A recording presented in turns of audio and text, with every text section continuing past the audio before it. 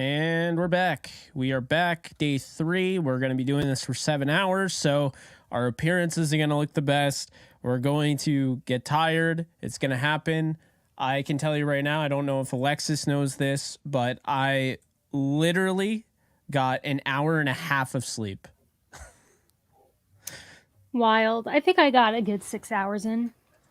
But you know, it almost doesn't matter how much sleep you get in, I feel like, during this, because it's like, for whatever reason, like 3 hours, 3 hours in, it's like you hit a wall. Like every year, it's like I hit 3 hours on day 3, and it's like my body just shuts down. Yeah. So I think we're just going to have to do it this way. I'm just going to start copying and pasting tweets. So courtesy of Connor Hughes. Nick Saldiveri to the Saints. This will save me a lot of time and everything. I had to rock the Lakers jersey because moving on to the next round for the Lakers fans in here. And Jacorian Bennett is heading to the Raiders. So we're fast and furious. I like him. Now you see why I got to copy and paste. This is going to be a workout. But yeah, I like that pick a lot. I know there are probably Rams fans that wanted him, and the Rams haven't picked a cornerback yet. So that is kind of an L for the Rams, but it's a good pick for the Raiders nonetheless. Yeah. Yeah, this is where it's like day 3 is taxing, but the picks do come in quite quick, especially online. I don't know what's going on with my hair, guys. I just showered and blew it dry, and it is not wanting to lay right.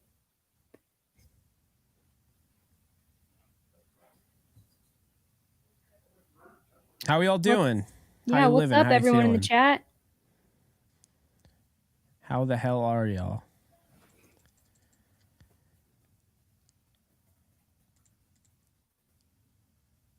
So right off the bat, tackle and I don't know where I got guard from. Oh, someone put guard in the chat. Okay, I'm not stupid. Tackle and corner just got selected. So now we have the Texans on the clock, who they had traded the 104th pick. So the Raiders traded up to get Jacorian Bennett at the top of the 4th. He's a very athletic corner. I think he had a close to 10 RAS score. So very, very athletic corner.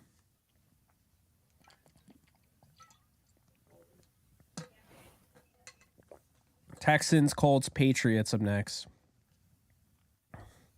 Wildman Samurai, thank you for the 20. Thanks for the draft show again. Let's get this party started. Horns up. Hell yeah. Let's get this party started. All right. So we got the Texans, Colts, Patriots, Seahawks, and Texans. Oh, the Texans had 3 picks at the top of the 4th. I understand why they traded down now. Oh, wait, no, that's okay. That was the Raiders trade down. Okay, that makes sense. I have not seen. Okay, wait. So Philadelphia is on the clock, right? Are we all seeing the same thing?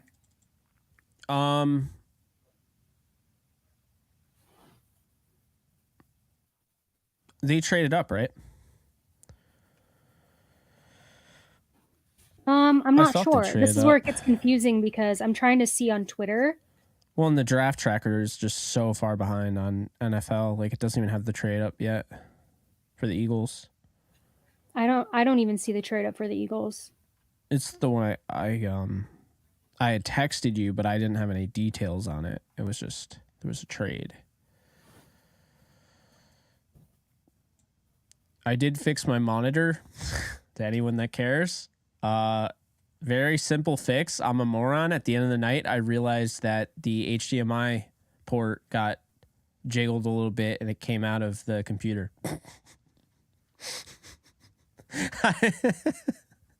So certified dumbass over here, Jake. Let's see. Okay, so Eagles are on the clock. Yeah, this tracker is saying the Texans on. So did the Texans trade with the Eagles? I don't even know. I don't know what is going on. I don't even know at this point. I don't know. I'm just going to look at the Eagles have traded up and gotten another Georgia player, Keely Ringo. Oh my God. It's just, I mean, hey, I'll say this. To the defense of the Eagles, if you're going to just mass draft from any school, drafting from 2-time national champions is probably not a bad idea. I mean, I'm not an expert, but that's probably not a bad idea to trade with national champion, to add national champions to your roster. Okay. Are you seeing these from Twitter or is there a different tracker? Okay. Yeah, Connor Hughes. I'm just going to keep copying and pasting his tweets because it's so much easier. We're doing this next year. I'm not typing that shit anymore. By the way, if it isn't obvious, so as much, and we said this before, as much as I want, the Rams to be the NFC team in the Super Bowl, I'm not that's not my prediction this year like it was last year. I do think it's going to be the Eagles. And I think that they're certainly not giving me any reason with this draft to be less inclined to pick them.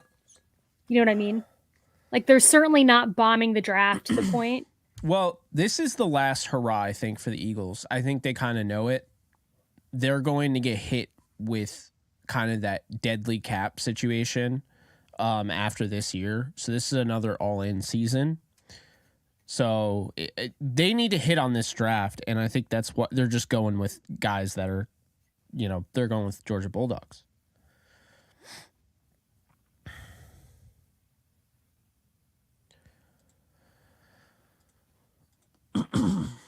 So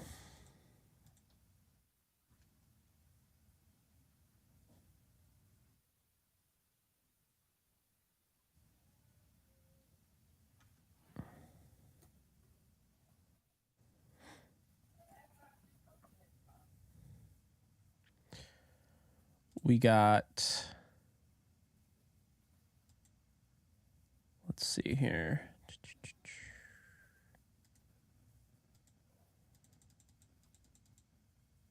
The Rams don't pick until the 26th pick in this round, 128 overall. So we are 22 picks away. The Colts are taking tackle Blake Freeland from BYU. I like this pick. It gives them some depth. And I think Freeland's a dog. I think Freeland can start day one. I think this is a really good pick by the Colts. I do too. And they're trying to protect Anthony Richardson. Exactly. And it sounds like he might actually start, believe it or not.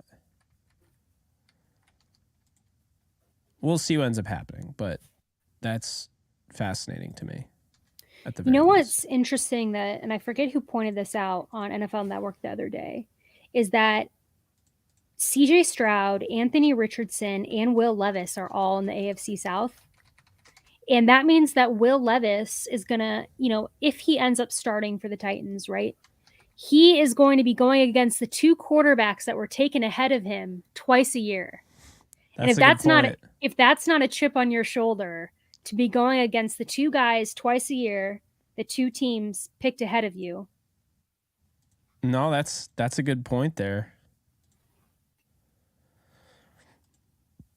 I gotta say, Alexis, if you need tackle help, there's still plenty of tackles. There was a huge run, right?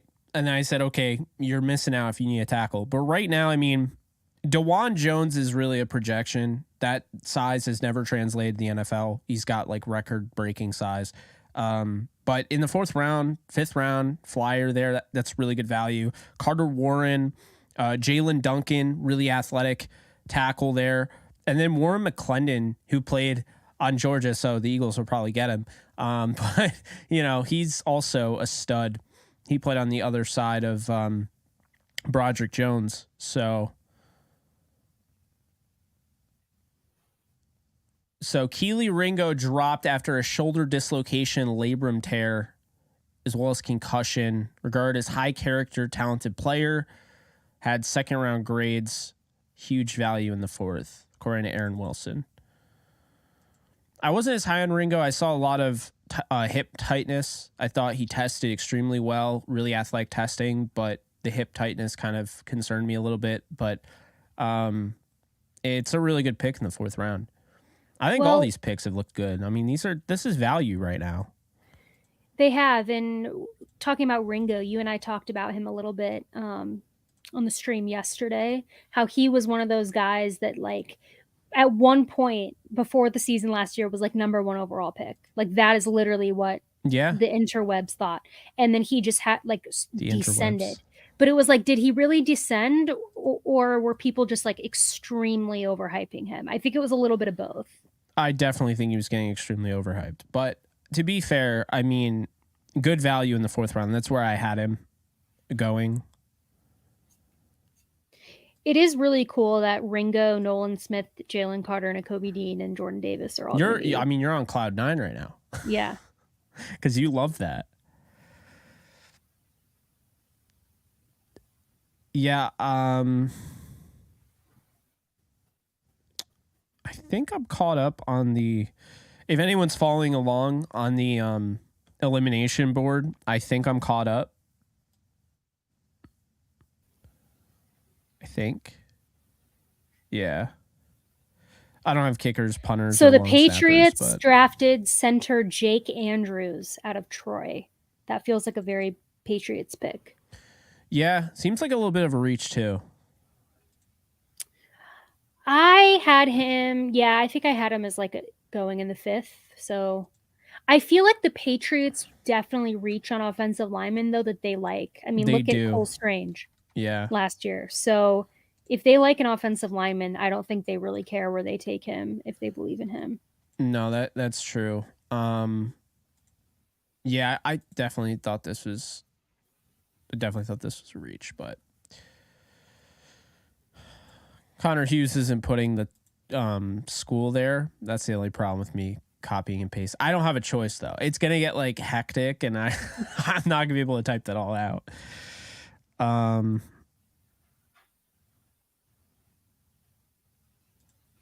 Yeah, I had him.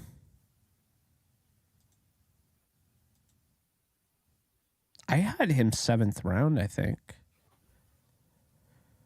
Jake Andrews. Actually, I didn't get a chance to watch him, I don't think. Never mind.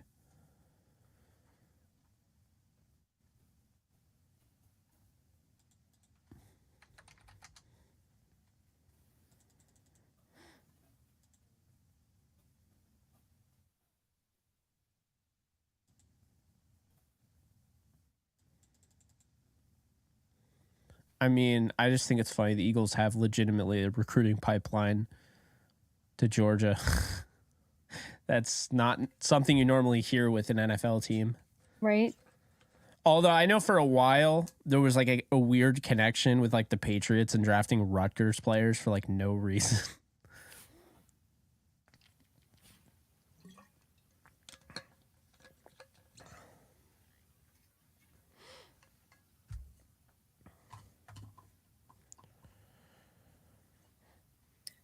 Okay, so Seattle's on the clock. So you got Seattle. And they just took Anthony Bradford. That is a reach to me.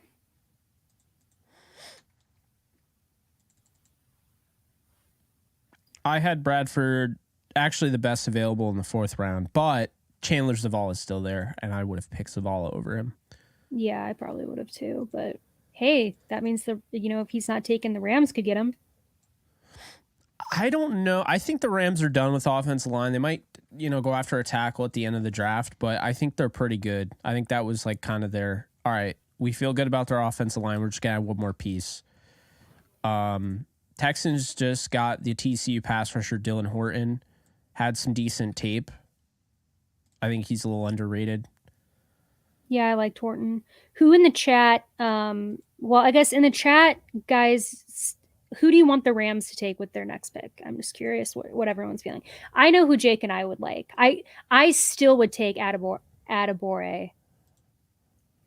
Still would take him. I don't care who else we've taken, because here's the reason why. We lost A'Shawn Robinson and Greg Gaines, right? You need 2 interior guys. Yes, you have Bobby Brown, but I really think, like Jake said, Kobe Turner, I think, ends up being more of a rotational piece. Maybe the Rams see it opposite. Maybe they see Adebawore as the rotational piece. Whatever, right? You need 4 guys. I am not going to rule them out taking another interior defensive lineman. I think if you really want to beef up the trenches, you're thin there. Why not? Now, do I think they'll take him? No. But do I think they could? Yes. I have 2 first-round grades left, Charlie Jones and Adebawore, and I like both of them. A.T. Perry's another guy I'm looking at. Someone in the chat said that. Someone said Darius Rush. I see Charlie Jones. Yeah. Will Mallory. I don't know if I would go with Will Mallory. I would go with I'll say I really like Davis Allen. That's the tight end. If I'm picking a tight end, it's Davis Allen for me. Every time I think of Davis Allen, I think of that hit he got. What game was it? There was a game that I watched last season where he like blacked out, or at least we felt like he got hit hard. And I think he came back into the game, and it was like one of the scarier hits I've seen on live TV. I do not remember who it was against. It wasn't against Notre Dame, but every time I see Davis Allen, I just think of that, and it like freaks me out. That's okay. That's fair. I mean, not that people haven't taken big hits before, but I just am like, the Colts took Adebawore. Ugh, my heart. Jake. Oh my God, Evan. Good for Evan. Ugh, pain. I'm in pain. I'm in agony. Ugh. Well, good for him. Yeah, that's he should have gone a lot earlier, and he should have. The Rams should have taken him, and they didn't. So, oh my God, Adebawore is that is such a. I mean, let's be real here. That shouldn't shock us. That's what Chris Ballard does. He goes after traits. Well, Adebawore is somebody that just ran a 4.49 at 280 pounds. Okay, so that's crazier than even Aaron Donald. Like that's, I don't know, man. That's nuts. That's absolutely nuts. The fact that he fell, my God. And just like that, Adebawore is off the board, and Colby Wooden would be the best interior defensive lineman available. So, all right, at that point, I'm looking at Desjuan Johnson if they add anybody else later on. But, now that he's off the board, I feel fine. They took their guy. We disagree. He's up. It's up to him to prove us wrong. And, I think now you can focus on other, okay, Charlie Jones, A.T. Perry. Those are 2 guys at the wide receiver room. I think the Rams, one thing's for certain, the Rams definitely have a chance to get a really good player. There's a lot of really good talents. I mean, when I'm looking at, picks, guys that I gave, second round grades to, okay? I mean, I got Jaron Hall, I gave a second round grade to. Abanikanda, A.T. Perry, I gave a first round grade to Charlie Jones. I gave a second round grade to Warren McClendon. Second round grade to Yasir Abdullah. I think he could be in play. And a second round grade to Antonio Johnson. Sorry. So, yeah. So,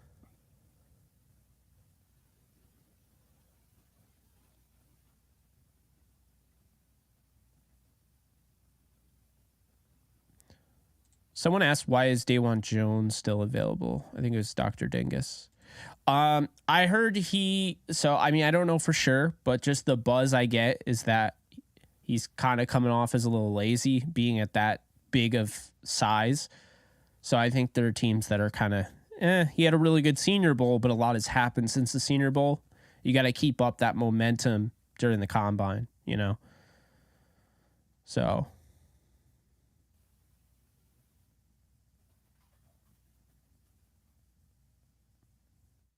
Yeah, I think if I'm the Rams right now, I'm looking at going either receiver or potentially adding a defensive piece here. The Jets just traded with the Patriots. The Browns just drafted DeJuan Jones. Oh, they did? Yeah. Okay. So now the Patriots are back on the clock. If I'm the Rams, I'm looking at corner. Oh, yeah, and corner too. Yeah, I think they get a defensive piece for a receiver. So whether that defensive piece is a corner or... I mean, Isaiah McGuire's still in play. He's the guy that I would have drafted already. I think corner, I'd be looking at Corey Trice. I'd be looking at Terrell Smith. I would be looking at Travius Hodges-Tomlinson. I'd be looking at Darius Rush. Those would be the guys that would be on my big board right now at the top if you're going corner.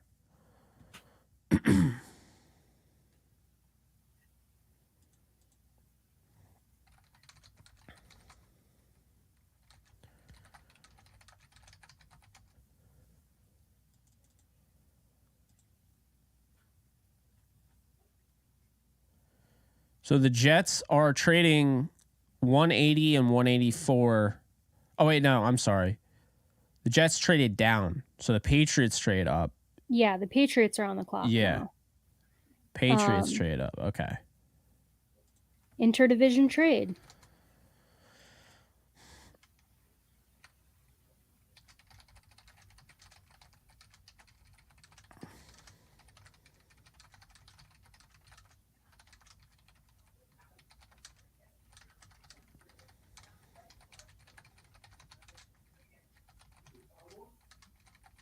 Is it just me, or have interdivision trades gotten like more common? I feel like we would never see those, and then the past few years they traded up for a kicker. Yeah, the Patriots took Chad Ryland, who I'm pretty sure is the Maryland kicker. Okay, that's yeah. All Interesting. Right. It makes sense that they. I mean, if I'm the Jets, that's a win. I just let intra-division trade. I let the Patriots have a chance to get better, and they grabbed a kicker. I can't justify picking a kicker. I'm sorry. Not until the 7th round. Someone in the chat said, do you think we see any player trades today? I don't think so on day 3. I mean, maybe, but usually I feel like when you see player trades, it's a big player and it's for like a day 2 pick, right? Yeah. Like, I don't feel like you really see those on day 3. Unless you have a player, maybe a team is just trying to unload or get out of a contract for a late pick, maybe.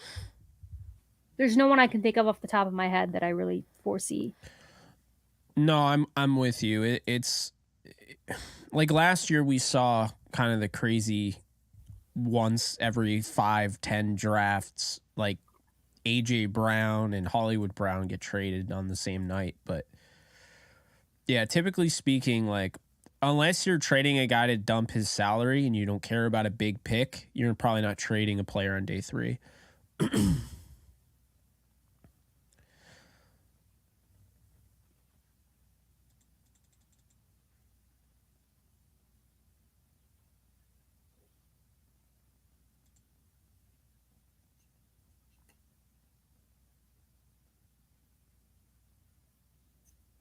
Clark Phillips is headed to the Falcons, listed as defensive back.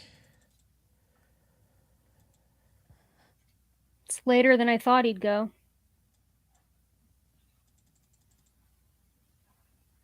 I wouldn't mind if the Rams took him, honestly. It's weird because I feel like he's more of a slot guy, and I think they like Jacoby as a slot guy, which is why, as much as I like Travius Hodges-Tomlinson, he can really only be a slot corner. So I don't know how that's going to work. You know what I mean? Yeah, I don't think the Rams would go that route. I mean, he's a great player. No doubt about it. Travius Hodges-Tomlinson is a baller. But, like, if you want Jacoby Durant in the slot, and I don't necessarily agree with it, but if you do, then you're not going to draft him. But yeah, Travius Hodges-Tomlinson kind of gives me the Nickel Roby-Coleman vibes. I think he's 5'7" too as well, so, you know. So this means Carolina, then Chicago. Do you know when is the Rams' next pick again?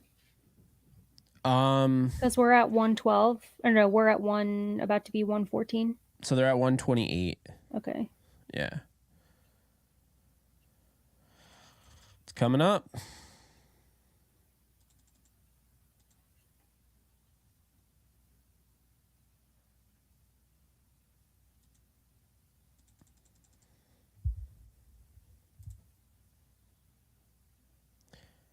I do like what the Falcons are doing.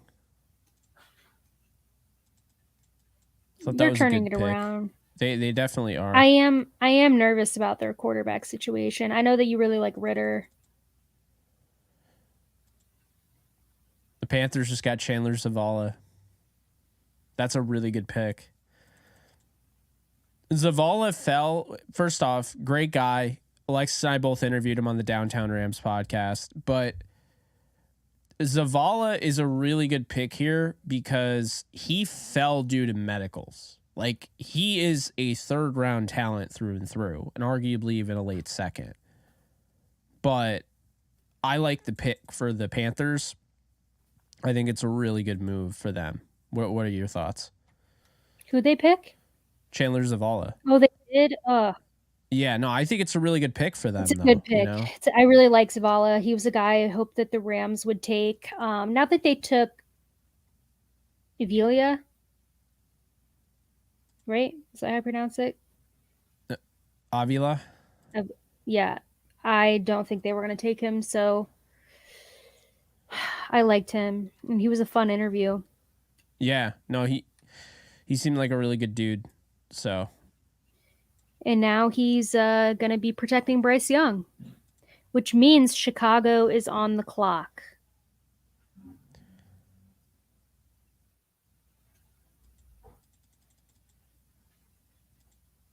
Oh, my God. I have, like, notifications on for, like, Ian Rappaport and Adam Schefter, and they're so far behind Connor Hughes. Like, Ian Rappaport just tweeted out that the Patriots drafted Chad Ryland. Like... That was a while ago.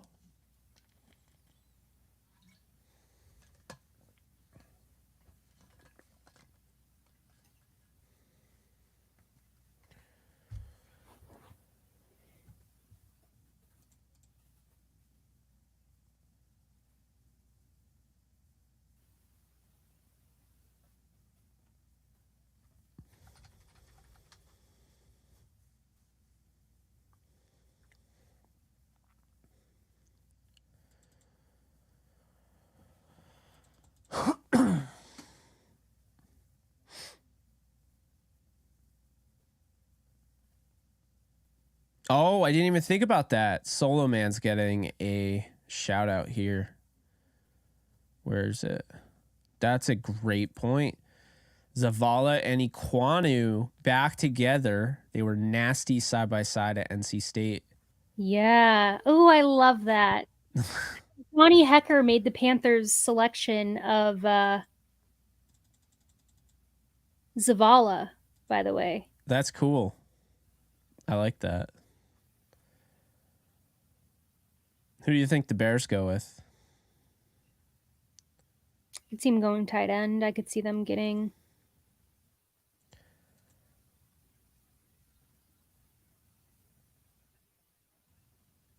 So the crazy thing is that, like, so Cam and I on our show Off the Edge, we were giving our sleepers, and he gave back-to-back sleepers. So we cut it up, and it looks like Cam predicted the Bears picks, because in the cut up, Alexis, he talked about, I don't know why he mentioned it, but he said if you had a guy like Jervon Dexter next to a guy like Zach Pickens, or like however he worded it, and I was like, and then all of a sudden that video started like popping off, and I was like, why is that? And I looked at it, I was like, oh my God, he like was friggin' Nostradamus. So real quick, the Bears took Roschon Johnson, the running back out of Texas. Really like the player, don't really get the fit. I think the Bears' number one running back is Justin Fields. So I think in their mind, they've got Khalil Herbert, Tristan Herbert's Ebner, so good. That's the thing. And Roschon Johnson. I don't know if I would have. Yeah, I don't know. I don't know. They also have Travis Homer, but I think in their mind, they're not looking for the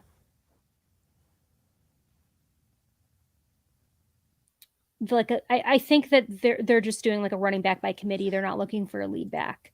So I think they're just putting together pieces of running backs that they like, and then at the end of the day, Justin Fields is still going to be a runner. I just like Johnson, so good for them. Yeah. Yeah, Johnson's a really good player. He backed up Bijan Robinson, and you very rarely see backup running backs like in the top 10 for a position, but he was in my top 10, Alexis. I actually really like him. I had a 3rd round grade on him. So actually, scratch that. I had a 2nd round grade on him.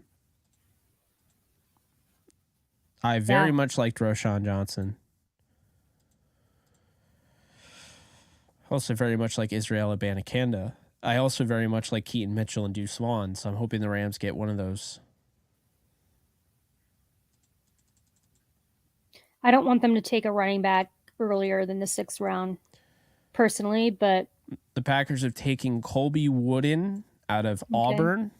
It's funny. I actually think I drafted him to them in the last 7 round mock that I did, because I think I put Derek Hall and Colby Wooden to the Packers. I like him. He's a kind of a versatile edge, interior defensive lineman. Saw a lot of those this year for whatever reason, but I actually like the fit there. On a defense with Derek Hall and Iku Leota, he actually had the most forced fumbles with 3 this year. He led the team. So I thought that was interesting. So up next, you got the Patriots again, then Washington, Minnesota, Jacksonville. And the Rams are up relatively soon, unless they trade back, which maybe they will. I wouldn't mind it because there's still a lot of talent. But it depends on how far back they traded. Can't go crazy now, but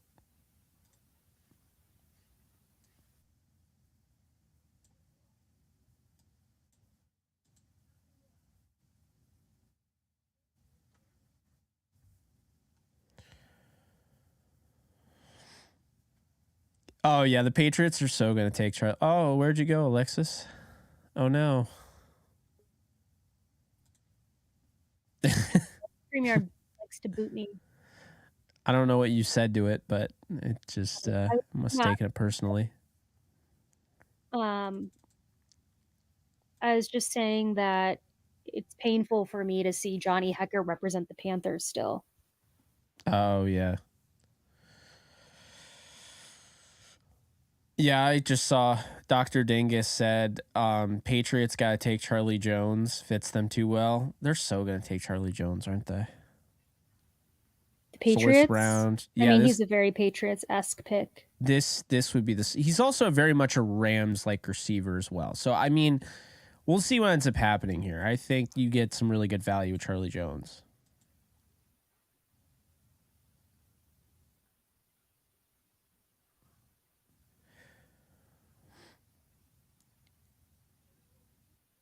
My shadow draft, it's weird. Terrell Smith is like higher on my board, but I might actually go with Corey Trice because I like the upside there. 6'3".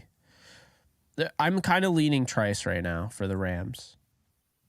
Trice or, well, Charlie Jones actually would be it. He'd be my pick. Charlie Jones or A.T. Perry. Okay, I'm all over the place. Never mind.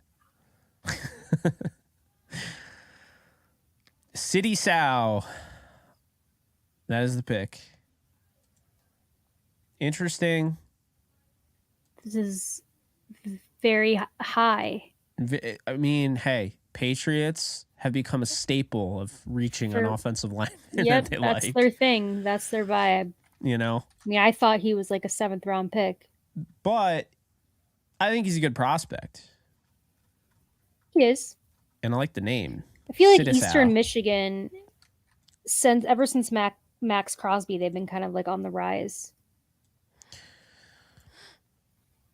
Yeah. Honestly, yeah. They've been on the map. Ramirez is in this draft, or it's Ramirez, right? Yeah. Yeah. Yeah, I mean, he's a good prospect. So what are the Patriots getting with City Sow? He started 5 years at Eastern Michigan, and I think he's a little bit of a project for starting 5 years, but I think he could develop into a starter. So I actually like the pick. It's a little bit of a reach for me, but I mean, I had him more in the 5th round, but it's a minor reach. It's not a huge reach.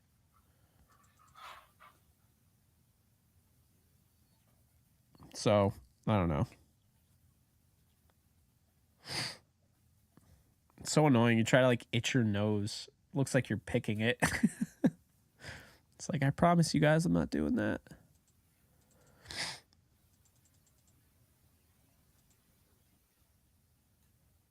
Commanders still on the clock.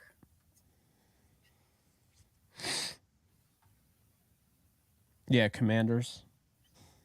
Then the Vikings, then the Jets, who traded down. Mm-hmm. Rams still in sight on the ticker on NFL Network, guys. We're coming up. Oh, this is a good pick. Braden Daniels. He is a stud. I really like Braden Daniels. Can play tackle, can play guard. Oh, man.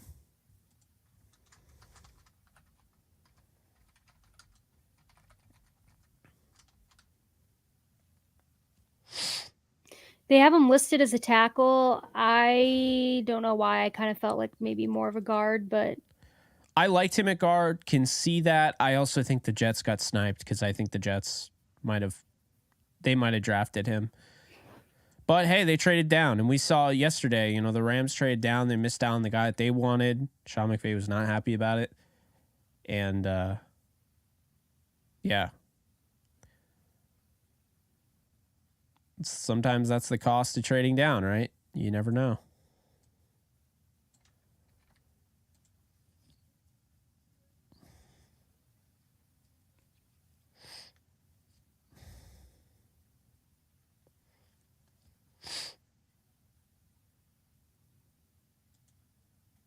So the Jets are on the clock according to Connor, but who was Minnesota's pick? Did they trade up one spot or? Jets was traded down. I think the Jets were. No, yeah, but Kansas City is moving to 119. Okay, I was about to say. Well, we know Kansas City is going to get a player that the Rams probably want and that we probably want.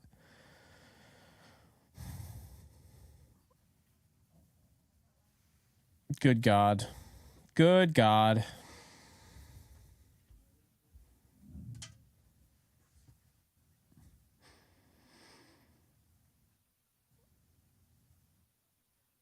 I wonder who the Kansas City... I wonder why they would trade up, though. Like, who would it be?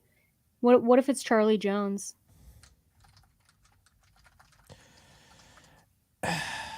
They drafted Rice, though. I didn't even think they needed a receiver. I thought it was more just like a luxury pick. What's up, Willie? How's it going? Someone said McGuire. Isaiah McGuire would be such a Kansas City Chiefs pick. They do like Mizzou players. I'd be so annoyed. They're in close proximity. I'd be so annoyed. I hope that's not the case.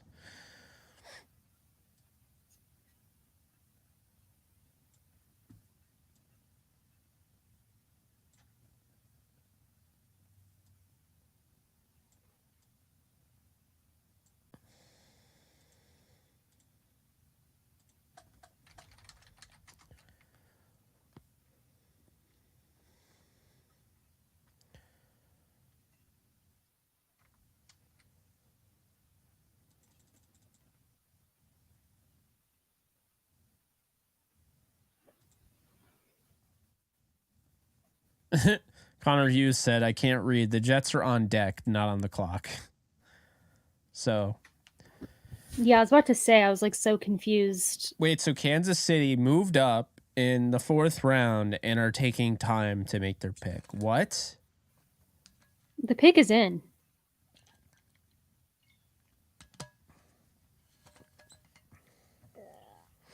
This is what happens when we don't have Connor Hughes. No one's announcing it.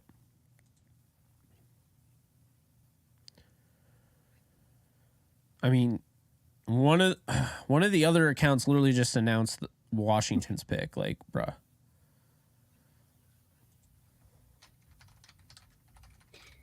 It's also maybe a little different for Kansas. So the Kansas City Chiefs took Chamari Connor, defensive back from Virginia Tech. This is a little high for him, but I like him. And he was in my sleeper list, guy that I mentioned on Off the Edge. So I like the pick a lot, just the player, but I think it was a little early. To trade up and go out and get him, though, maybe they caught wind of some intel that he was about to go, and they wanted him. Well, now the Jets are on the clock, Jake. Who do you think they take? Yeah, I mean, I think when you look at the Jets, I have team needs right now. I mean, they addressed some of the positions. I still think they need an offensive tackle. I think there's, some out there. Defensive lineman. They got an edge defender. So I think with the Jets, I could see Jalen Duncan here. I could see Jalen Duncan here. Yeah. Yeah. I like Jalen Duncan. Could also see Carter Warren. I think they go tackle. Or they go best player available. You don't think they maybe go receiver? I see a lot that are... I don't know. I see a lot that obviously, you have everybody saying they should have gone after JSN and whatnot. I don't think they do. They brought in a lot of receiver help. That's true. I forgot they brought in Lazard.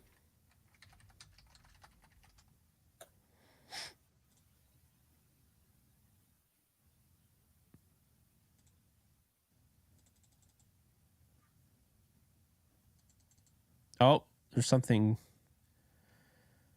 What is it, Connor? What's breaking? My Twitter. It's Carter Warren. So I did get it right. I knew they would go with one of the tackles, Carter Warren or Jalen Duncan. I like Duncan more, and actually I Carter Warren graded out higher than Jalen Duncan, but I actually like this. I like this pick. They need to get some depth, offensive line.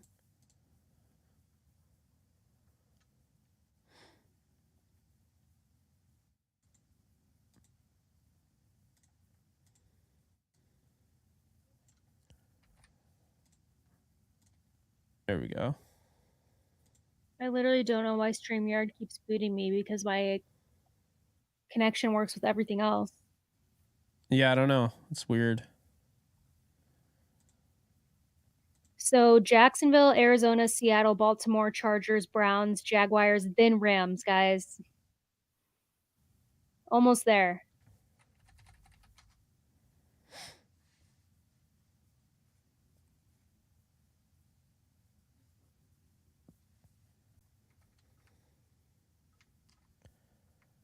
Are you guys excited for me to order my pizza later?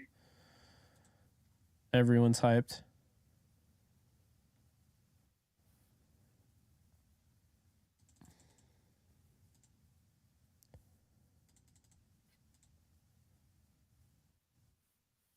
So now the Jaguars, they what did the Jaguars need? Have they taken a receiver yet? Because they lost like 2 receivers in free agency. They have not, I don't think.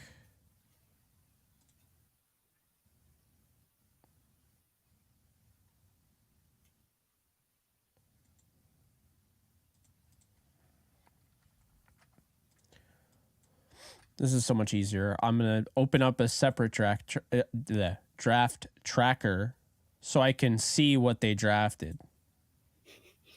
Alex said he'd pay me not to order the pizza.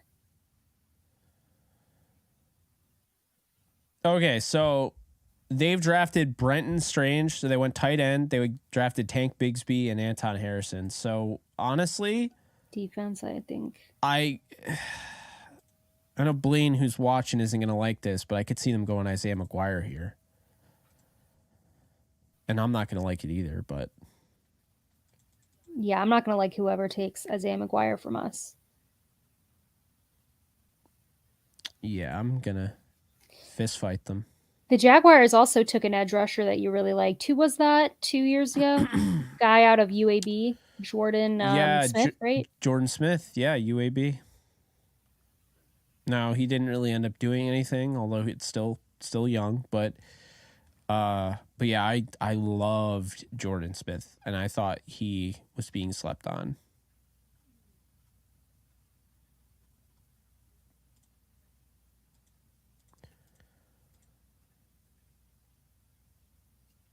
So let's see here.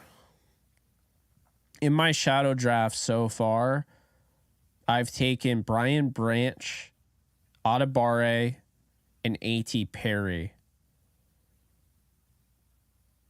So I've not gone offensive line yet. In my shadow draft, I might go Davis Allen. No. For pick 120. 128. So we're at pick 121 right now, guys, for context. Jaguars are on the clock.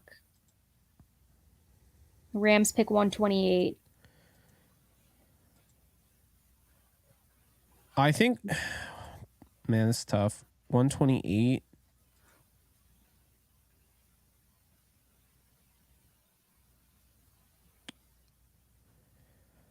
I'd probably go with Yasir Abdullah. You can rush the pass. No. I would go with Isaiah McGuire because I haven't drafted an edge, and yeah, I'll take Isaiah McGuire in my shadow.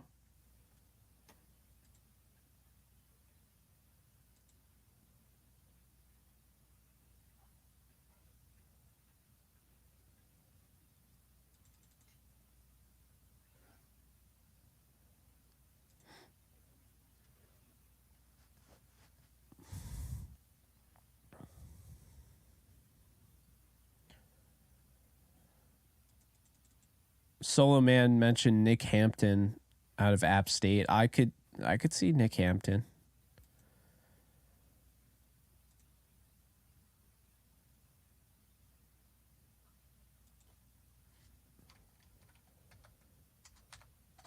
Carter Warren has a 7-foot wingspan. That's crazy. It's wild. John Gaines at UCLA. Oh. Yeah. Yeah, the Cardinals. What do you think about that? It's a little high. It's a little high, yeah. I know that the Rams UCLA fans are not going to like that he's going to the Cardinals, though. Nope. They probably didn't like Charbonnet went to the Seahawks, so. That's true.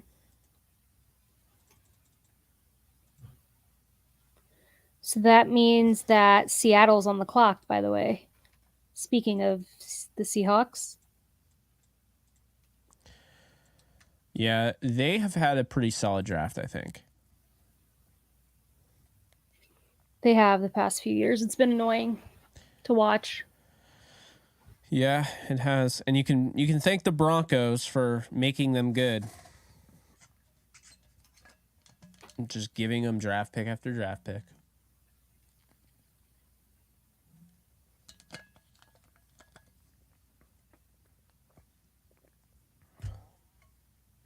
The Seahawks took defensive tackle Cameron Young out of Mississippi State. That's interesting. That also feels high. Not sure how I feel about that.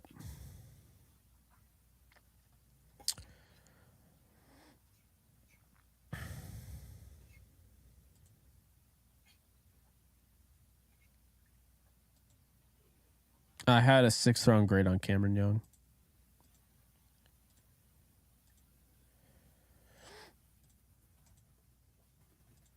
I think looking at it, I'm still updating this elimination board. I keep finding ones that I didn't cross off.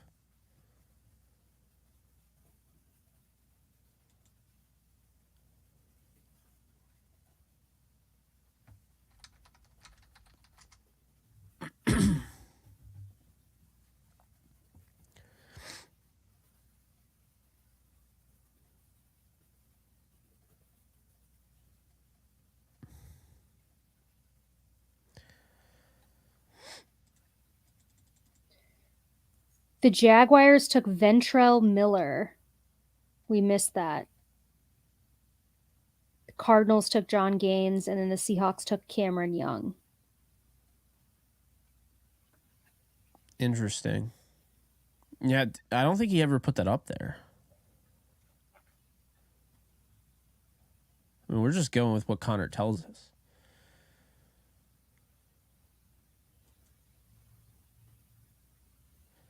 Guys, be sure to hit the thumbs up and be sure to subscribe if you haven't already. We're at 200 and wow, that just went up. That just went way up. We're almost at 300 people. It's because the Rams are almost up. You got 1, 2, 3, 4 and 4 picks. 4 picks have to be made, and then the Rams will be up.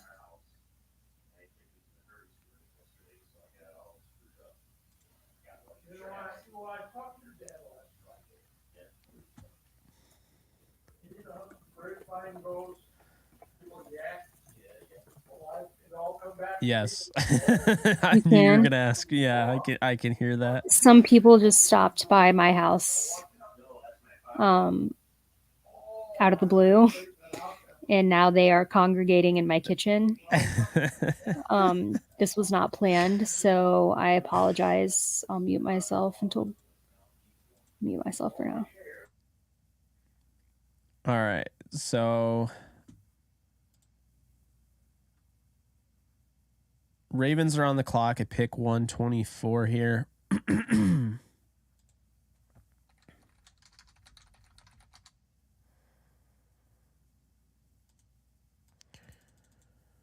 Let's see.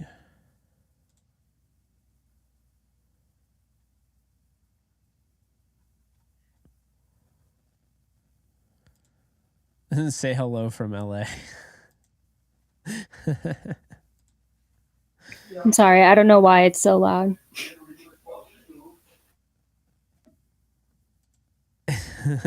Aaron Norris says it's fine. Let's see. Rams pick and 4 picks. 5 picks, because the Ravens have to actually make their pick. All right, so I'm going to say this right now. I don't know if the Rams go in this direction, but I think Isaiah McGuire is a great fit. And by the way, the Ravens just took edge Tavius Robinson. Don't do that to me. I thought you were going to just say I'm Isaiah McGuire. Yeah, I thought you were going to shit on my life just now. Tavius Robinson, who I think is from Miami. No, not Miami, Ohio. I think Tavius Robinson's underrated. He's somebody I didn't get a chance to finish my full evaluation on, so I don't know if he's even on the board. I don't think he is, but I really like him. I didn't get to finish my evaluation, so it wasn't fair for me to grade him, but I just ran out of time. But I really like Tavius Robinson. I really like this pick. I really like this pick for the Ravens. I think this is somebody that's being slept on right now by the mock draft community. I think the NFL clearly isn't sleeping on him if he's going in the 4th round. But that's my thoughts on Tavius Robinson at Ole Miss.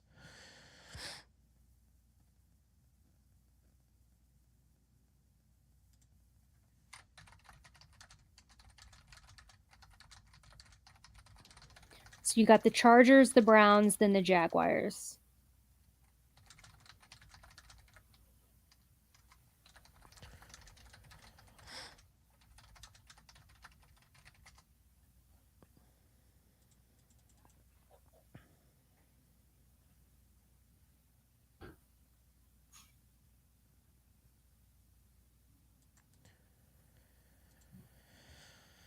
ID89, thank you so much for the 36 in honor of the Rams' first pick the other day. Since we're getting close to our first today, thank you, Jake and Alexis, for once again taking on the gauntlet of the draft and being the best place to watch. Love you. We love you too. We love you too. Thank you. Love you too. Thank you so much. It's very kind. Really appreciate the support there. That's freaking awesome, ID89. Also, ID89 has been a walking W ever since, because ID89 has been in the comment section for a while, and going back to the last draft, I think 2 drafts ago, and maybe even 3, he's always the one that's putting in who gets picked. Like, he beats us even. So that's true. Keeping everyone up to date. Love it.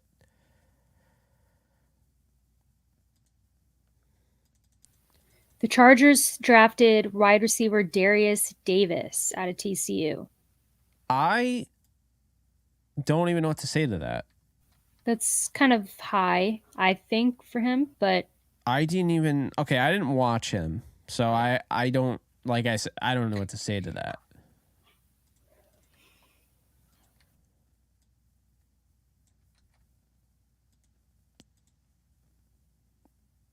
I have a really fast thumb. That's funny.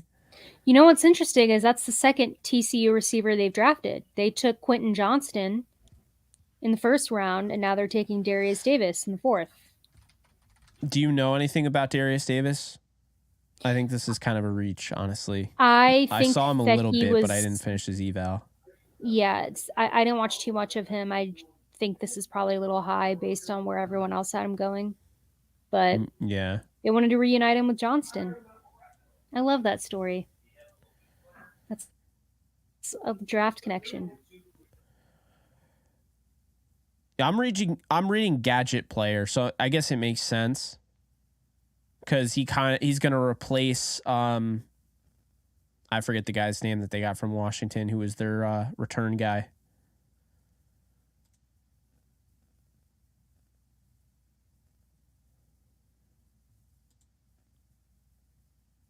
So the Chargers went Darius Davis, the Browns, Jaguars, and then the Rams.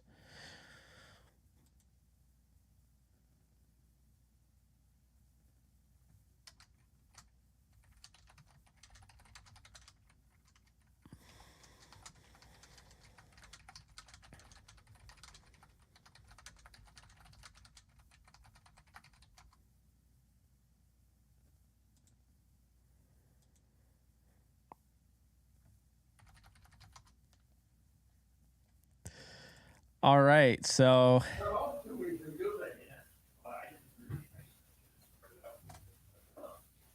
Cleveland, Jacksonville.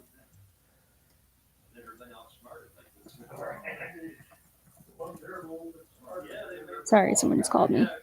I am on, let's see. A lot of people on Twitter think the Rams are going to take Corey Trice with this next pick, by the way. I really like Corey Trice here. I really like Isaiah McGuire here.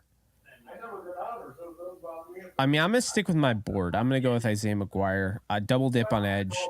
You feel good about that position. I think he could start day 1. I think Byron Young could start day 1. You have Michael Hoyt, so, you know.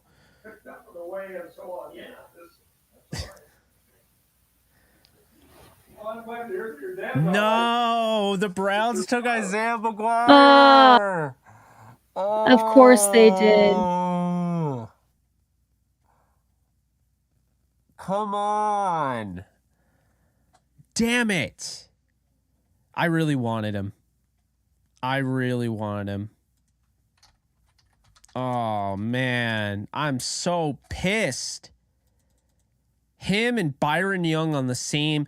That would have been such a win for the Rams, man. That would have been so awesome to have those two on the opposite sides. I Blaine just texted me, I hate the Browns so much. I do too. I hate them for that. That's frustrating. Oh, God. Especially two picks before the Rams draft. Oh, my Lord. And I wanted to know if they would pick him. Like, I don't know if they would have, but I think they might have. He fit what they look for, the archetype they look for in defensive ends. Well, outside linebackers.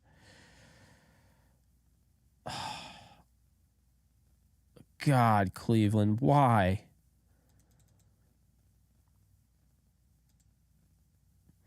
Oh, Alexis, did you see Deshaun Watson was talking about how Elijah, what the hell's his name?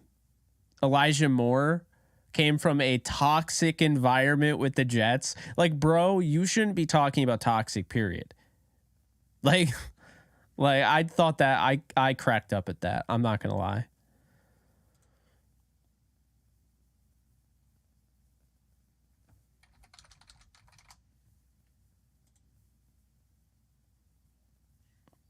All right, the Saints traded up. They moved up 100 spots and gave a 2024 fourth rounder. So this has to be significant.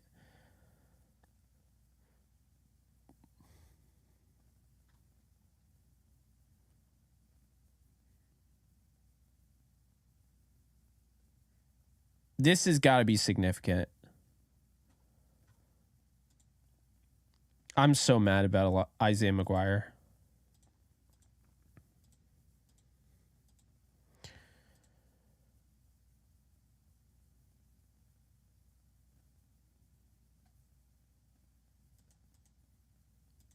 Michael, I thought the Lakers win was awesome. They won by 40. The trash talking Grizzlies, they're feeling that. A quarterback. Saints take Jake Haener. Oh my God, man. That's a good pick. I had a 3rd round grade on Haener. You're muted, by the way. Sorry, I was gonna say that's a good pick because they now have 2 Fresno State quarterbacks on their team. Oh, Derek wow, Carr, do. And now they've drafted his successor, or what they're hoping, in Jake Haener. I would have liked to know he was available just in case the Rams want to go quarterback. Now I'm a little worried. Rams are on the clock now. I am going to go in my shadow draft here. Damn it. I might go Corey Trice. I'm leaning Corey Trice. That's what I would do. Or Yusir Abdullah. Or Charlie Jones. Damn it. I think. Why is it that the NFL Network always goes to a commercial when the Rams are up? They're never just like, fails. no, we hate y'all. They're like. I'm going to take Corey Trice. But if it's Charlie Jones, I feel weird going against my board like this, but.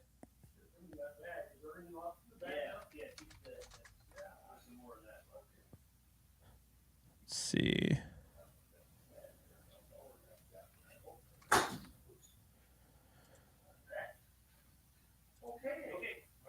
I think Trice gives you that 6'3" size on the outside.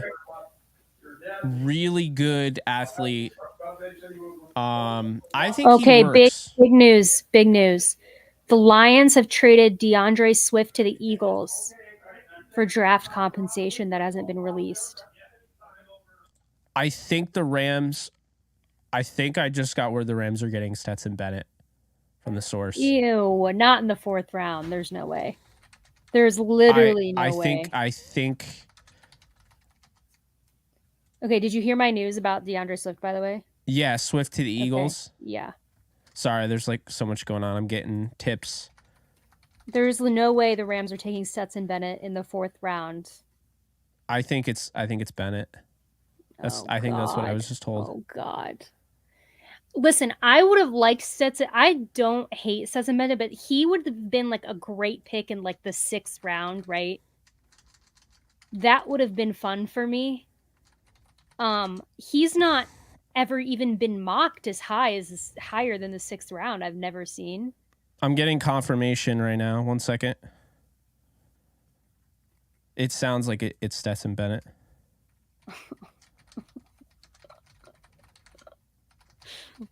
I don't believe. Not that I'm saying you're lying. I believe you. I'm just like I need to see an actual hard count proof. I've never even seen. I've seen Bennett go from the 6th, 7th, and UDFA. I've never seen him mocked. I like him, but I don't like him as much as Jaren Hall. I don't like him high. I don't like him this high at all. Yeah, I actually had a 4th round grade on him. No, and I like you said, I like Jaren Hall a lot more. And I also think I kind of convinced myself the Rams might get Hall for some reason. I don't know why I did that to myself.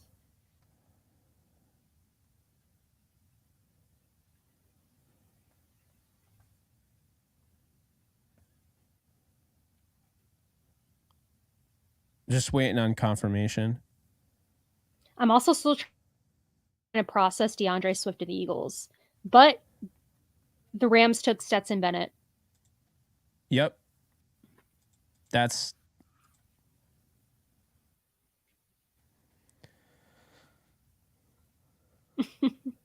I'm sorry.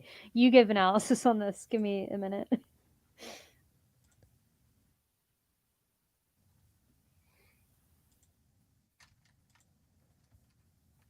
Yeah, I think it's interesting. I mean, I have a 4th round grade on him. I had Jaren Hall 2nd round grade. Jake Haener comes off the board. I think the Rams. Here's the thing that the Rams take care of that people aren't going to get, and this is going to get absolutely butchered. This is going to get so much crap. We talked about on the stream or on one of the podcasts. I actually said that there was a possibility the Rams could go out and get the Georgia kid. Now, this is what I'll say about Stetson Bennett and walk you guys off the cliff a little bit, okay? Or walk you away from the cliff, get you off the cliff. The thing about Bennett is that at the end of the day, the Rams only have one quarterback in that room. They only have one. So they need a guy that is going to be able to back up Stafford. And I feel like by getting Bennett, this is the common theme we continue to see with this draft. They're going after guys that are ready to start or ready to play in a pinch. And when you go out and you get Bennett, he's a proven winner, right? This is somebody I really like him. I mean, he's going to get a lot of hate. Like I said, he's my QB8. I had other guys ahead of him, but I don't mind them going after him. I don't, because first off, I can confirm yesterday he was talked about in the war room. Okay. I can confirm that. So this is a guy that they were looking at yesterday, probably not to draft yesterday, but draft today. Bennett, what he's going to give you is he's going to give you quality accuracy in the short and intermediate game, right? The thing he does is he can move the ball with his legs. He can throw it. I don't think his deep ball is the best in the class, but it's not the worst. And I think when you look, he's one of the true clutch quarterbacks in this draft. I mean, he won 2 championships at Georgia. His mobility is real. He can gash a defense with his legs. I think he's shown improvement year to year with his pocket presence. The ball just jumps off his hand. And this guy can throw off platform. He's a leader. He's a proven winner. And I think he can possibly start down the road. And so I am going to give this pick. I have him as a 4th round grade. I had other players that I would have preferred, and I have an other quarterback that I would have preferred. But I'm going to give this pick an A- because I think you go out and you get a guy that is ready to play if Stafford goes down. I don't mind it. You're getting mobility. This is 2023. This is, it doesn't matter that he's 5'11", 6 feet. It does not matter. At the end of the day, the Rams need to find guys on their offense to be able to play right away, and that's what's happening with him. He can play right away, and I agree with this. I think this is the move. I think it's a good move. I think it's a little bit of an adjustment for some fans, but I stand by this. I think this is a good pick by Les Snead and probably, obviously, Sean McVay. And I'll tell you right now. I think he's a generally accurate quarterback. He's not pinpoint accurate, but what I really like about him is he's going to use his legs to get himself out of harm's way. And at the end of the day, he's going to use his legs, and he can throw off platform with accuracy. A lot of guys, their accuracy dips off platform. He's going to be able to make it happen. He did at Georgia. We've seen all these Georgia guys come off the board. I approve of it. Okay, it's different. I would have gone with Jaron Hall, Alexis. I'm telling you. But I like Stetson Bennett, and I was surprised how much I'd like Stetson Bennett after watching his tape. I did not expect to like him as much as I did.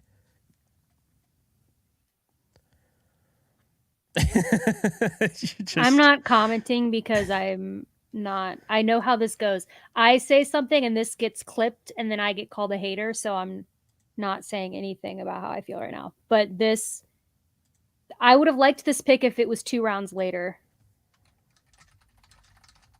If this was in the 6th round, I would have been all for it. I do not like this in the 4th round. Not for him.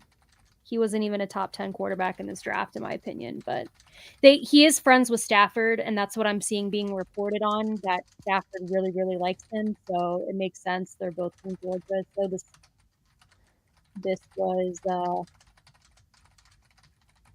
I think, a little bit cater to that. But okay, and also, by the way, the Cowboys just drafted defensive end. I think this is a typo here, but it's Hoko, the defensive end out of San Jose State. Connor got his first name wrong. I know that's not it. Oh, Viliami. I don't know how to say his name. Out of San Jose State, which is kind of where I thought he was going to go in the 4th.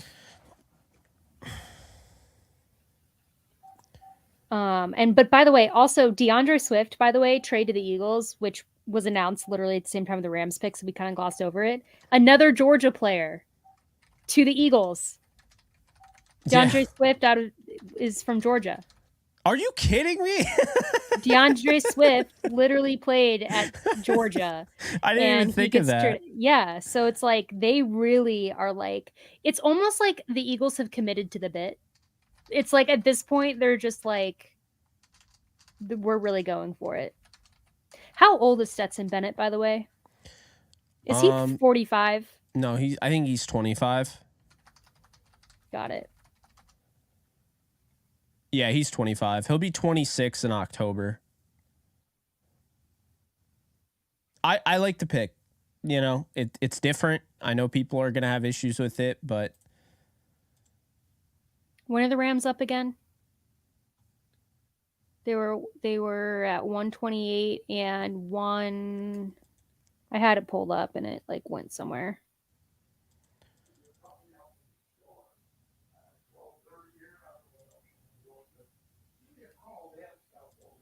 I should just have the Rams graphic up somewhere. Is what I did have up.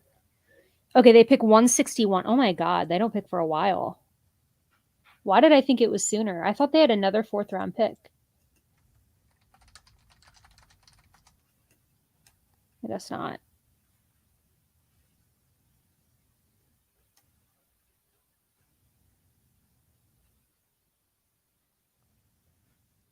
So for the DeAndre Swift, the Lions got a 4th round pick in 2025 and a 7th round pick this year, it looks like. Wait, did you say 2025? Yeah.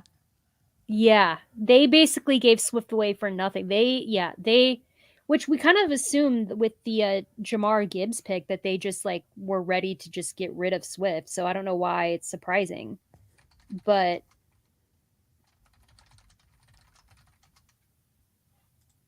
I think it's a steal for Swift. I agree with you, Ryan.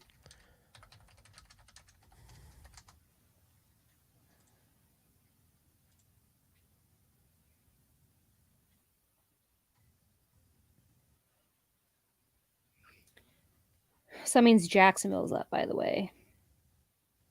Then Pittsburgh, then Chicago again. Oh, my dog just came in here and she's laying on my wires. This could end so badly.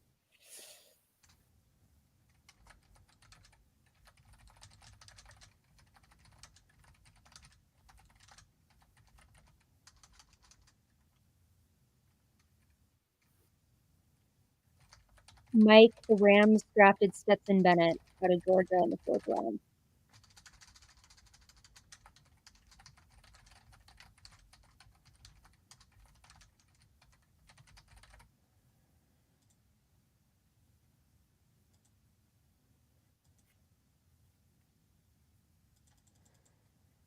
Honestly, good for DeAndre Swift though. Oh no, the Bengals got Charlie Jones. That makes sense though. That fit, I like that fit for him. Oh no. So now Pitt and Chicago are up.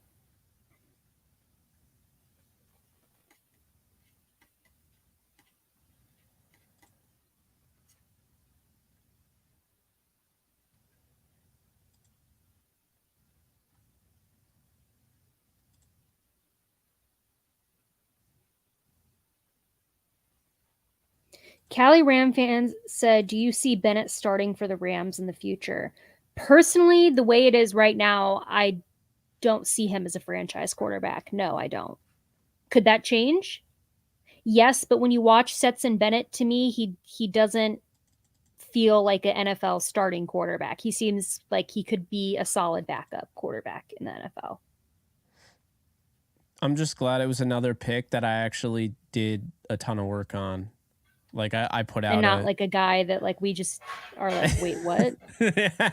We don't know what to say. Yeah.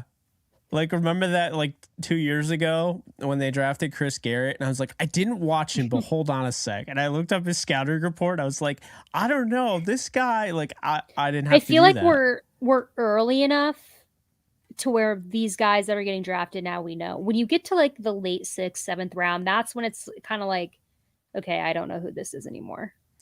I'm not gonna lie, that is painful. The Bengals got my 1st round grade on Charlie Jones. They now got Jamar Chase, T. Higgins, and Charlie Jones. I no longer have any 1st round receivers. And also, the Jaguars just drafted defensive end Tyler Lacey out of Oklahoma State, and this feels a little high. That does feel a little high, yeah. Where did you have Lacey? As an edge or interior? Edge. Yeah. Okay. I'm trying to see if Pittsburgh's pick has been reported, and it has not.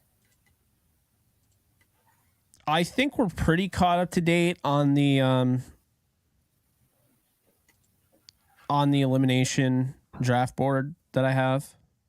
But if anybody has any, questions with any. Did Wiley get... No, Wiley didn't get picked. DeJuan Jones, I thought All right.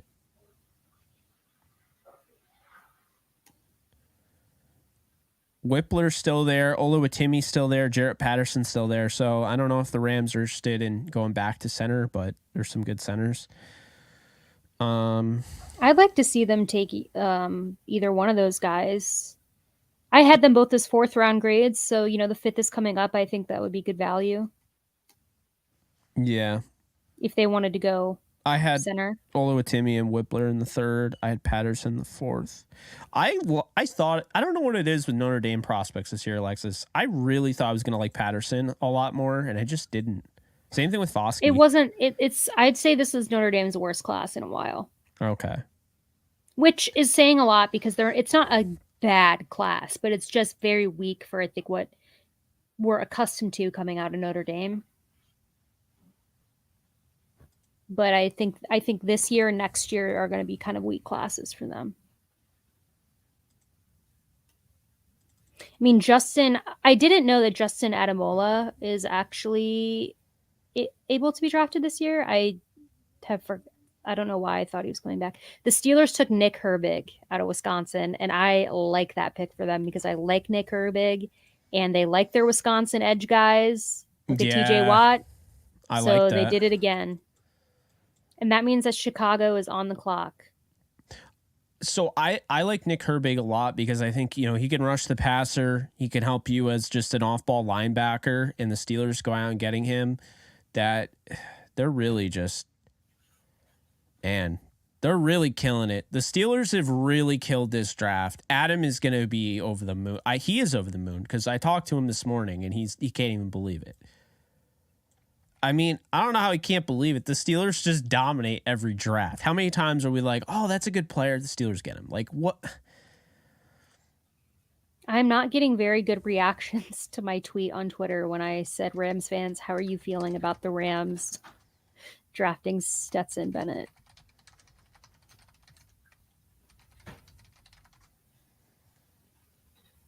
Someone did say, though, what I said, that they would have liked it if it had been in the 6th round.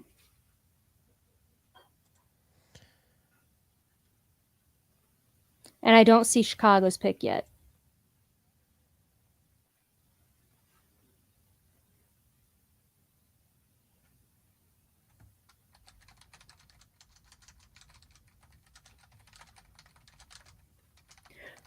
I see the comments about the Rams are tanking for Caleb Williams, but I'm not inclined to believe that you take Stetson Bennett in the 4th if you're tanking for Caleb Williams. I don't know, maybe. No, they're not tanking for Caleb Williams.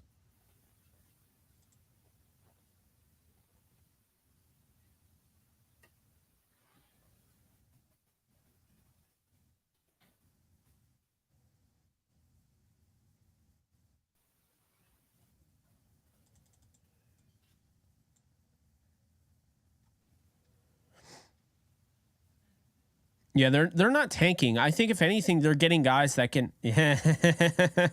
I see you. Disagree. I hard disagree.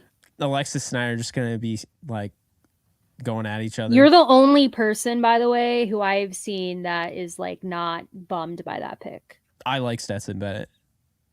I don't really like his personality. That's just me getting personal, so I'm going to stop. I would have liked this pick in the 6th round.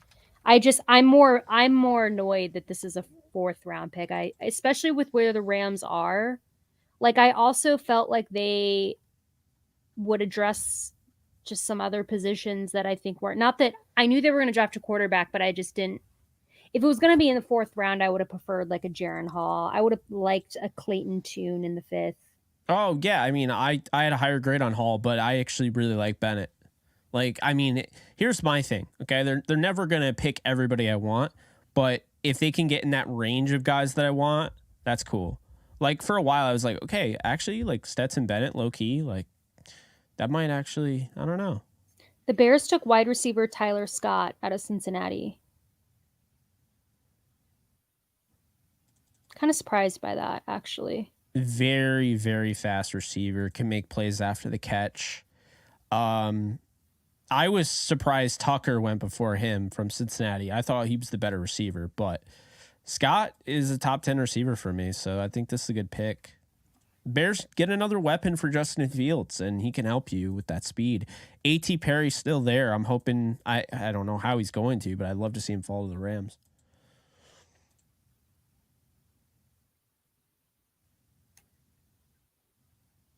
And like I said, I knew people were going to hate on the Bennett pick. I get it, but I like it. Well, he's a backup. So he's a backup now, but he has a chance to start at some point. I think he does.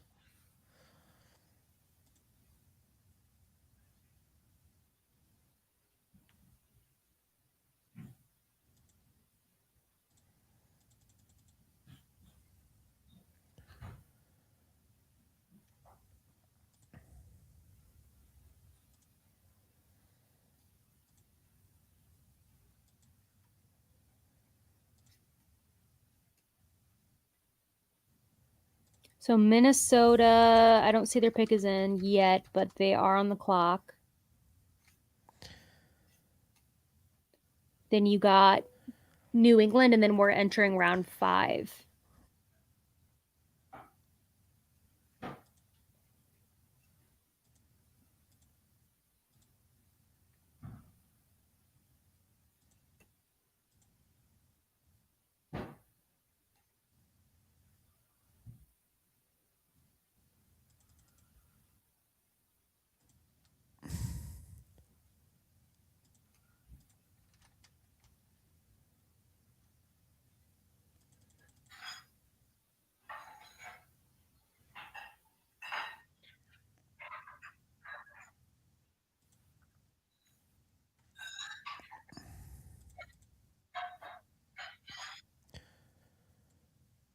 Hayner said that Derek Carr has been a sounding board for him over the years. The two just spoke after the pick. Carr told Hayner he was excited to mentor him. That's actually really cool.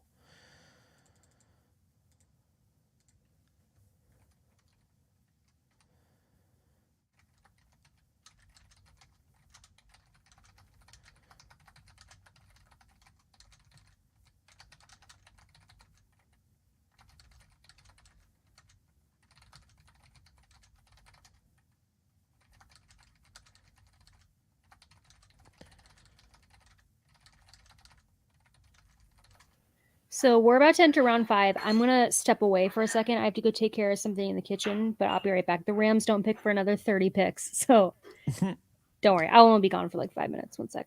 Sounds good. Alrighty. So I guess you're just going to have me. Guess that's just gonna how it's gonna have to be.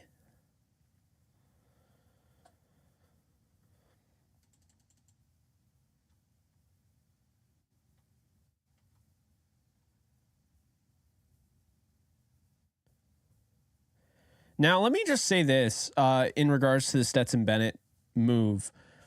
What I think is kind of lost on a lot of people is that the Rams can pick any of these quarterbacks, and Sean McVay is coaching them at the end of the day. They're going to the Sean McVay system. They're going to be coached by Sean McVay. They're sitting behind Matthew Stafford. To me, I don't think you can go wrong. I think you could pick whoever the hell you want, and I think it's going to work out for the most part. As the Vikings select Jay Ward, safety out of LSU, he actually broke into my top 10. I thought he was a little underrated, and I'm happy for him. That's a good pick.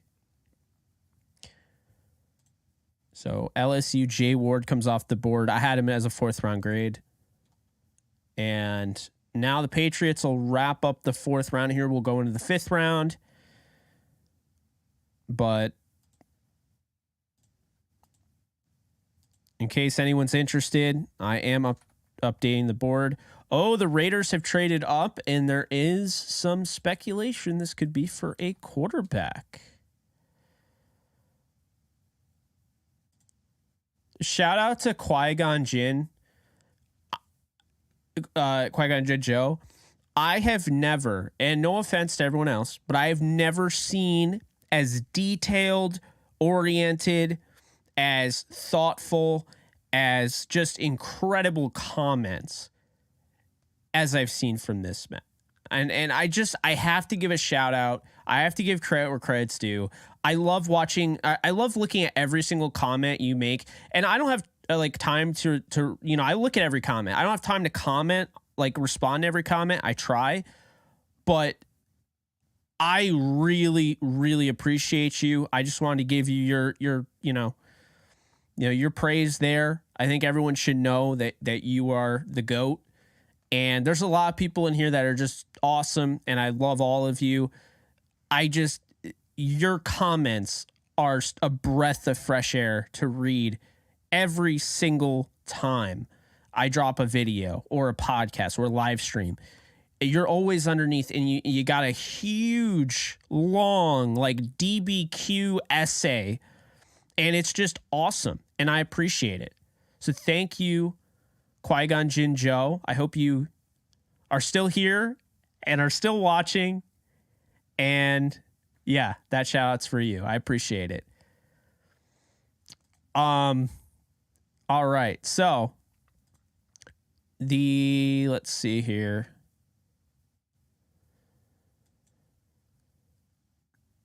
The Raiders traded up, and I think this will be interesting. I could see a quarterback taken.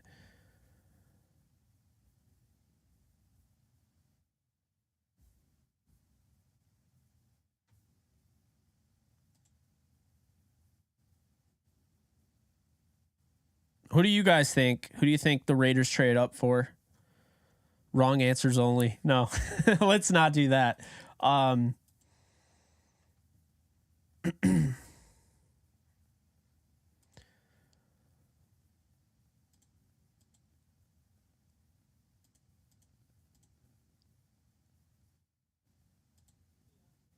Let's see.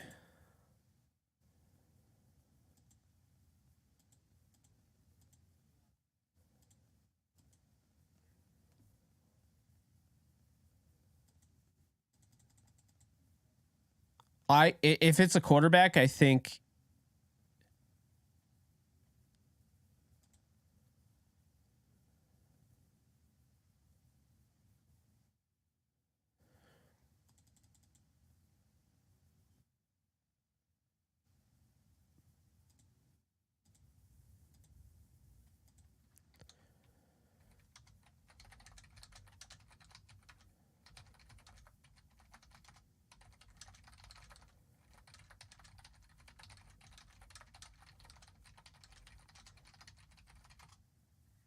who are they picking? Did they announce the pick? It's Aiden O'Connell out of Purdue, and I compared him to Jared Goff. I think this is a good pick for the Raiders. You get a guy that can sit behind Jimmy Garoppolo. I'm here for it. I am here for it.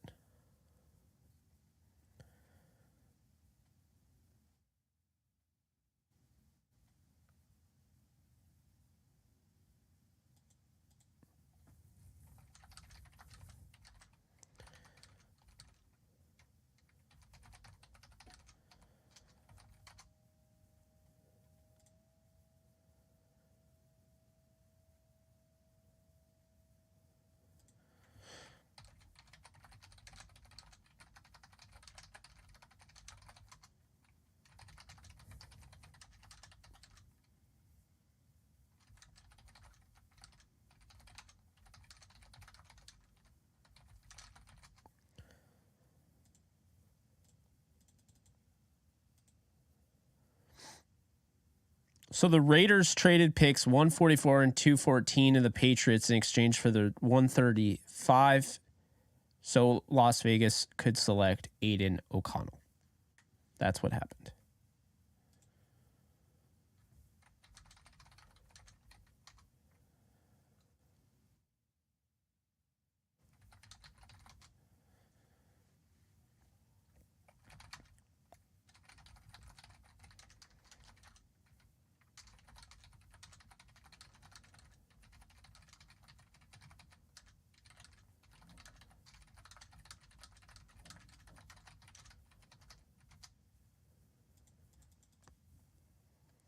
So that concludes round 4. Round 5 is starting, and we got the Jaguars on the clock. Those of you who are wondering when the Rams pick, well, it ain't for a while. Pick 26 in this round, so 161. So we're more than 20 picks away.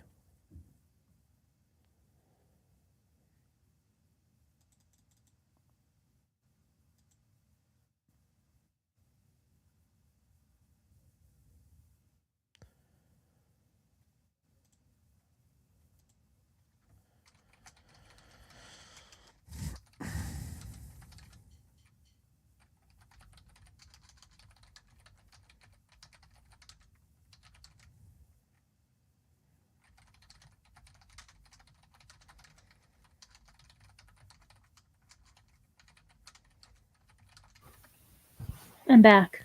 Hey, it's my friend.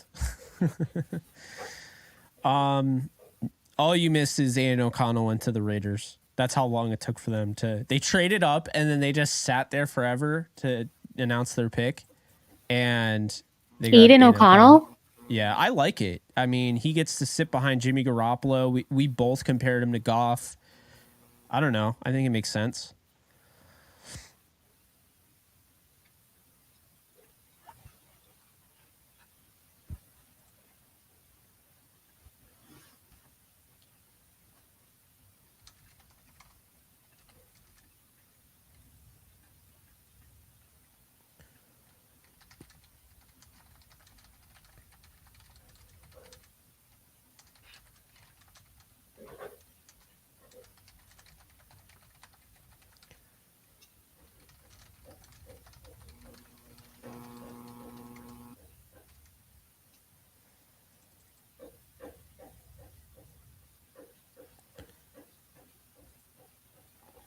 Pick 128 was Stetson Bennett. I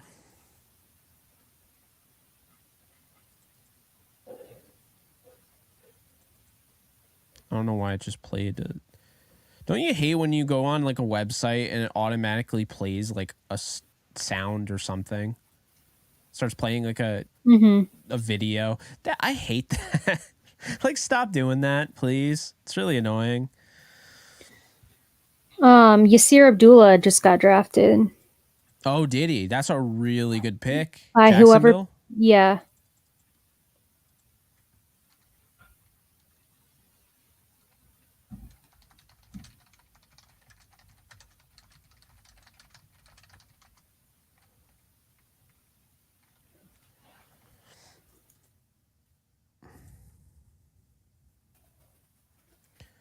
And the Commanders have traded up with the Bills. They move up 13 spots and give up a 215th pick. I wouldn't mind the Rams doing that. If that's all it's going to take to move up 13 spots, you give up like a late pick. I don't know. Sign me up for that. You know?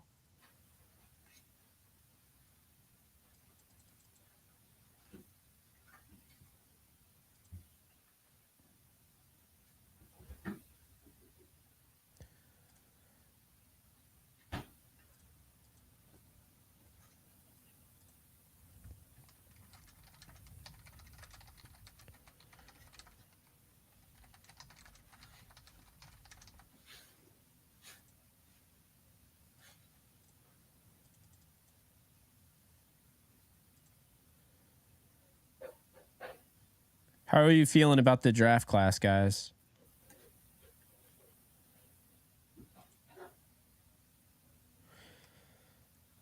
Okay, so we're at pick 137. So we got about like 30. We got a while.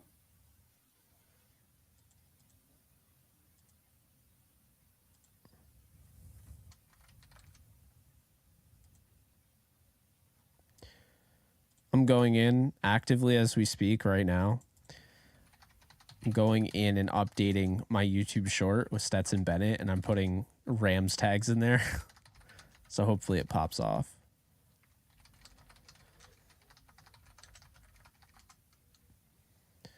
But that's actually a good feeling when you put that much work into those. Like, I told you I was doing those YouTube shorts. I even asked you like your opinion on some of them.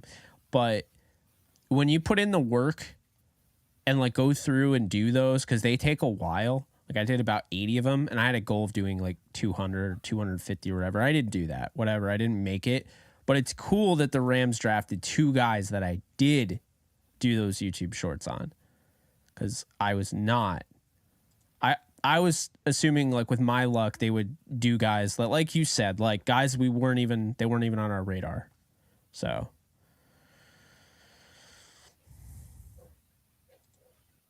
the Colts pick is in. I can't help but feel that I've missed a pick. Yeah, because the Bills traded down with the Commanders, and the Commanders. Who the hell did the Commanders take? That's what I'm trying to figure out.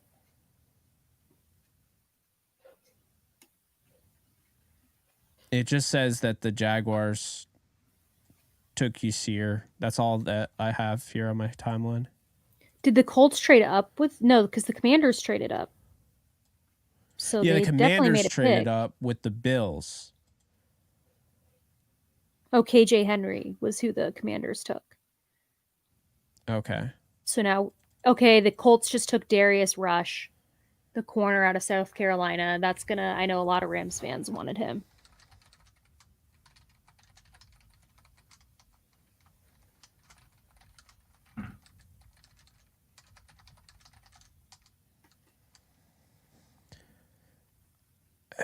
Man, Chris Ballard is really having himself a draft, isn't he?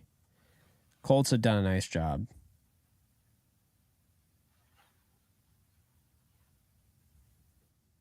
What I find hilarious, Alexis, is that you could argue, as great of a job as they've done, their best pick was in the 4th round in Onabare.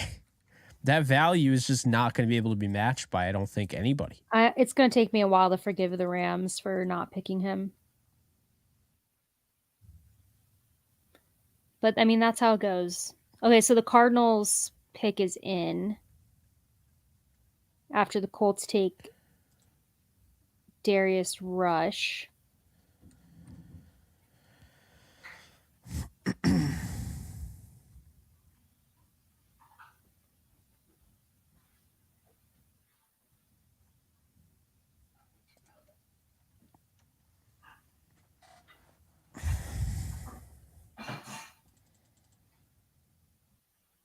When should I order my pizza, guys? I think I normally order it at the end of the 5th, so that way I have it by the 6th round. If I'm not mistaken. I'm not like super hungry at the moment. I think I'm going to have mine at around like 3-ish.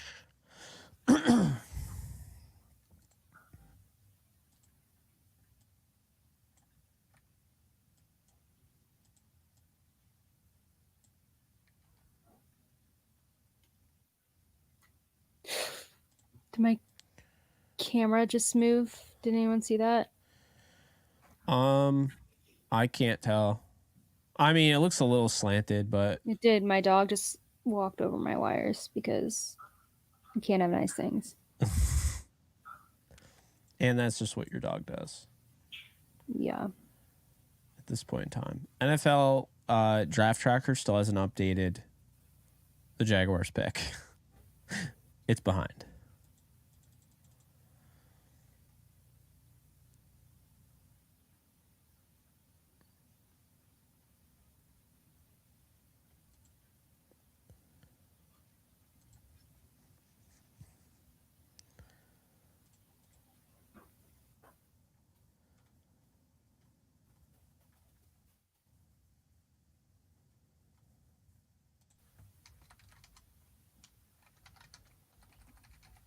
It's Clayton Tune for the Cardinals. God, I'm so angry. Yeah, I was about to say, God.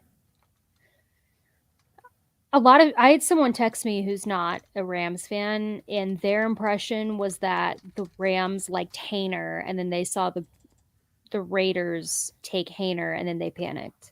But I sadly think the Rams just liked Stetson Bennett, and we're going to go for him.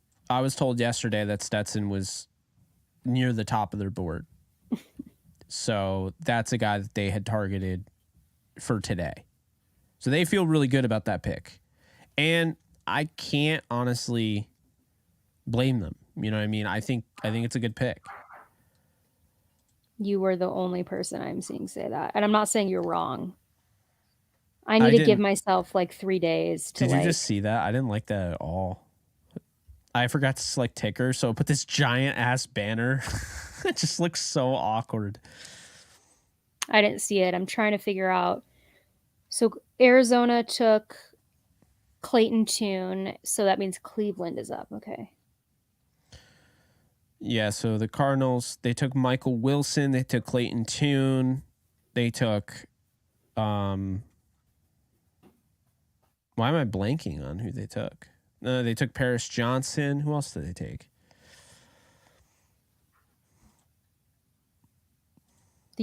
John Gaines and they got Ojulari and Garrett Williams.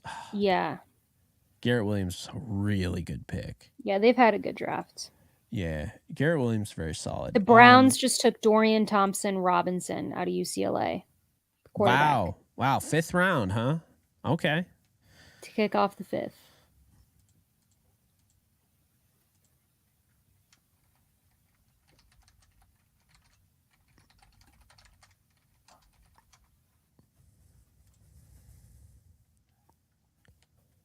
I think DTR is somebody that can be used in sub packages at the start. I don't know if he's ever going to be, a franchise quarterback or anything like that, but I know UCLA fans in here will disagree with what I'm saying, but that's just how it be sometimes.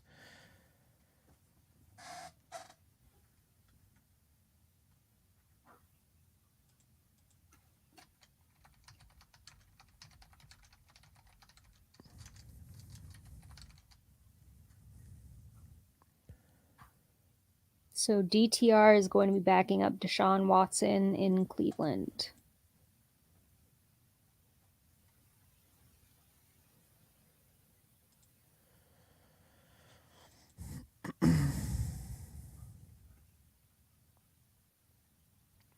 This is the DTR live stream. It's DTRception. DTR announces DTR getting drafted. That's weird. True.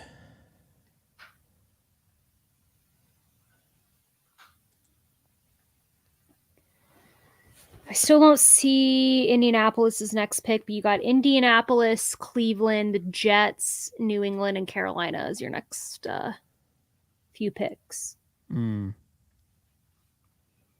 We're at pick 141. The Rams pick at 161. So we're 20 picks away.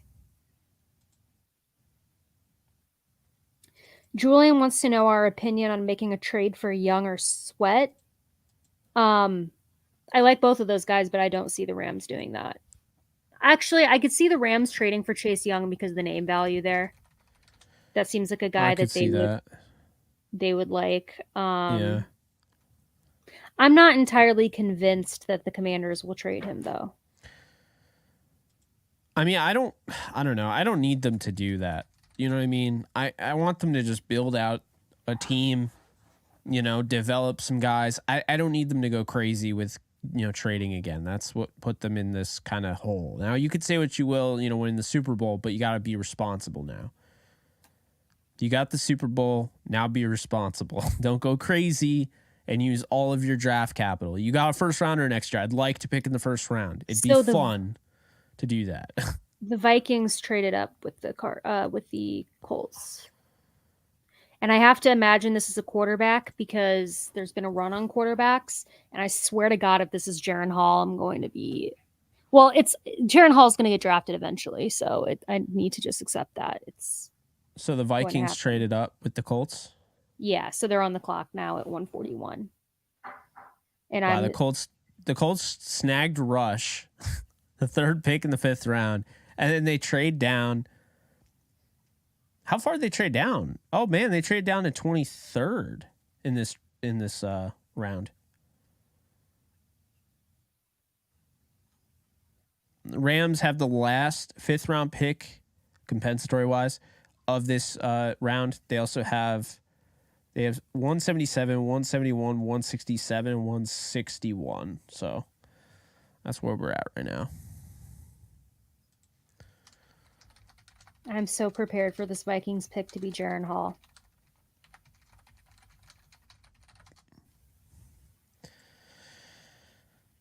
Jaren Hall's a stud. I like nothing the Rams did is going to change that for me. I believe Jaren Hall would have been the better pick than Stetson. That's why I gave it A-, but I really like Bennett. And I think Bennett works with the Rams. And I think Blaine mentioned it. He had texted me. His closest athletic comp on RAS is Russell Wilson.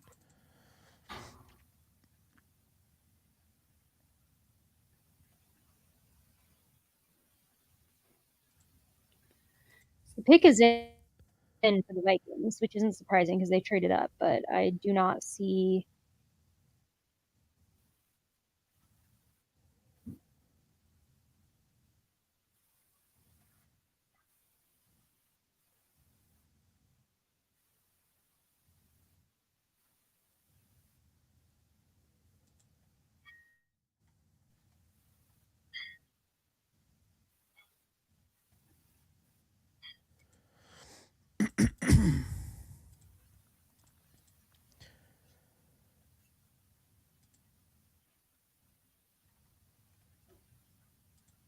I think I'm going to order my pizza in a few minutes because I'm getting a little hungry.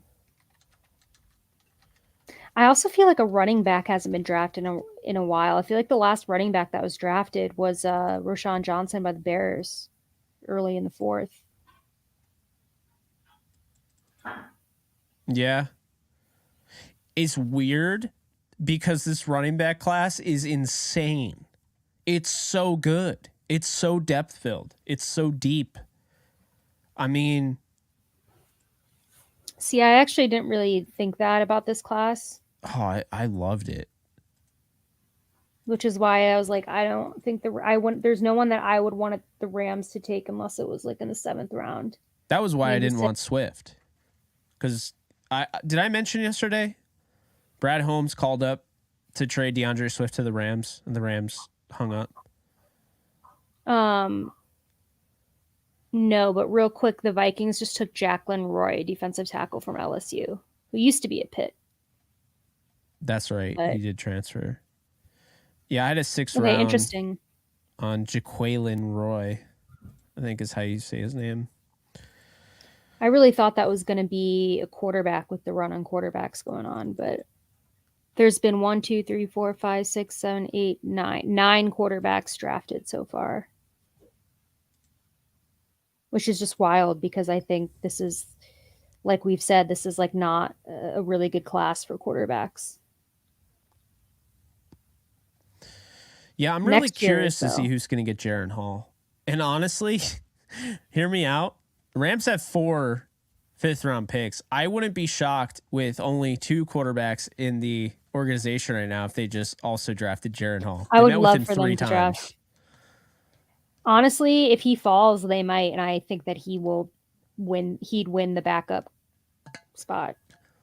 I think the whole point of that and the logic behind that, it's not just because I like Jaren Hall. The logic behind that is real because Stetson is like he was their guy. He can back up Stafford now. Jaren Hall can be a franchise quarterback. I believe Stetson Bennett could take over, but I think Jaren Hall has legitimate like Jalen Hurts level upside. So that's why I gave him a 2nd round grade. I think he needs to get better with, reading the field. He makes half field reads on film, doesn't make the full field read, so he's not ready yet, right? So if he was the 3rd guy, behind, Stafford and Stetson, then I don't know. I actually would sign off on that. Well, and that's why I really preferred Hall to Bennett because I think Hall can be a franchise quarterback in the NFL. I do not think that Bennett can. Maybe I'm wrong. Everyone's like, a lot of people don't think that. And there's nothing wrong with that. There's always guys that are backups in the NFL. That's way more common than being a franchise quarterback. So it's not necessarily, unheard of or anything, but I just would have preferred in that position with Jaren Hall there. Yeah. Oh my God, I would have loved it if they would have taken Jaren Hall. Alexis, I love Jaren Hall. So trust me, that would have been my pick, but there's something about Bennett. You look at the Georgia quarterbacks that came out, like they had Justin Fields and Fields had to transfer. They had Jacob Eason had to transfer. Jake Fromm, I think a lot of people are scouting the helmet here. Jake Fromm was not a quarterback prospect I wanted anything to do with, okay? I actually, going into it, I expected to not like Stetson at all. And the more I watched him, I was like, yo, why do I like Stetson Bennett right now? Because I was one of those people that would dog on him, make those jokes, like, okay, yeah, he's older, whatever. I'm telling you, like... I think it's also a personality thing, though, and we don't have to get... I think it's also a lot of people don't like the way that they don't like the way he presents himself. Sometimes it's fun on the field. Like, I do kind of like it when players, but I think that Stetson has kind of gotten air to him just as... I think a lot of people don't like the vibe that he sometimes puts off. Yeah, I mean... as a person. And so that throws a lot of people off where it makes them hate him even more. I think the 3 reasons they hate him. He's short for a quarterback. People still don't like short quarterbacks. He's short, he's old, and he got arrested for public intoxication and didn't go to the Senior Bowl. And I understand how that looks, but, Well, I think before that... incident, the personality thing was already a thing because that was why I originally was not like super into him. What is happening right now? Like who is... So the Browns drafted someone I really like, by the way, Cameron Mitchell, the corner from Northwestern. I like Cam Mitchell. Yeah. I would have loved for the Rams to, take him, but the Jets just totally took Abanikanda. They did? Yep. So there's the next running back. We didn't have to wait long. Oh, man, I love Abanikanda. 4th overall running back on my board. 2nd round talent.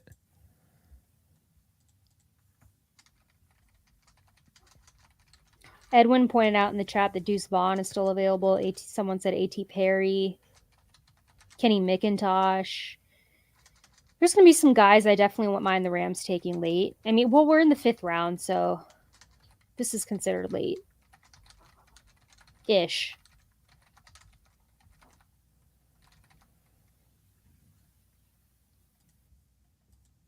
Jim Stetson is going to be 26 in October.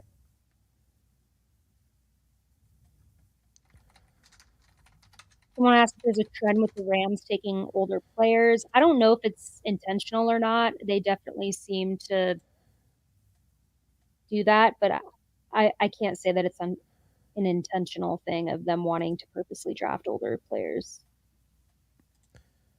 Can I be great? Thank you so much for the 10. I want my backup to be a fighter. Stetson is a dog. He walked on to Georgia and fought his way into a starter and a 2-time champ. I love that pick. That is a really good point because he wasn't given anything. He worked his tail off to lead the Georgia Bulldogs, the best program in the country over the last, however many years. And he was a walk-on quarterback. You don't see that very often. Not anymore. So I love that take, Can I Be Great? And I think it makes a lot of sense. And that is not even something that I even think of. Like, I'm just talking about the tape. When you think about that, he's gone through a lot. That makes a lot of sense. And there's a pattern here. Because what did Sean McVay and Les Snead say last night, if you guys watched? They talked about grabbing guys like in the draft that had been through stuff. Byron Young had the Kurt Warner-esque, store, like Dollar General to NFL story, right? So you had him. You had, Avila, who's been through a lot.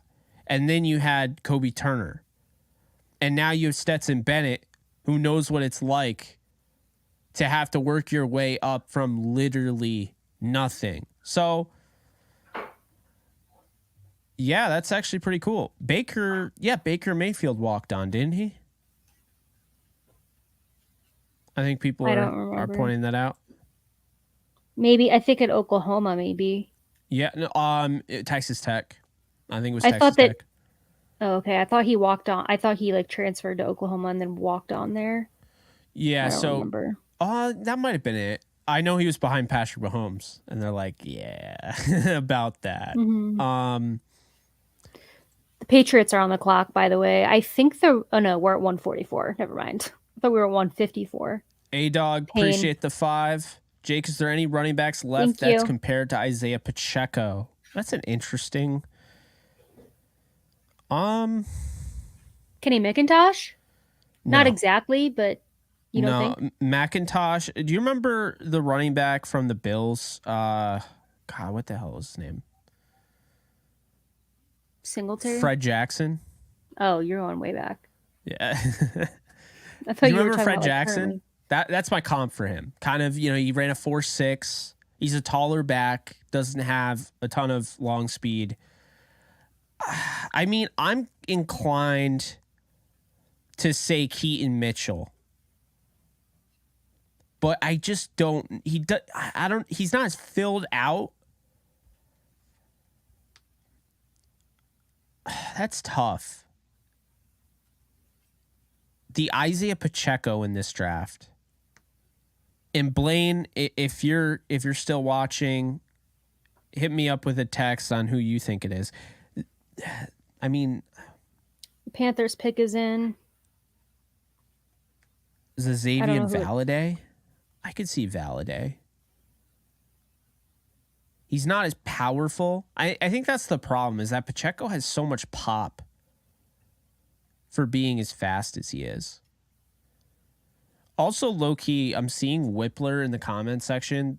The Rams could, low-key land Luke Whippler in the freaking 5th round. I would like that. I'm surprised. I'm really surprised. I wonder why he fell. I mean, I like Oluwatimi more, but the point is that they have a chance. If they want to bolster their center spot, they could do that.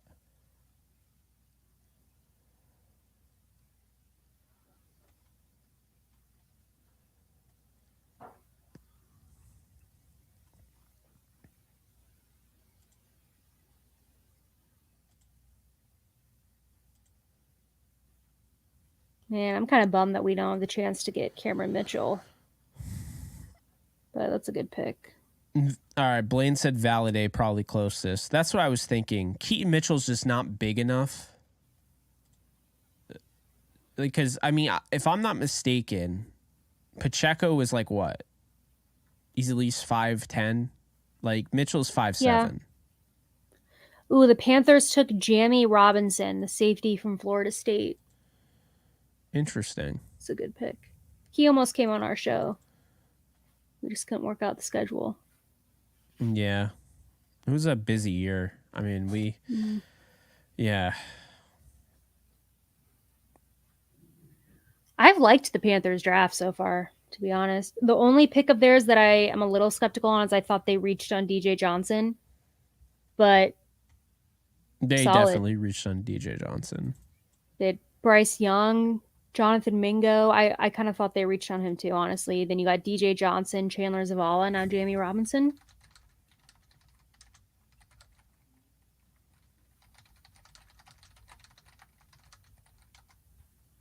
They've had a pretty solid draft.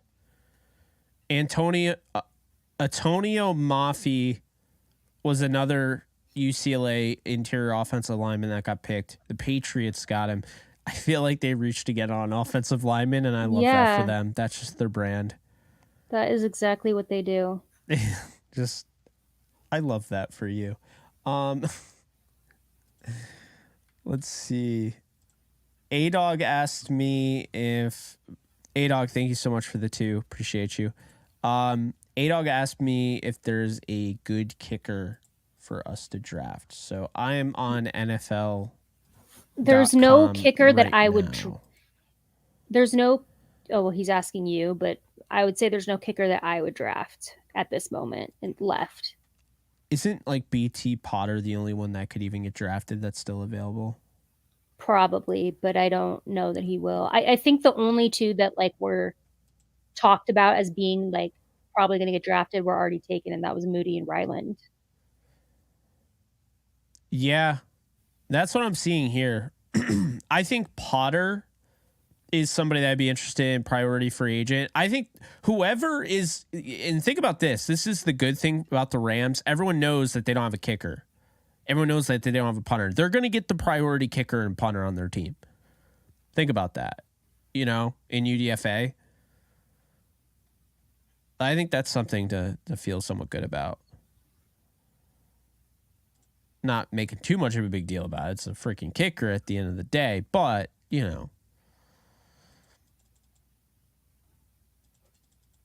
in the same breath, we saw how much a kicker means with Sam Sloman. Sam Sloman kicked in a XFL game this year. I forget who it was for, but I was watching him because the Battlehawks were playing against his team. And I tweeted something like, I can't believe my eyes, like Sam Sloman. And then he missed the kick. And I was like, yes, I can. That's so sad.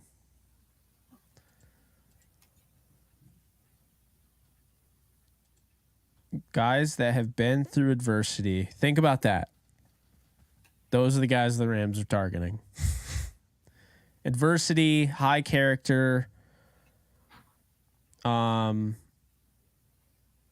to play. Like, do you think it's that calculated?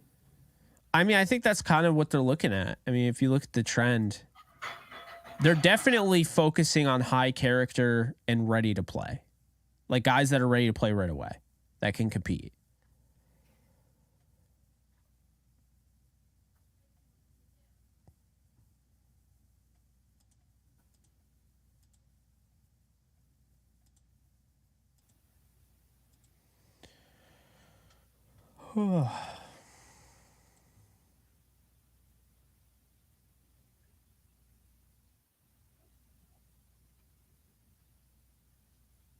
So are the Saints going to make a pick, or are we just going to have to wait until tomorrow? They picked Jordan Howden, the safety from Minnesota.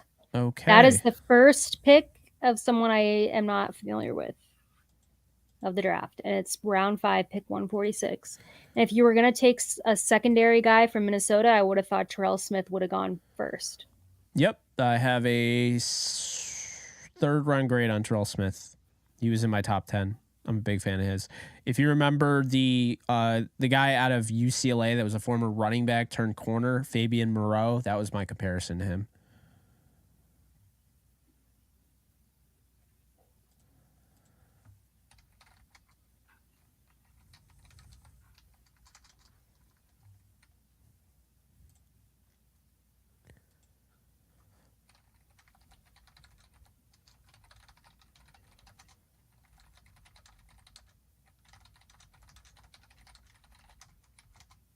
Tennessee Titans pick is in.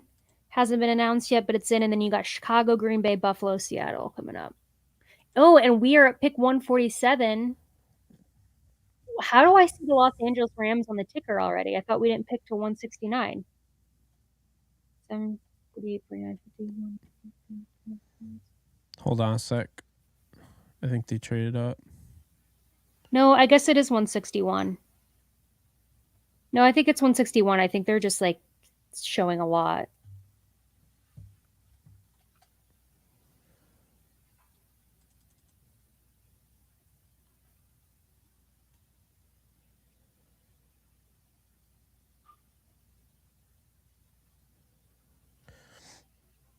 Because that's, so if that's 147, you got 148, 49, 50.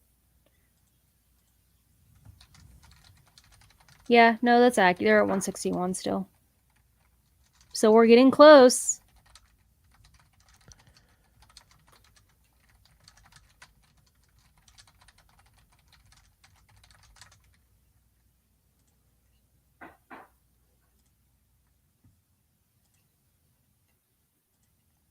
Guys, be sure to hit the thumbs up button. Also, be sure to subscribe. We're at over 300 people in here. We have 98 likes, so if you could hit that thumbs up button, you might have to exit out of the chat for a sec to hit it, but if you're on mobile device, but really does help out the channels. Basically tells the algorithm, hey, this is where the party is, and then YouTube sends people our way.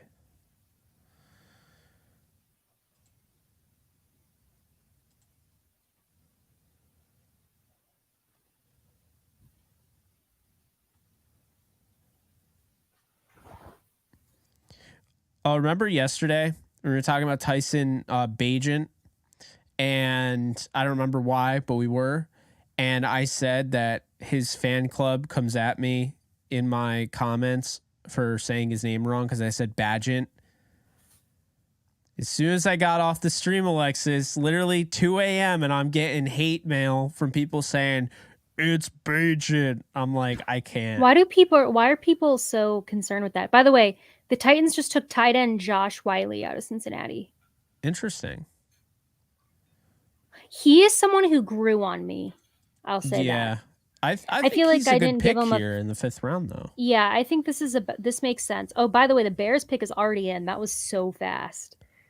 They literally said pick is in for Tennessee, announced it, and now they've already got the Bears pick in.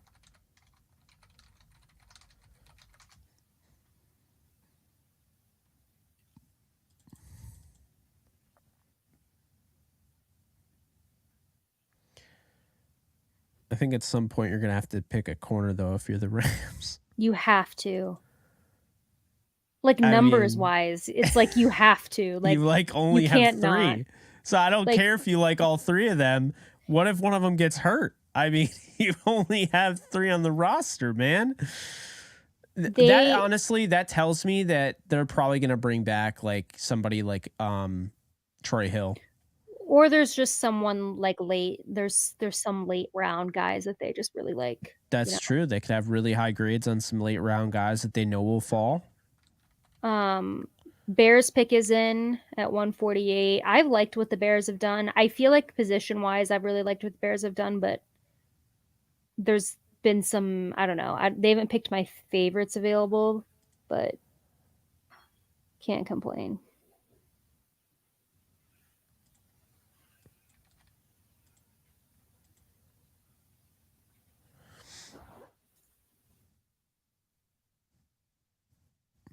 I'm not going to lie. Carlo just mentioned Voorhees. Good talent, has the medical red flag, but was cleared to return at some point this year. 5th round's where I have him. Ooh, the Bears took Noah Sewell out of Oregon. I thought I'd like him more, but I had him as a 5th round grade, so that's not a bad pick. You know who's still there? If I'm not mistaken, Alexis, Henry To'oTo'o is still there. Yeah, he is, but I knew that he would fall because he just has injury concerns. He's more of the old school linebacker, doesn't really fit the new school game. I mean, I get it. I think it makes sense why he would fall. It's just he's a pretty big name coming out of Alabama. A guy that Blaine, shout out to him, a guy that Blaine told me to look up, and I actually really liked his game. D. Winters from TCU. Yeah. I like him. Yeah, I thought I do think he's going to go in like the 6th or the 7th, though. Servassier Dennis also is another one that really showed up on tape. I liked Ivan Pace Jr., although he's an acquired taste. If you don't want a Denzel Perryman in your linebacker room, then you're not interested in Ivan Pace Jr. My sleeper would be Shaka Hayward from Duke. I think he's got a similar structure and build to Ernest Jones. So if you're looking for this year's Ernest Jones, I think it would be Shaka Hayward. Owen Papo is interesting. I know he was mentioned. He's a little small. And then Mahamoud Diabati, he is a linebacker. He's also an edge, like a pass rusher. He's an intriguing one. You know, this is really weird. The Packers just drafted quarterback Sean Clifford out of Penn State.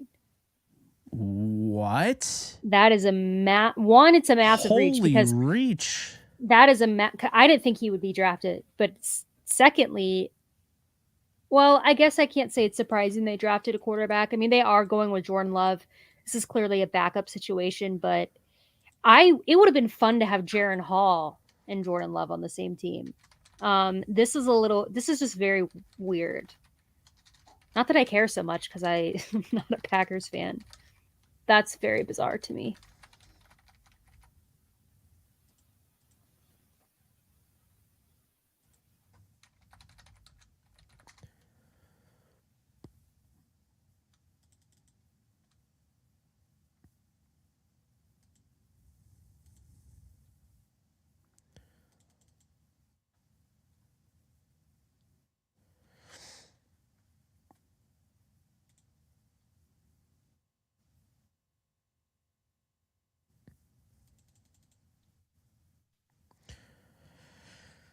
A.T. Perry is still available.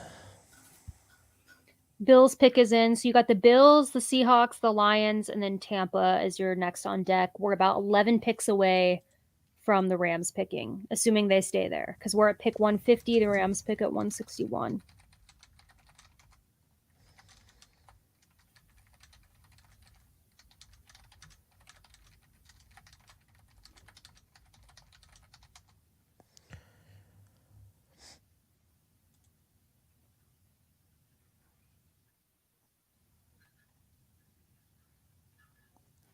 This was that trade down to start the 5th round when Washington traded up for KJ Henry.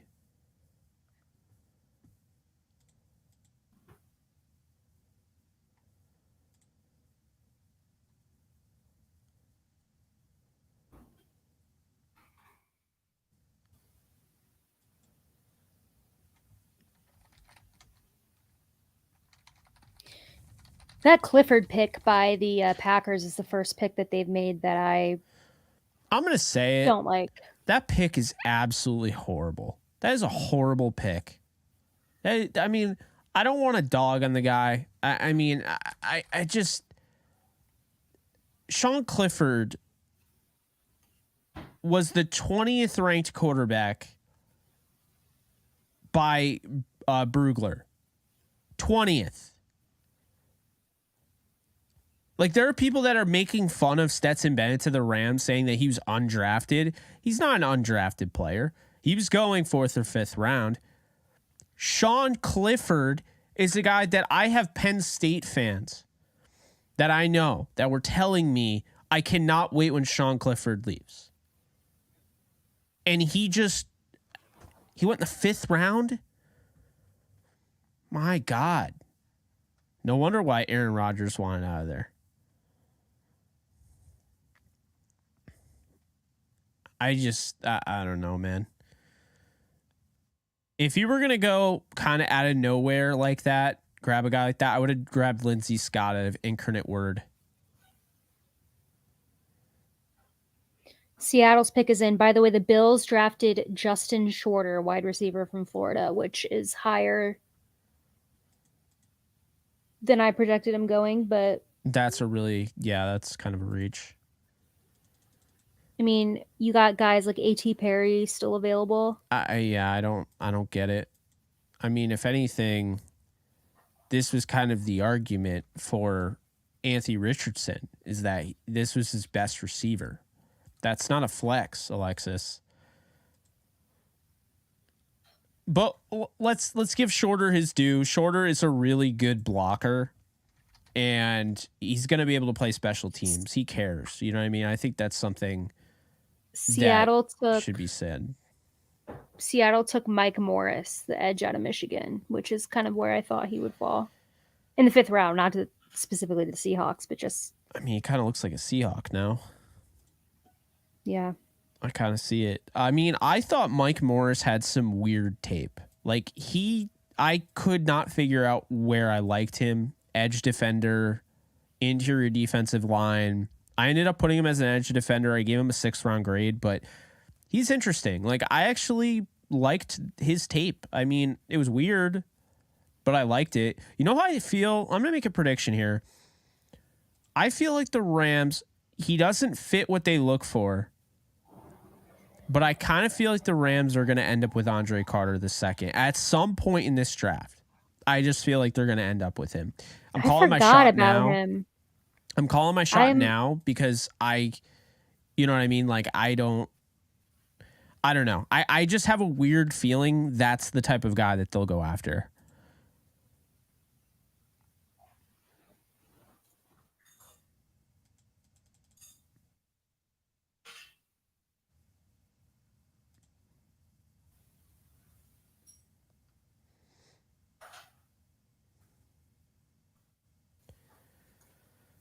But I mean, if these linebackers keep falling, I mean, I'm sure the Rams wouldn't mind dipping in the.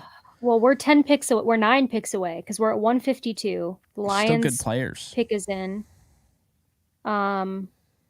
Is Antonio Johnson still there, or did he get picked? Yeah, he's still available. Wow, that's he was wild. My 3rd safety. Although he was my 2nd.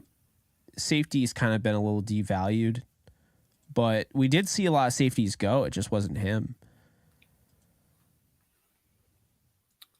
Lions pick is in. They're showing the war room. Guys, my pizza is almost here. I hope it doesn't get here like while the Rams are picking.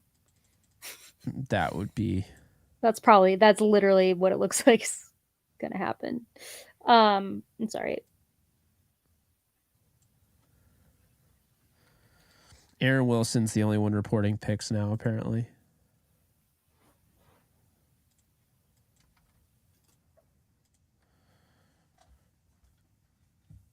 Colby Sorsdahl from William and Mary. So this is one of those, I finally don't know who the hell this is. Yep, this is someone. The first guy I didn't know who it was the safety from Minnesota, like Jordan Howden or whatever, and now Colby Sorsdale. So he was listed as Brugler's 53rd offensive tackle in the draft.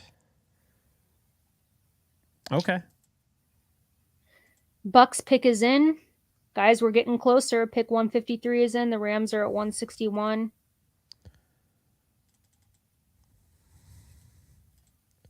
We are now at the point where the TV is ahead of all the reporters, and that bothers me.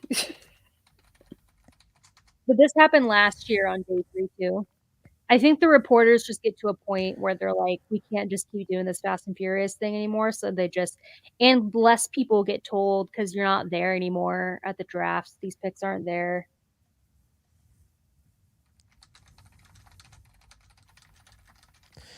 Yeah, I hear you. I just realized something funny. So remember I was telling you I have Penn State fans like I'm friends with that like didn't want Clifford. Well, one of them is a Packers fan. And I'm like, how does it feel to be stuck with Clifford forever now? Oh, man. I feel bad. You know, it's a big day for him. I'm not trying to knock him too. I just thought that was a mega reach. And yeah. Here's a fun fact. Sean Clifford is older than Jordan Love. All right. That's just funny. The Packers drafted a quarterback older than Jordan Love in the 5th round.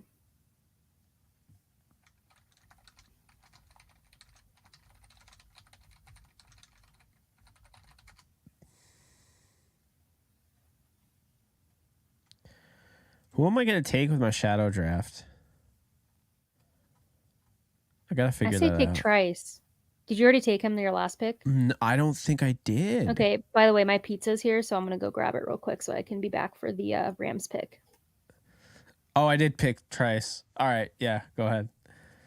All right. So I did pick Trice. I picked A.T. Perry, Adebawore, Brian Branch, Adebawore, A.T. Perry, Corey Trice. So I'd probably go offensive line. I'd probably go Oluwatimi at this point. I don't know.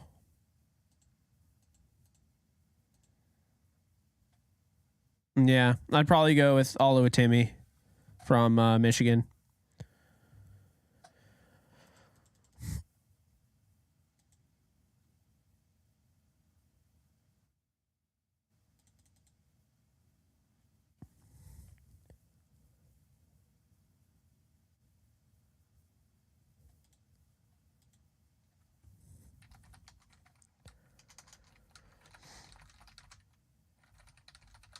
It's Servassier Dennis to the Bucks, and he was my best available linebacker. I think I had him 7th linebacker in the draft. So it's a good pick by them.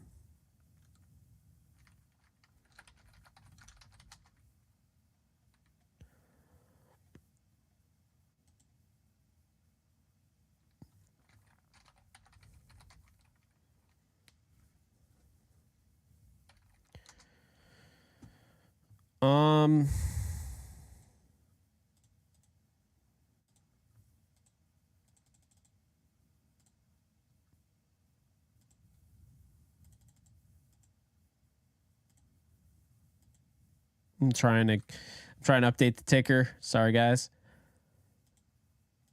Servassier Dennis. I'm back, and I did something. I want to see if they did it, but I hear an echo. But anyway, I think it's coming from your monitor, Jake. No, Oluwatimi just went to Seattle. Damn it. It's a good pick. Can you hear me? Yeah, I can hear you. Can you hear me? Yeah, when I talk, there's a little bit of an echo. I didn't know if you had Where'd you get the pizza? What's up, Jake? Oh. I see you. It has the best analysis I've ever seen in the NFT draft. Oh my god. I'm sure we'll have a laugh about that one. 49ers pick is in, by the way. Who you think they're taking? Probably someone we like. Probably a punter. Don't NFC teams always take people we like? Yes. Okay, so I requested something be done to my pizza just to really psych you guys out, and I really hope that they did it. Oh my god. What are you doing? Is this gonna get me demonetized? They did it. Okay. Oh, you know Lord. what goes really good with pizza? Don't say it. Ranch. Especially if you put it on top of the pizza. Ugh. It's black olives. That's more disgusting to you than the ranch? Ranch, black olives, and pineapple. Alexis. I love it, and I don't care who knows. It's funny, like my dad went back and he was busy yesterday, so we went back and watched like a rerun of our show. And he was like, "What?" Like I was like, "What are your takeaways?" And he's like, "Alexis pizza is absolutely disgusting." It's really not that bad, okay? If you like pineapple and you like black olives, it's not bad. Now the ranch, I was a little extra with that. I love ranch, but because like I knew not with black olives and freaking pineapple. I'm looking at the I knew this would happen. No, Alexis. Black olives gross, pineapples yes. So it is a little, I have noticed that people are more weirded out by the black olives being on pizza than they are pineapple. What? I love these reactions. This is what it's all about at the end of the day. Here's the thing though. Why is it weird to people? There's such a thing as Hawaiian pizza, right? Yeah, so then you're going to put black olives on it? But there's also But Hawaiian is also disgusting as it is. But there's also a thing called the supreme pizza, where you have like the mushrooms, the olives, like the peppers and all that. So like, oh, by the way, the 49ers just drafted cornerback Darrell Luter out of South Alabama, that is a very 49er pick. Yeah. Kind of under the radar, had a good Senior Bowl. I don't hate it because, I mean, as a football fan, like it's not a bad pick for them. As a Rams fan, the Rams didn't get like shanked with this pick. Oh, actually, I don't know. Maybe if I get any buzz from the war room and somebody's breaking a glass because they picked Darrell Luter, I will let you know. Remember back in the day, Jeff Fisher broke his glass when the Titans traded up in front of him and took Dorial Green-Beckham. Oh my God. All right, I'm going to mute myself as I'm eating, but I see your comments, guys, and I eat this pizza every year. Okay, so you're saying pineapple and olives are both good separately. I don't know about together. Try them together. It's perfect on a pizza. It's sweet, it's salty. By the way, the Chargers just drafted Jordan McFadden, the tackle out of Clemson, which I think is a reach there. So Baltimore's on the clock. But anyways, I like McFadden. I had a fourth found him.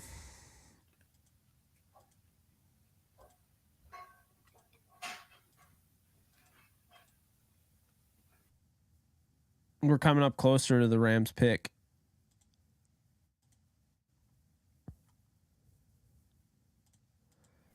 Jake, did you?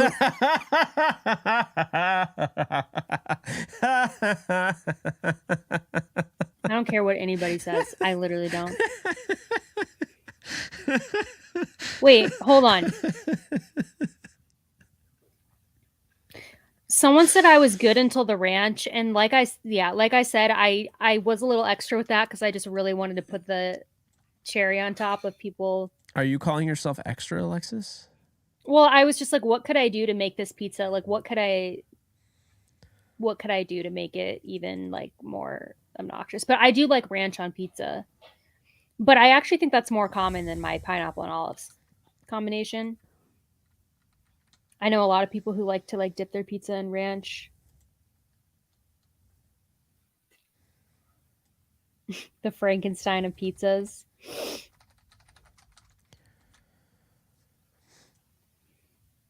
Wait, when are you eating your pizza? Did you order it yet? No. Oh, okay. I don't know why I thought you did. Someone said ranch is fire with pizza. Thank you. Thank you, Darren, for appreciating my pizza.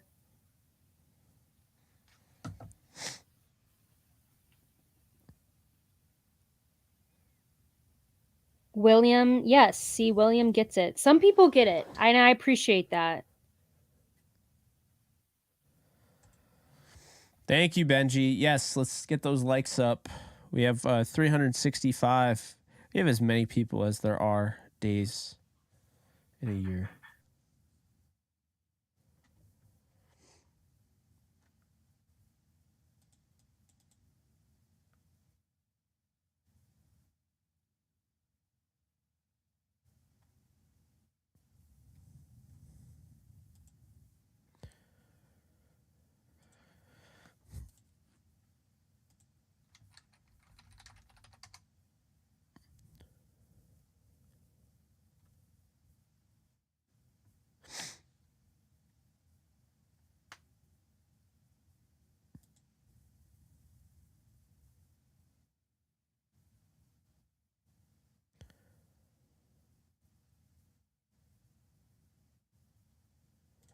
All right.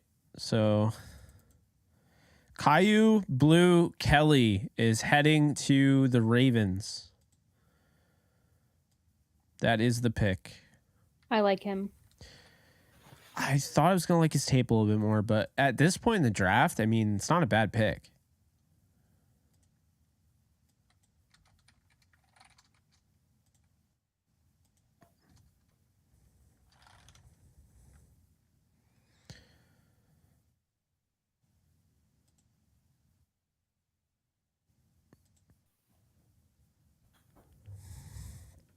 That is such an interesting name.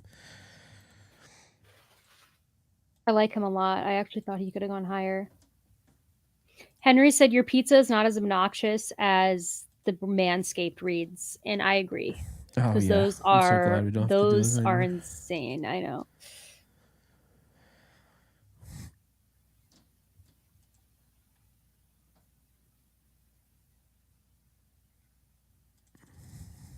Black olives on pizza. Can I be great? Thank you for the 5. And black olives on pizza is fantastic. I don't care what anybody says. Also, I do fold my pizza, which is the proper way to eat it. And I know that's a New York thing. Thank you for the 5. Can I be great? Who are you, my mother? It's good.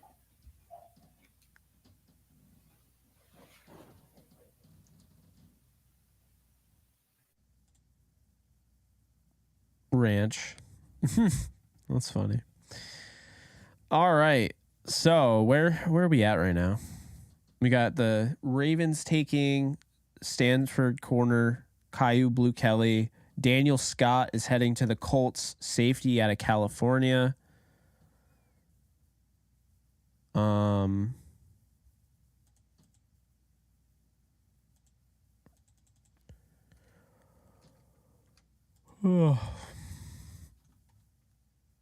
Alexis, I can't believe I'm running on an hour and a half of sleep. Do I look like I am? No. Oh, man.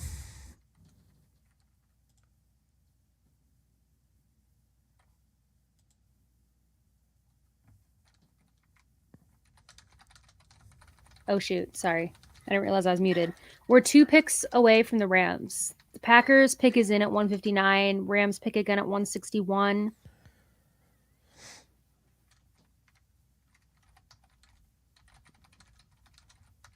Now people are hating on me for folding my pizza. Some people get it.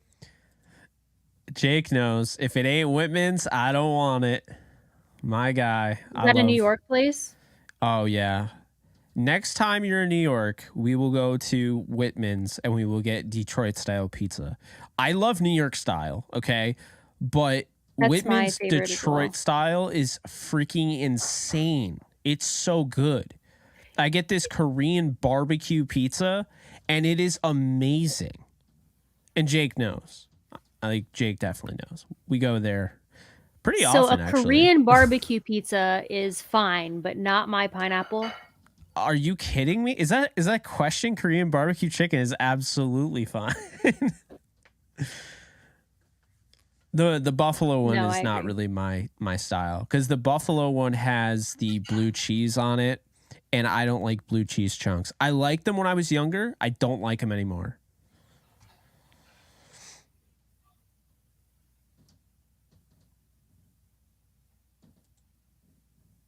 I'm rocking a LeBron James 23 jersey because I never bought a 6 jersey. I actually don't have an up-to-date jersey. The closest one up to date, the only one I have the number right and the player on the team is Russell, but it's an older Russell jersey. I didn't get like a new one. It's like from when he was first drafted with the Lakers. And Russell Westbrook was the most current one, and then he got traded, so... Someone said black olives, green olives, onions, pineapple ranch, green peppers, red peppers, onions, ranch. Load it and fold it. It's all good. Hell yeah, I don't judge. This is what's kept me alive. Neuro mints. They're mints? Yeah. Caffeinated mints. Are you just taking acid and saying that it's like mints? Like they sponsor. I know. They sponsor my channel. I have to try that. I need to find something other than coffee because if you guys follow me on this Twitter, is supposed to kick coffee. And so it's like nicotine gum for coffee. So it's got let's see here. 80 milligrams of natural caffeine.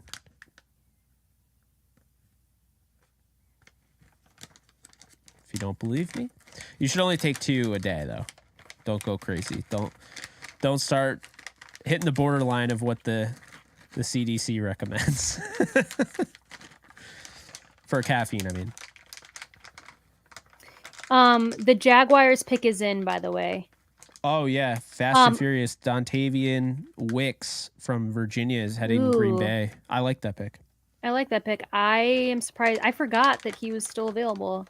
Okay, guys, Rams are on the clock. I'm nervous. My heart rate does this thing where like the Rams get on the clock and then it's like I feel that. I start to get like a little. They're on the clock now? Yeah. At 161. All right, let me see if I can find out who it is. A lot of people in the chat are wanting it to be that linebacker from Alabama, Jake, which I would be happy with. I just don't want to say his last name because I always get it wrong. To'o? Yeah, To'o. If anyone wants to get any of these awesome Neuro Mints, link is in my description on my channel. Ooh, the Jaguars picked Antonio Johnson, the safety out of Texas A&M. That's great value. Pick. You know, I think for this at 161, I'm going to take Keaton Mitchell here.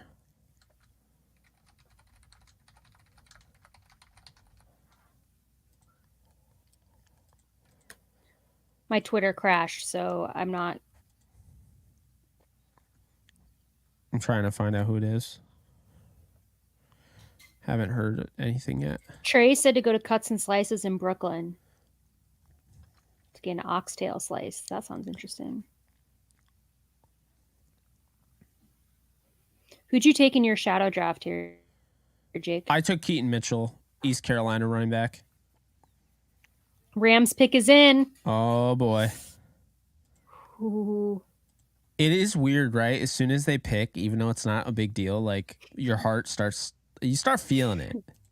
I just think I've experienced every emotion that I can experience when the Rams have made a pick. So I just don't know where it's going. Like, I don't know what journey I'm about to go on.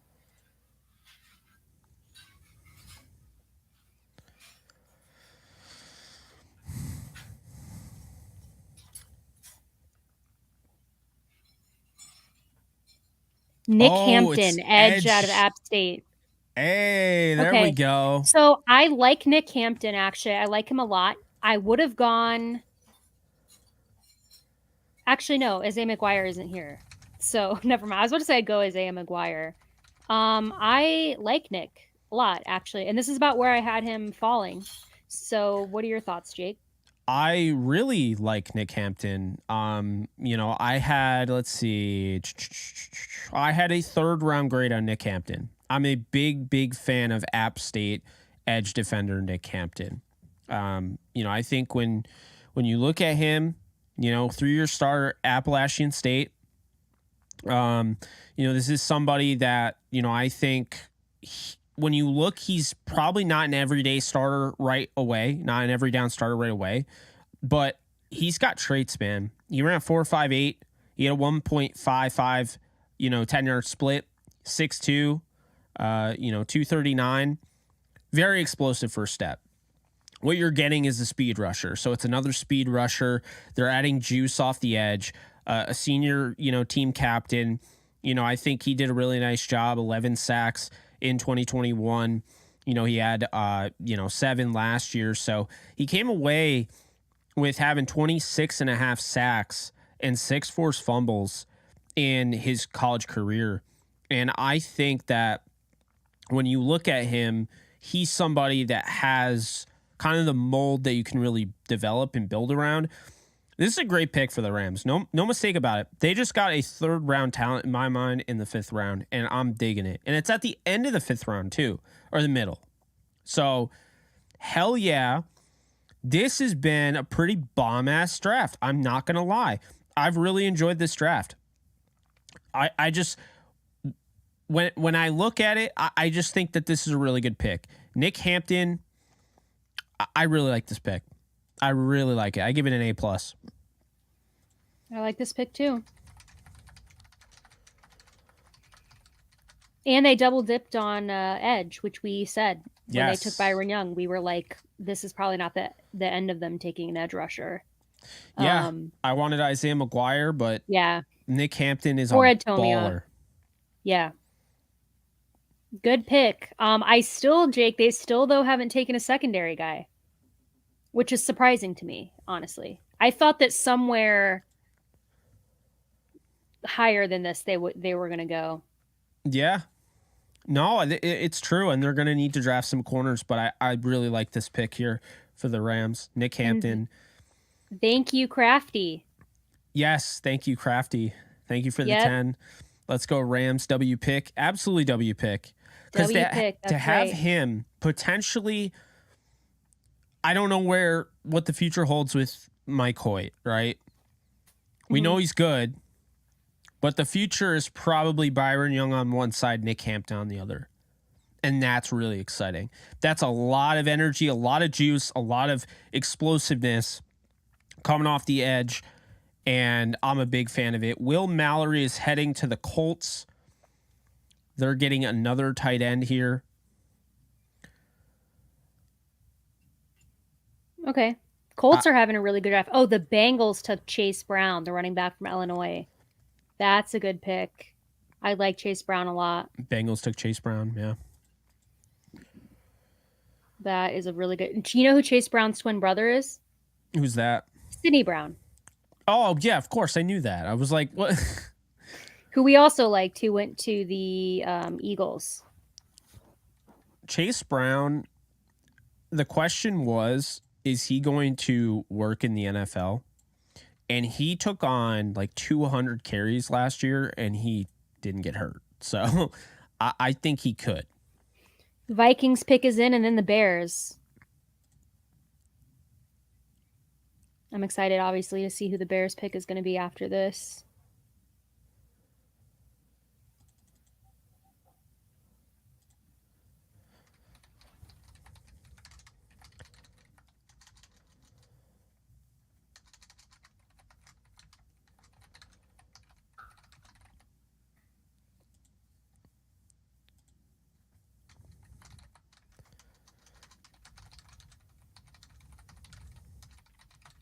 See people in the chat saying that they agree we need corners and secondary. I really think so too. I'm a little confused why it's taken us so long.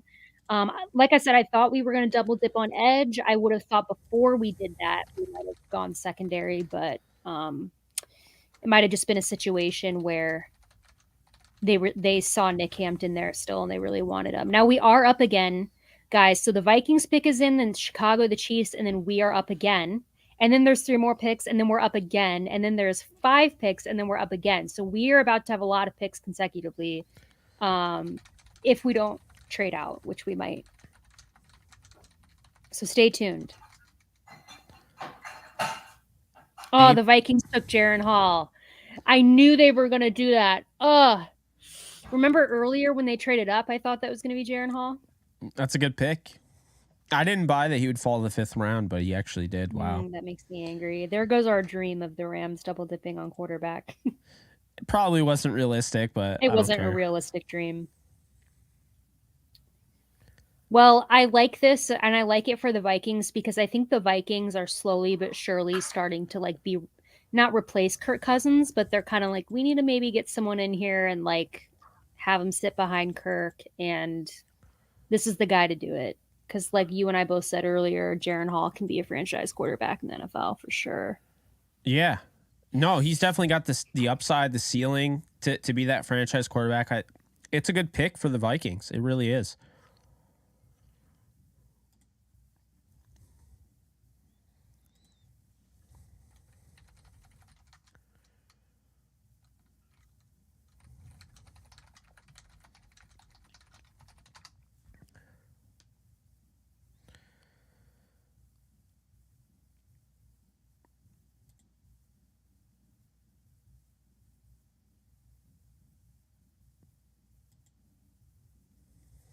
Our friend Ben Larson is going to love that pick, and that makes me angry because he's a really good player. Like I said, the Bears pick is in. Yeah, he can develop. I really hope so. The Bears pick is in, then Kansas City, then us. I really hope we take a secondary player, by the way. By the way, another thing, I've been told that the Rams are not targeting players with injury history, and that's why Jaren Hall fell.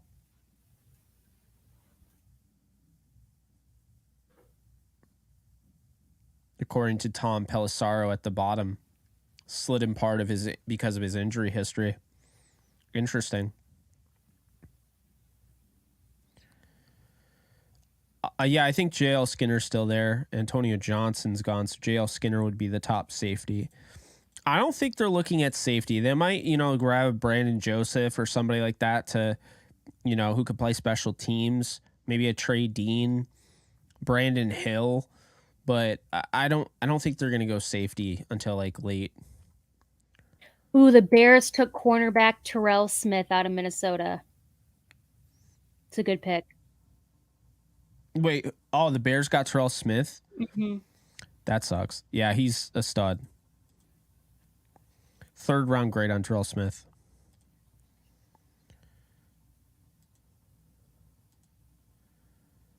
I would have liked for the Rams to take him 3 picks later, but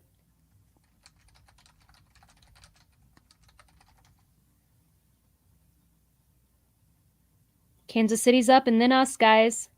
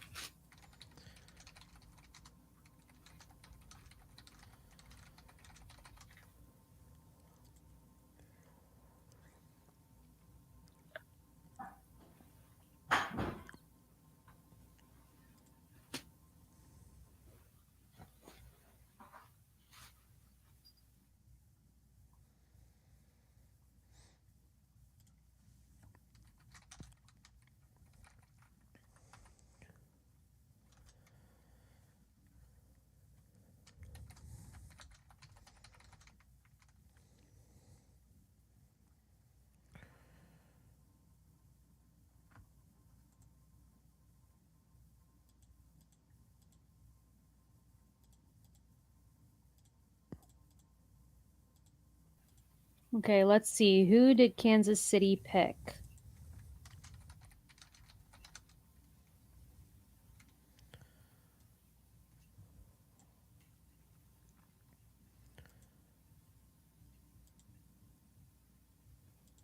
Yeah, guys, we have like 6 picks coming up, right?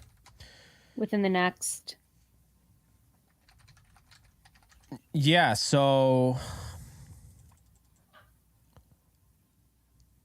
they have what? 167, 171, 177, and then 6th round I forget what it was.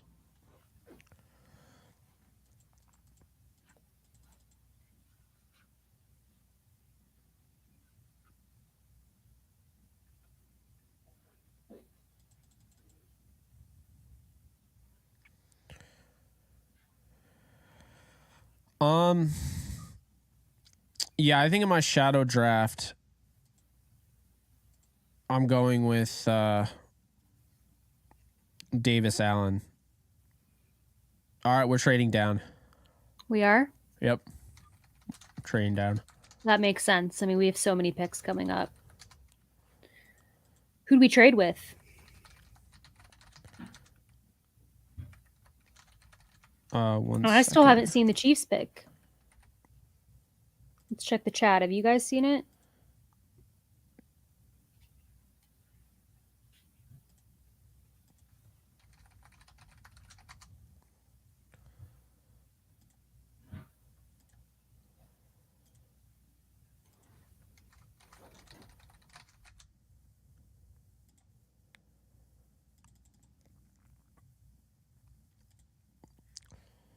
All right, so trading down 174, 179. So the Rams are getting an additional 6th. And they're trading down with... By the way, I'm breaking this right now. This is not out there. The Packers. Yeah. So they're trading 174 and 179? Yeah. So the Rams are moving down. I don't know that I like trading both of those. The Chiefs took B.J. Thompson, by the way, the edge from Stephen Austin. Hold on a sec. That's what I was told. 174, 179 per source. So I don't know what's going on.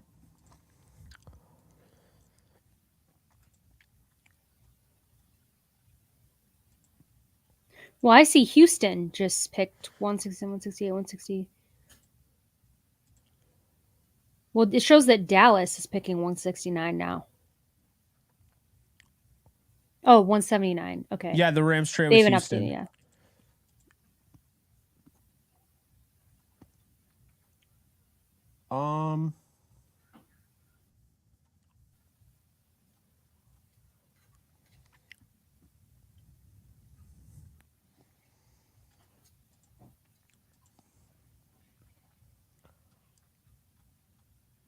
That doesn't even make sense.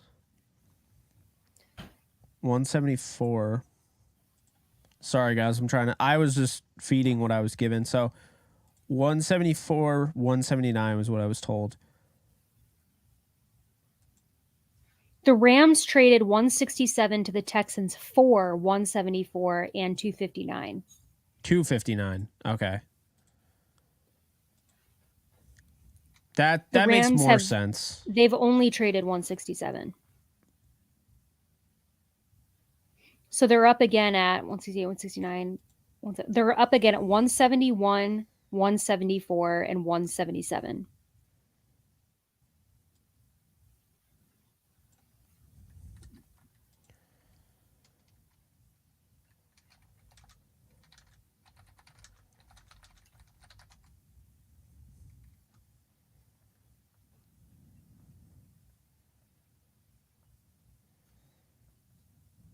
Okay, so we're still up in 1, 2, 3, and 4 picks. So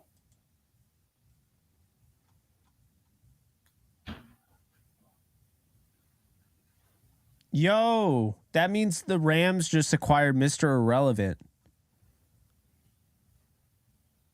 interesting.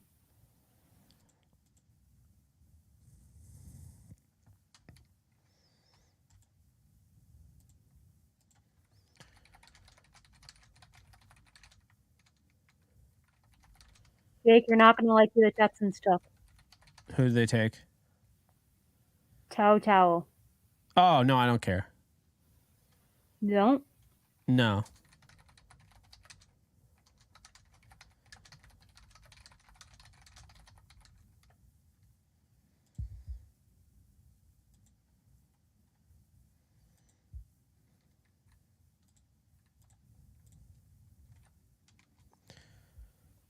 So we got Arizona, Dallas, the Jets, and then we're up. All right, so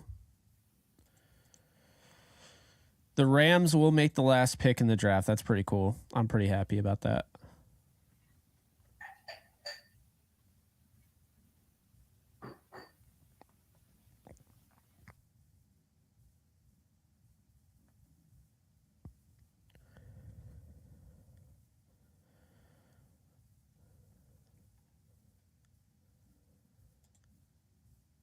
I'm pretty excited for Mr. Irrelevant, low-key. I know that's like kind of like weird, but like, bro, like I might actually tune in. I haven't watched the draft since night one, but I might tune in on my iPad to see that. It is kind of a historical pick, right? Every year. Yeah, it's I don't know. There are people that like crap on it, but I think it's pretty dope, honestly.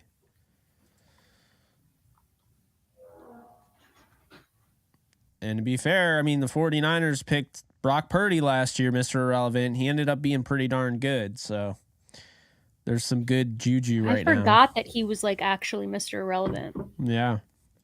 One of the best Mr. Irrelevant picks, I mean, historically. Ever. Yeah.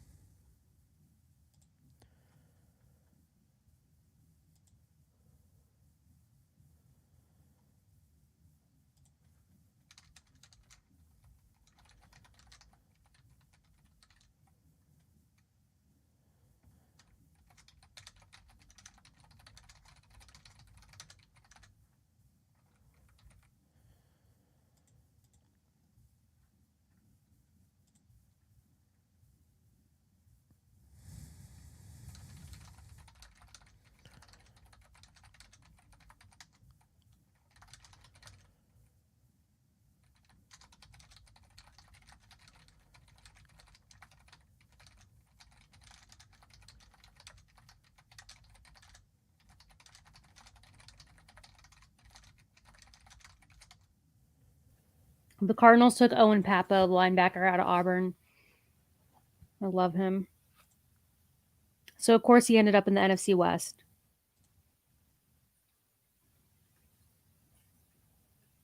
You want to talk about like an athletic freak. So, Dallas is up, then the Jets, then the Rams, guys.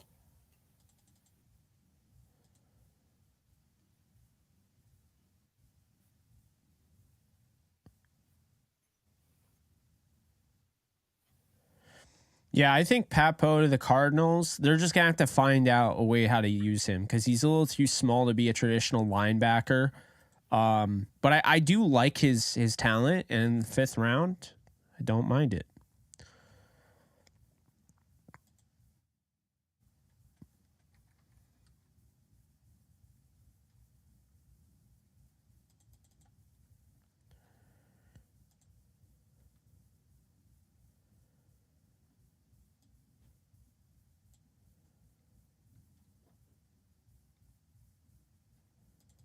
All right, so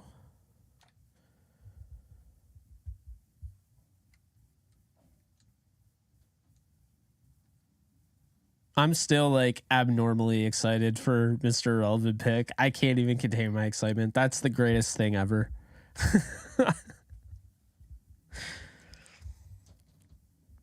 Cowboys took Asim Richards, offensive tackle, North Carolina.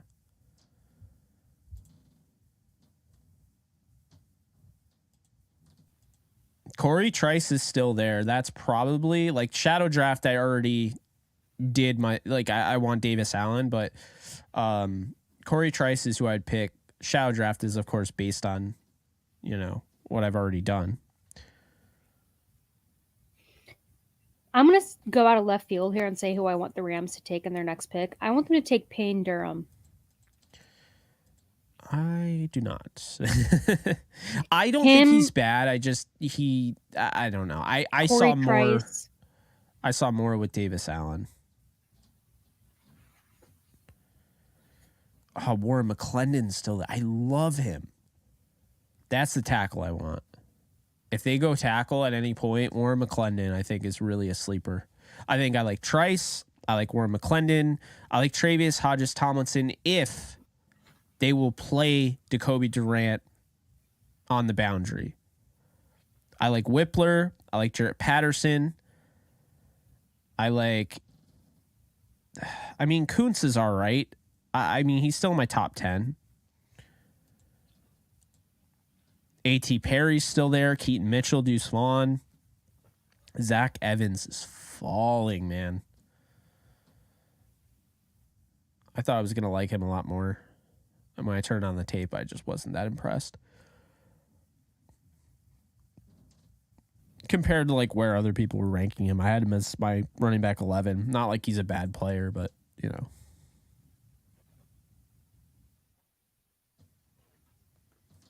Trade. The Raiders just traded up to pick ahead of the Rams again. Oh my God. This is going to be Corey Trice, isn't it? Probably. The Raiders, did someone leak the Rams draft board to the Raiders? Yep, it was me. I'm kidding. So the Jets traded back. Oh my God, dude. Someone posted in my shadow draft like thing and it said Corey Trice and I was like, no. Like at that point, he's like the one guy I like really want right now. If the Raiders take him, I'm still not forgiving the Raiders for stealing us the opportunity to take Michael Mayer. Low key, you know who I could see the Rams getting though? Who? The guy we interviewed, Nick Jones. Yeah, I love him. I had a 5th round grade on him. Very intelligent guy. Can play safety, can play corner. I could see it. But I also could see, what was it? Carrington Valentine, I could also see as well from Kentucky. So the Raiders have taken, they're about to show it.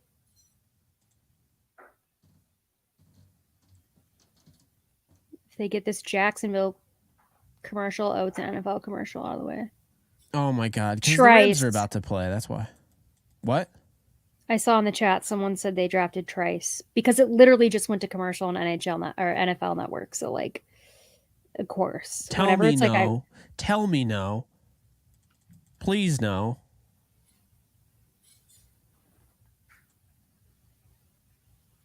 No, it's Christopher Smith, safety. Okay, Georgia. So the chat's trying to freak us out then. You know what? I can see what they're doing. They're trading up just in case the Eagles were going to trade up to try to get... Yeah, probably. So that means the Rams are on the clock. I want this to be Corey Trice. Or Payne Durham.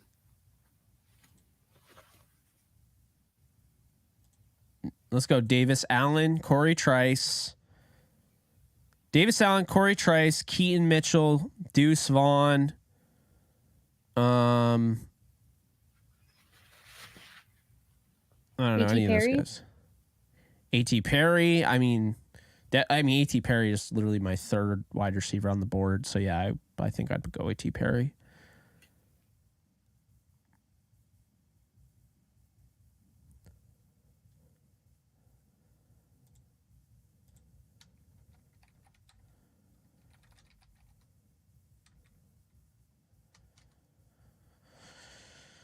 Oh, fingers crossed.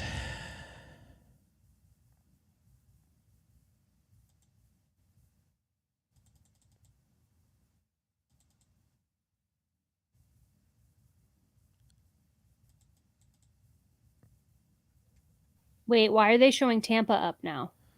The Rams traded back again. Hold on a sec. I think they did. They traded back. The Rams traded back again. So now we pick at 170, 1, 2, 3, 4, 5, 7. What'd they get for it? I think at some point this is getting a little ridiculous, guys. I do feel this is a little ridiculous because... I'm for it. Here's why. They had the fewest number of players on their roster in the NFL going into this draft. So they're going to try to get a bunch of guys. I'm all for it. It's not huge because it's 175, right? They trade down to 175.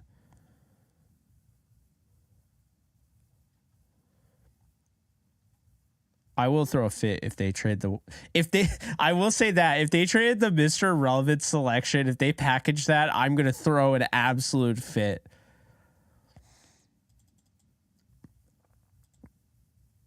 I'm not hearing anything right now about it, but Tampa Giants are on the clock, but like Tampa literally that pick hasn't come out yet.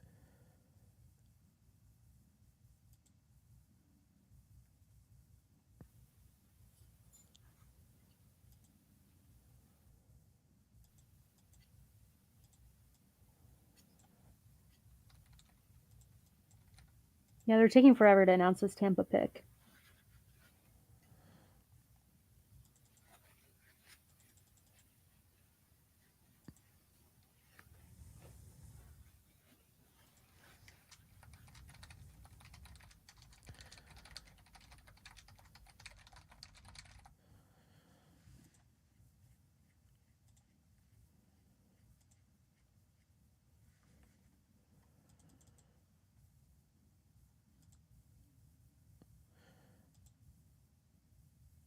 So the Rams got an extra 7th rounder to move down 4 spots. This is what it's all about. You're just stockpiling picks. I'm going to move down 4 spots. I don't have anybody that I love. So I'm going to go ahead. I'm going to move down 4 spots and I'm going to get myself a 7th rounder. I love that.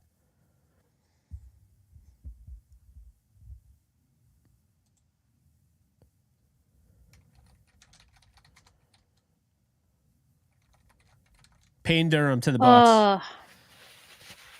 Yeah, I just saw that. Bummer.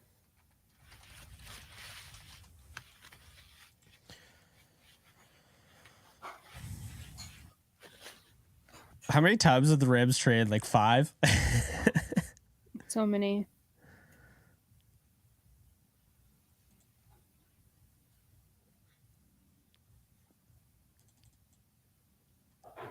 Yeah, I didn't really think Payne Durham was our guy Eric Gray is going to the Giants.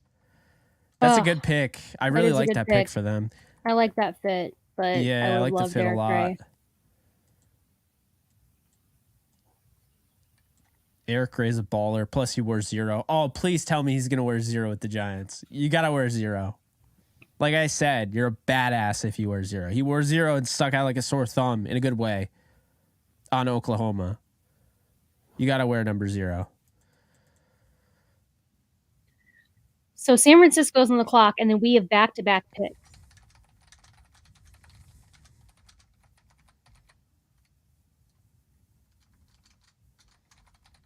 So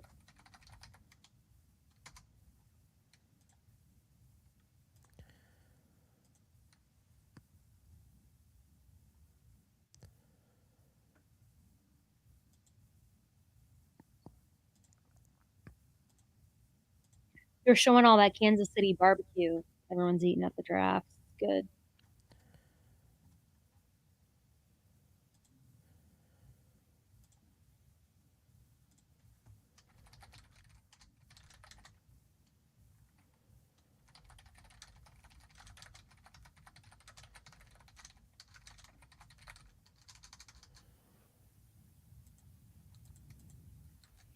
I don't see that San Francisco's pick is in.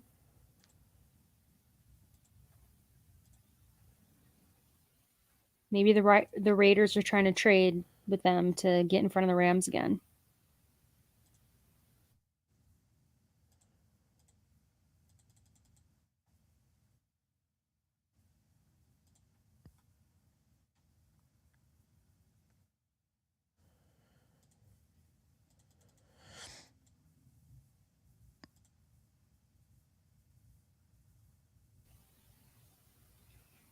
Jake, back-to-back picks for the Rams coming up here.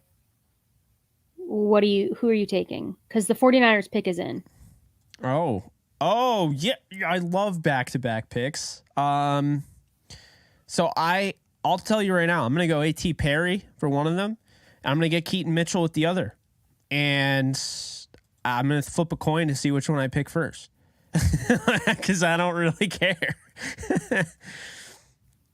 But I could also go with Trice or Davis Allen.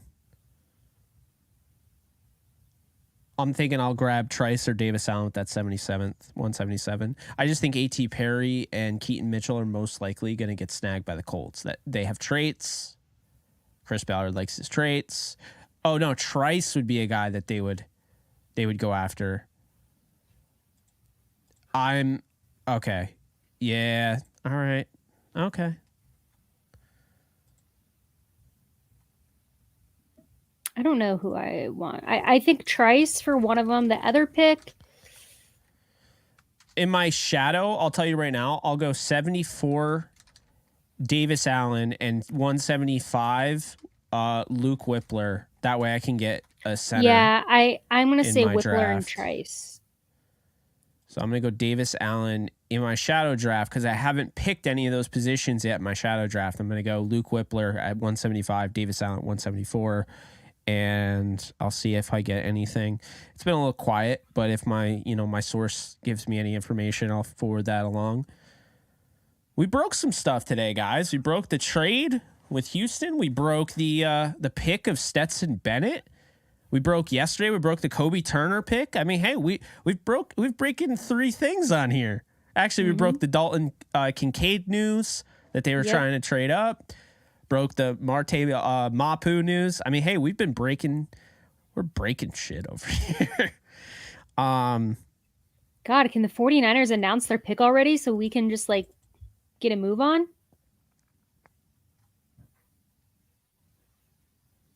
Someone in the chat mentioned Jalen Duncan. I would not be upset if we took him too. I forgot that he was still available. Jalen Duncan would be a really good pick because he's got that, athletic upside that you can kind of develop, and I think it's insurance at that point.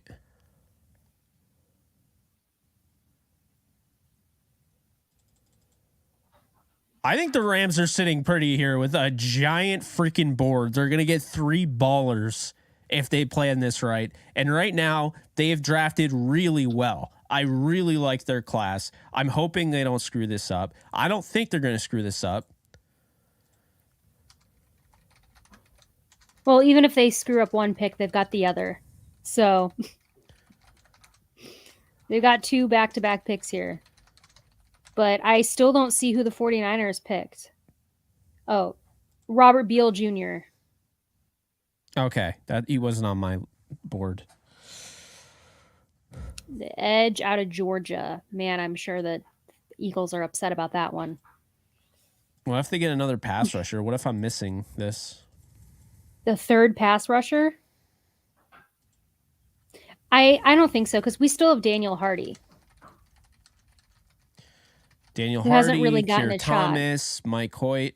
But I mean, at the same time, you add another guy. I mean, it's late. Okay, guys, Rams are officially on the clock with back-to-back picks.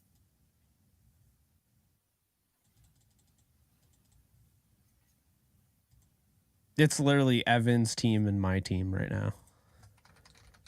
Yeah, at the end of the 5th. It goes Rams, Colts, Rams. So we have 3 picks in the next upcoming 4 picks. As of now, knowing the Rams, they might try to trade one of these. Pick is in for the Rams. Okay.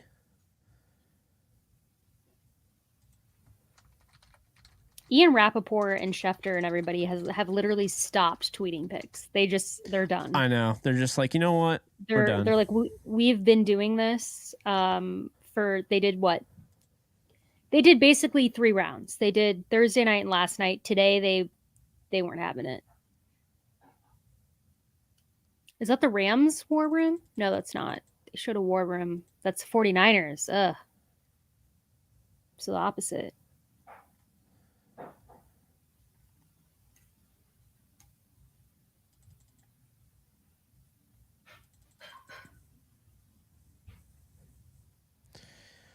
give me Keaton Mitchell or A.T. Perry or Corey Trice or Jalen Duncan or Deuce Vaughn. Perry is fallen.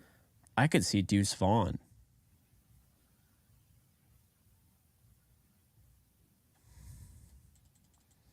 I could see Deuce Vaughn.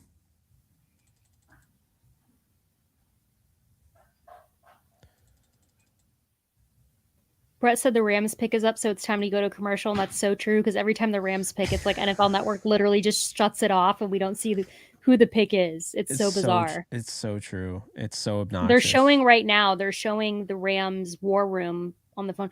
Okay, the Rams have drafted Warren McClendon, the tackle out of Georgia. Yes, let's go. Let's go. Second round grade on Warren McClendon. You get him at the end of the 5th round. He started in 2 championship games at Georgia. He has familiarity, of course, with Stetson Bennett. This is a awesome pick. I am stoked. Hell yeah, Sneed. A++. Awesome. Yes. I'm watching his highlights right now. Yeah, this is a good pick. And like we said earlier, I definitely felt that they were going to go offensive line again. I think they honestly will a 3rd time this draft. I won't be shocked if later, because they've got so many picks that like if they take another tackle later on, I won't be shocked. The pick is in, guys. They've made the back-to-back picks, so they didn't trade one of them. I love good pick. Warren McClendon. We're giving the Eagles a run for their money of being the Georgia. They're taking the defensive players and we're taking the offense. I oh my God, I'm so stoked right now.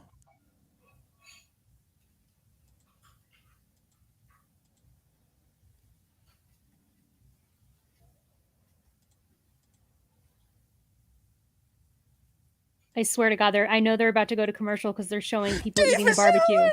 Yes. Yes. Allen? Per source, Rams are selecting Davis Allen. Yo. Let's go, Sneed. Let's go, Sneed. Let's go, Sneed. Yes. Let's go. All right, I've been pretty tame, but I'm fired up. On 1 hour of sleep, I'm balling right now.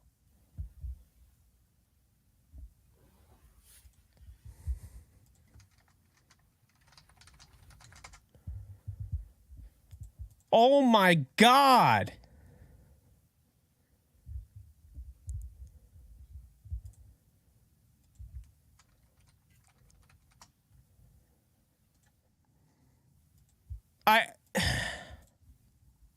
The Rams are slaying this draft, man. They're slaying this draft. Davis Allen, I had a 3rd round grade on. He is a freaking baller. I love this pick. I don't know what my favorite pick is at this point. I don't know. I'm freaking amped. I don't know if you guys have seen me this amped. I don't know if I've been this amped. I think I've been this pissed before, but I don't think I've been this amped in a good way. I mean, I'm going to bring up his scouting report right now and just read it off. And I'm sorry if I'm clipping right now in the audio, but I'm going absolutely nuts. I'm holding the microphone. That's how you know I'm going nuts. Davis Allen has the potential to be a starting tight end. He's got elite ball skills for the tight end position, attacks the ball out of the air, uses his size well to box out defenders. He had the best contested catch rate of any tight end in college. He was a senior captain, true leader on the field, has the ability to adjust and haul in passes outside of his large catch radius. He's a much better blocker in the run game than given credit for. He has pass protection effort. He can line up flexed out or inline. He has the ability to make plays after the catch. I didn't like his speed testing. It didn't matter, but he had a 1.59 10-yard split. Overall, Davis Allen is being slept on and should be a day 2 talent without question. That was my scouting report. I am so amped, Alexis. I'm so amped, chat. I freaking love this pick. I love Warren McClendon. Yes, I am so hyped. I'm so hyped. I am so hyped. I'm not like, why would I even try to not, like, why would I try to shut this down? This is how I feel. This is awesome. And I was able to freaking call it. Like, I broke it. And then, like, this is my guy, bro. I literally had this in the freaking shadow draft. I'm ecstatic. I'm so happy. I'm so happy right now. I don't mean to steal your thunder, because obviously I got a co-host here. This isn't just me, but no, I have nothing to say. Go for it. Ride your wave. The Rams just got a second round tackle in my mind, the 7th overall tackle on the board in the back of the 5th round after trading down and getting another pick. And then in addition to that, guys, they also get my 7th overall tight end, who's a 3rd round grade, who I absolutely love, who I think is better value than grabbing Schoonmaker in the 2nd. And I liked him. I think he's better value than grabbing most of those guys. This guy is a freaking monster. I am so hyped.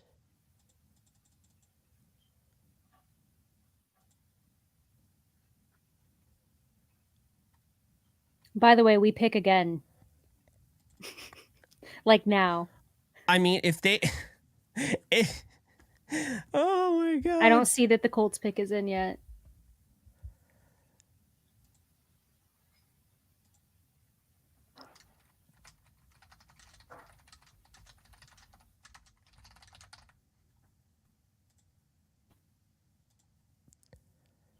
Oh.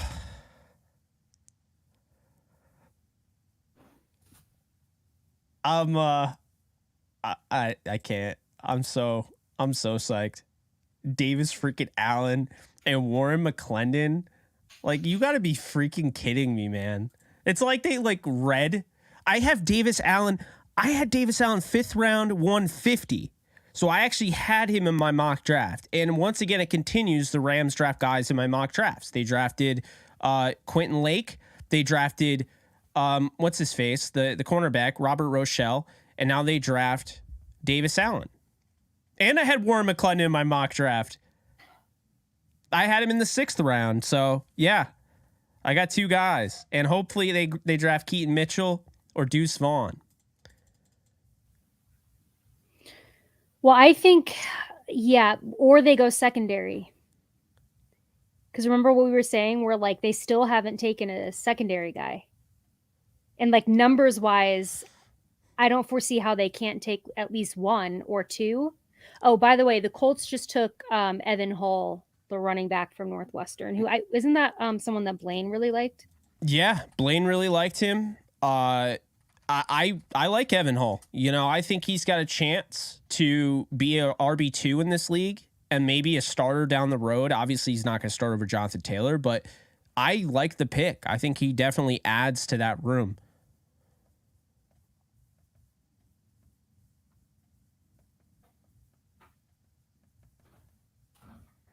All right, next Rams pick. Do you think this could be Corey Trice? I'll let you know. I think it could, because they met with him extensively. So I'll let you know.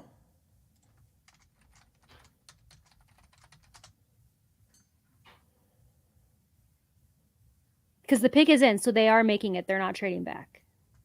Like 100% confirmed per NFL Network, but I do not know who the pick is.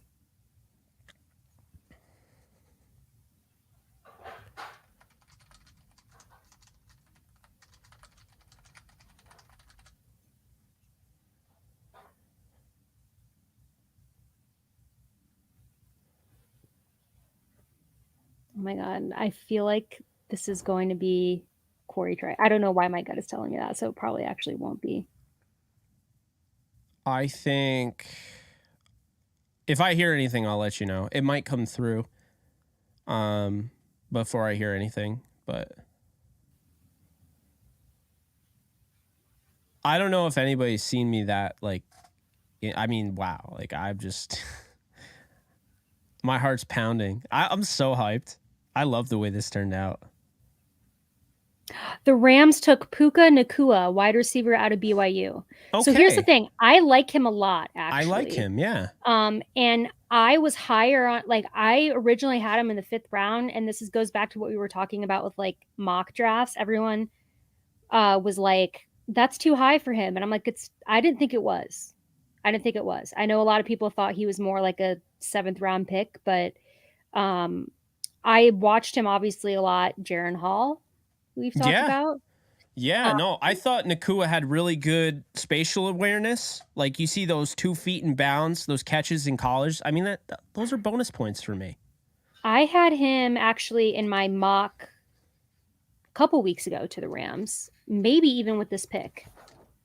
I'd have to go search for it, but I like this pick a lot. And this is receiver, which we knew they were going to take eventually. We talked about this yesterday. It was like, is it going to be a 2nd round receiver? Is it going to be a 6th round receiver? And the answer is it was a 5th round receiver. So very interesting. I like that pick, though. I am confused why A.T. Perry hasn't been picked. Yeah. So Puka Nacua is somebody I didn't get a chance to finish his eval because I ran out of time. But I actually really liked him because when I was watching the tape, like you're saying, you're watching Jaron Hall, you can't help but notice Puka Nacua. You know, this is somebody who's got 6'1", 201 size. He ran a 4.5, so he's not like blazing fast, but you know, I liked his spatial awareness just showed up on tape for me. Like, this is somebody that, like, every time he caught the ball near the sidelines, because Jaron Hall could throw that back shoulder fade, he could keep his feet in bounds and really do a nice job. So I really like Puka Nacua. He wasn't able to test at the combine because he had a toe injury, but he's a 2-year starter from BYU. I think if he can stay healthy, like, this is a type of guy that, you know, could be a wide receiver 4. I don't think you're getting a guy that's going to turn into, you know, one of the starters, but I actually like that. 30 in a wake up says Ricky Prohl type, and I kind of see that. Like, that's kind of the vibe I'm getting. He's a role player, not a bad pick here. I like the pick.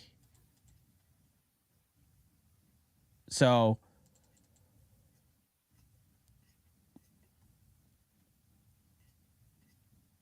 wow,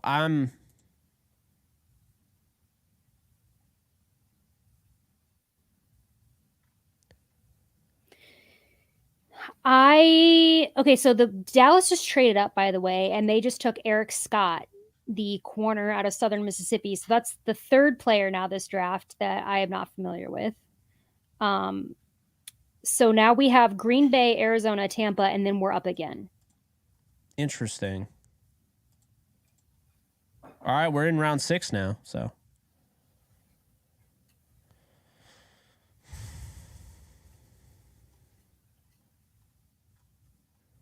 Rams picked twice in this round, 189 and 182. And then the 7th round, they pick, let's see here. Wait, you mean 192? Yeah. And then 7th round is 223, 234, 252, and 259. Oh my God, they're loaded with those picks.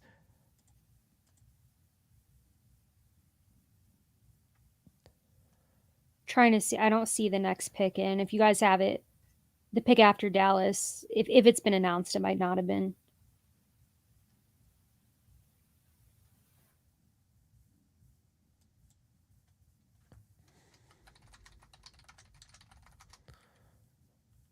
Evan just texted me and he's like, "Bro, we got an Evan Hall." Oh yeah. I like totally forgot. I was like, "Oh yeah." Hell yeah.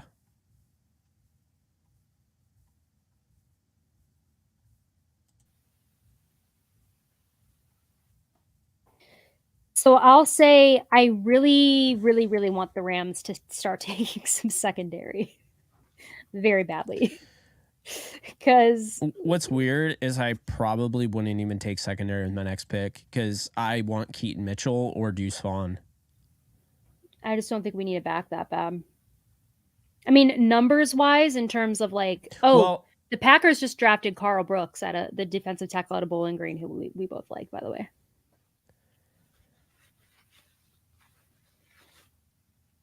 Trice is still there. Travius Hodges Tomlinson's still there. Nick Jones, Eli Ricks, Jalen Jones. Did he get drafted? Jalen Jones. Yeah, Texas A&M or Mississippi State, one of those. Oh, right. No, I don't think he has. Alex Austin. He's got some fun tape from Oregon State. I like him more than Rajon Wright.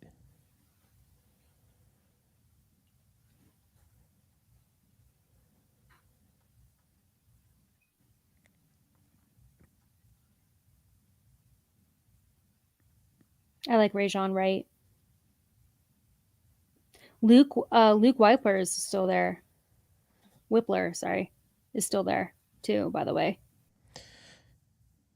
Oh, we lost her. She couldn't handle it. She could not handle the pressure. No, I'm kidding. We just lost her and she'll be back, but it's annoying. Carl Brooks to Green Bay. We're waiting on Arizona.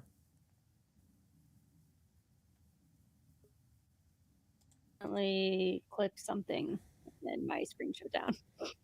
So my bad. Oh, I was like, oh, yep, she couldn't handle the pressure, so she left. We moved. No, I just moved my mouse in a weird way. Okay, Cardinals pick is in, then Tampa, then we're on the clock again. Oh, I really want us to take Trice.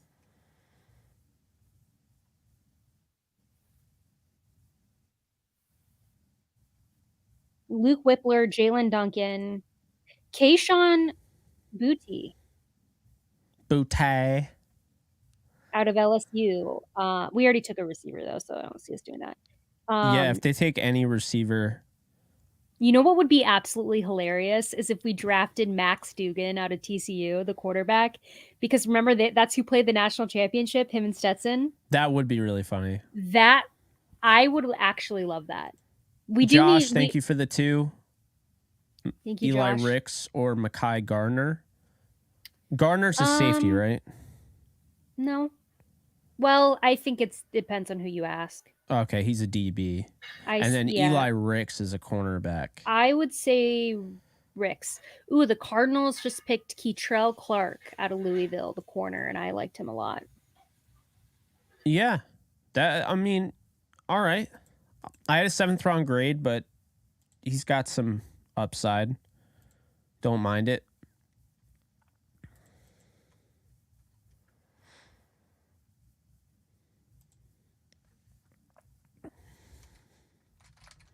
Okay, guys. Tampa and then us. Almost there. So I got Whippler. Is Duncan still there?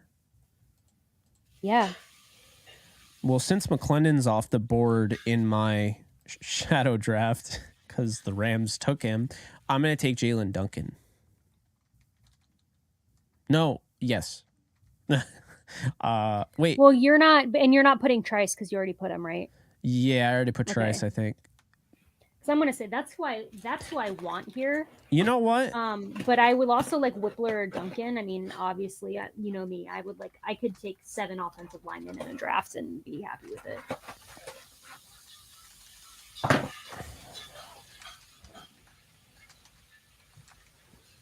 I don't know if you guys can hear that, but there's some major cooking going on in my kitchen right now.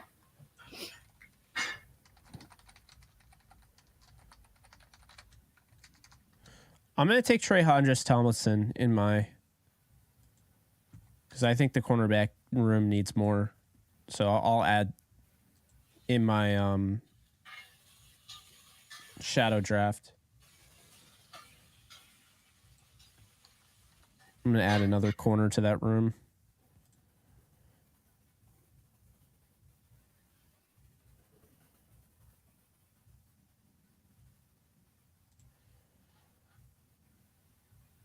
Now, who would I take here? That's not a shadow draft. I would probably go with I'd probably go with Keaton Mitchell or A.T. Perry because I still have him as a 2nd rounder. He's the only 2nd round grade I think I still have. I'm not trying to hide behind my computer, but it's yes, just... you are. Okay, by the way, Tampa just took Josh Hayes, defensive back out of Kansas State. So that's now the fourth person in this draft that I do not know.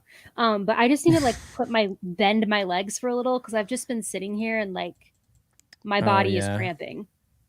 So I apologize that I'm just literally look like I'm hiding behind a laptop.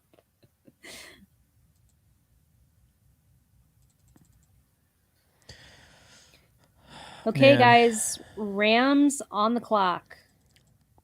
Does not appear that we have traded the pick.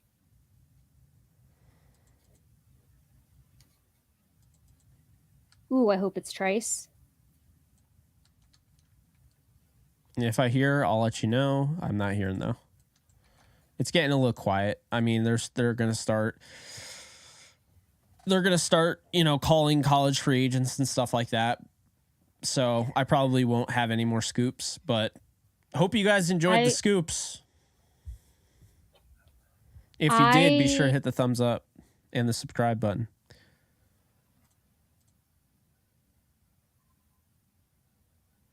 I hope it's Trice. I would like Whippler. I would like Duncan. I would like, who else is left? Nick Jones out of Ball State, who has been on our show. Pick is in for the Rams. They kept the pick.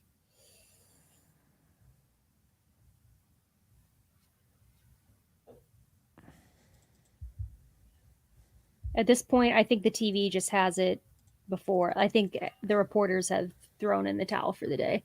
Mm-hmm. They've had it, and I don't blame them. Yeah.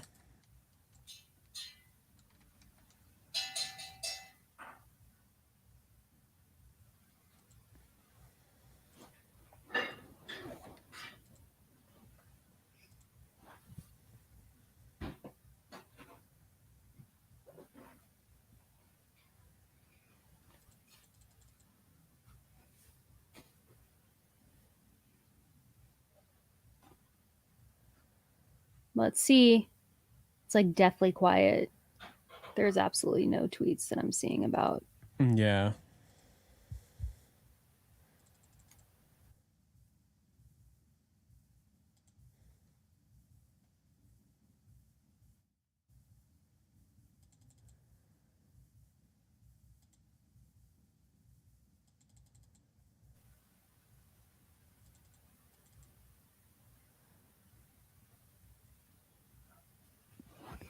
I really think Keaton Mitchell makes the most sense because he's got that home run hitting ability. Deuce Vaughn does not have that speed.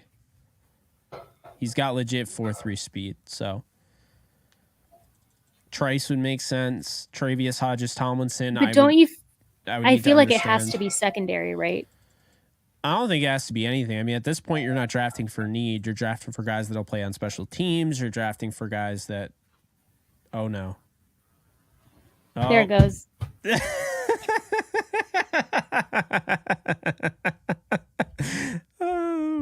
Oh my God. That was so. I feel bad because that was obviously a pain in the ass, but that was so funny. We got that on. Rip, clip it. Oh God. She got. Oh man, that was so funny. Oh, clip worthy moment. That is. Oh yeah. That is just. Dear God. That was amazing. I'm sorry. I'm sorry, Alexis. That was so funny. Holy hell.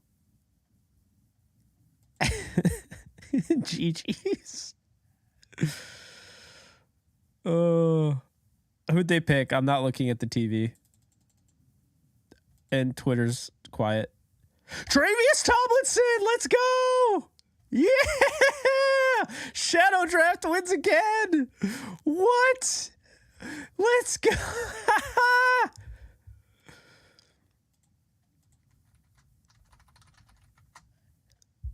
Oh, man!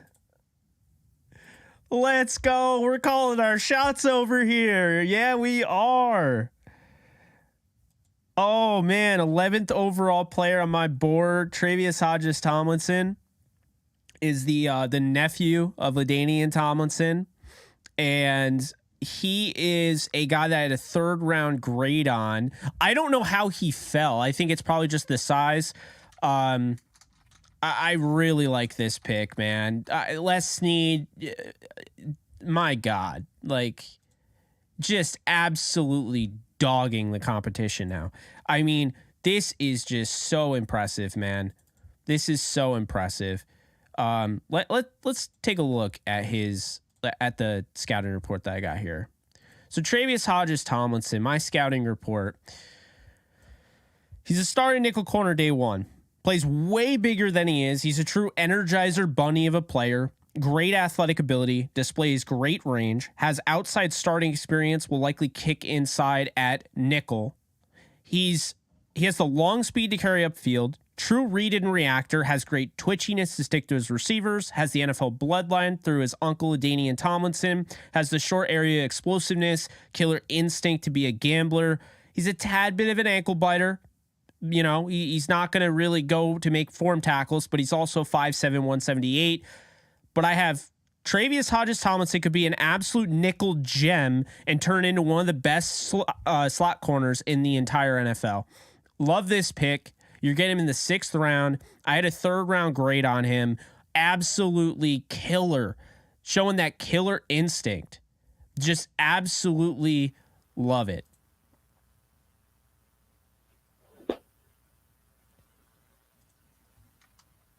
I love this pick. I love it.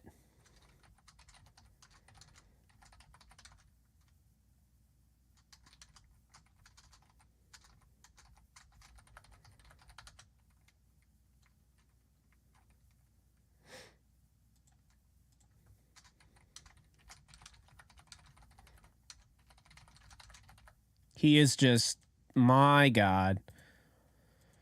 I don't know if he's going to go by Trey Tomlinson because it looks like it, but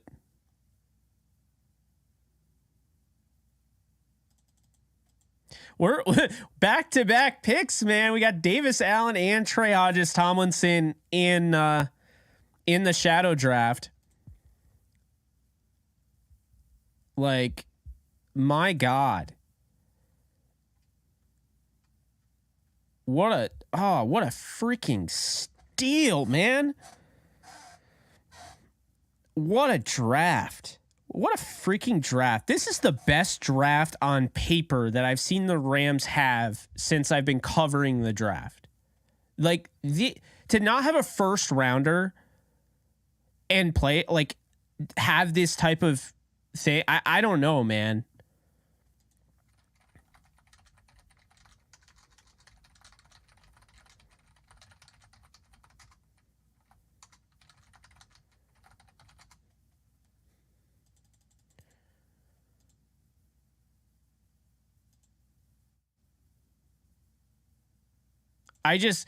You talk about Nickel Roby-Coleman, you talk about guys like Jason Verrett, you talk about guys like that, you know, Mike Hilton. That's what I think of when I think of slot corner, and that's what I see in Travius Hodges-Tomlinson. I think he's just an absolute baller. He's just an absolute baller. Hopefully we can get Alexis Kraft back in here. But, you know, it just, oh man, I'm stoked. I really am. I really, really like this draft. This is what I've been talking about. I need to see a draft like this.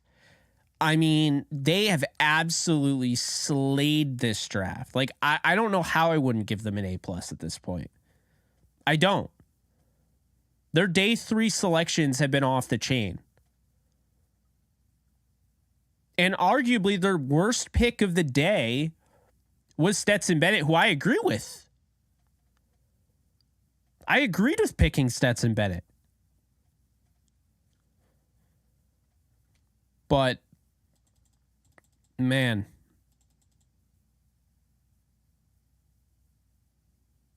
I'm really, really liking what the Rams are doing.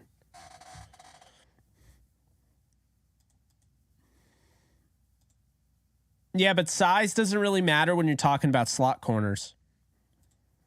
That's the thing.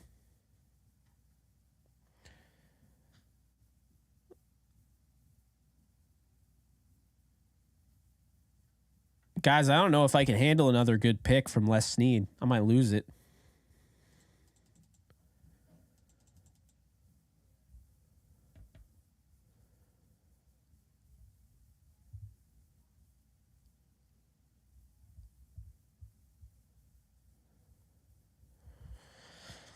I don't know. Broncos got JL Skinner.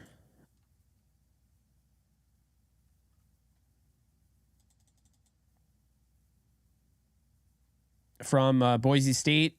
So Boise State Bronco is now going to be a Denver Bronco.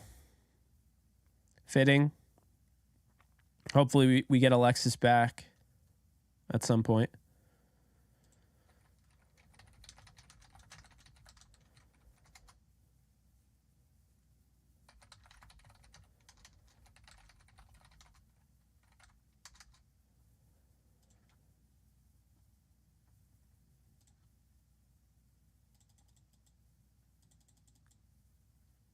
No, Lex is still here.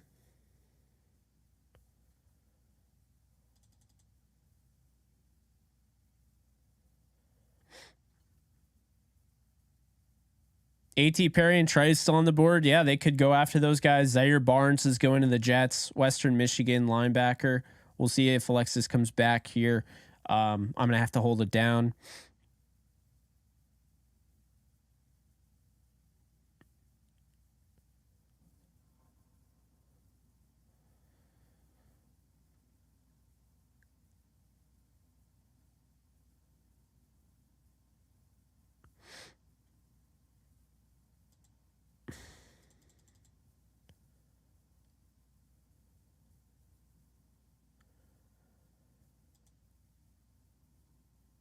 Yeah, guys, we have over 600 people in here. Please do me a favor if you can. Wherever you're watching this, be sure to hit the thumbs up button. On my channel, personally, I have 194 likes, almost 600 people just on my channel alone. So if you want to go ahead and hit that thumbs up button, the like button, that does me a huge favor. It also tells YouTube that you like what you're seeing, you recommend what you're seeing, and then YouTube will recommend us. So, really does help me out. Let's see if we can get that up. And also be sure to subscribe because we're going to have plenty of content of this sort. And guys, I don't know what's going on. I don't know what's going on here because I only got like 1 hour of sleep. But all I can say is if you guys haven't already checked these out, you're missing out because this is why I'm awake. These Neuro Mints, I'm telling you, like,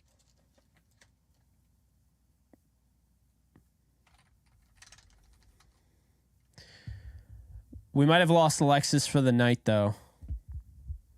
She can't get her camera to autofocus. Wheezy, thank you so much for the 20. Appreciate you.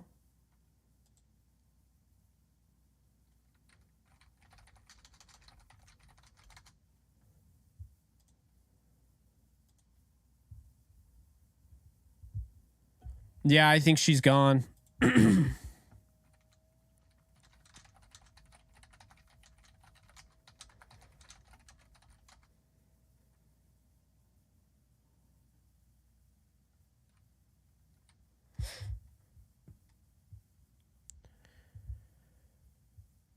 So we're holding down the fort here.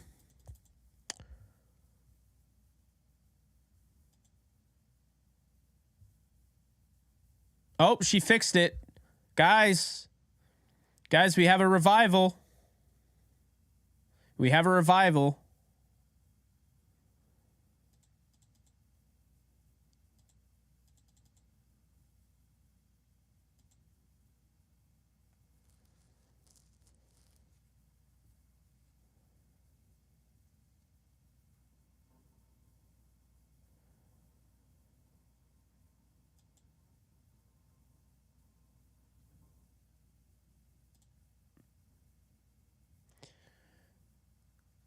She's coming back.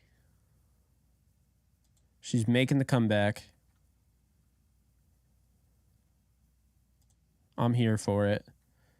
You know what else I'm here for? You trying neuro. Like, really, you need to do that. Go ahead. Use my promo code. I've had 1 hour of sleep, guys. This has kept me alive. I've only had one. You can have 2 a day. I mean, you can have more than that, but I don't recommend it. This thing is just kicking ass. Kicking ass. She's back. She made the comeback. I have returned. She has returned. She's a lot shorter, but it's okay. It's okay. Am I? Oh, I am. No. No. It's going to work. We're going to make it work. Listen, my dog, I thought she broke it. Well, I sent Jake a picture, so I couldn't get my camera to autofocus. Like it literally would not focus. So I was like, I'm gonna have to dip. But then I turned my camera off and back on, and then I kind of got it working again. And now I think I'm managing it for now. I'm gonna have to look at it later. I'm probably gonna have to fix it. But my dog is no longer allowed to have free reign. She has lost rights. You give her an inch, she took a mile. Yep. I don't know what else to say. You missed out, though. They drafted Travius Hodges-Tomlinson. I went batshit crazy. Someone asked who my wood panel guy is. This is actually a backdrop, so this is not real. Oh, but there is wood paneling behind it, as Jake knows. Actually, there is truly real wood behind it. I just didn't like the color of it, so I got this. Yeah. Oh, yeah. Aubrey's now out of shot, as the chat noticed. Here, I'll put her. Okay, so I know that I missed the Ram. Did I just miss one Rams pick? It was Tomlinson? Yeah. Okay. What do you think about that? I really like that. I like it. I liked Trice, but I also like Tomlinson. So I like that pick a lot. And it's a secondary, which is what I was saying. I was like, I wanted them to take secondary. Yeah. No, I feel that.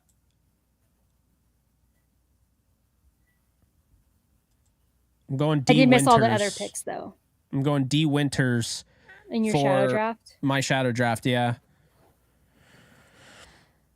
I mean, obviously, the shadow draft is like, I already picked Keaton. I want Keaton Mitchell. That's who I want. So, But yeah, I think D. Winters can help you in special teams. He can help you as a true off-ball linebacker.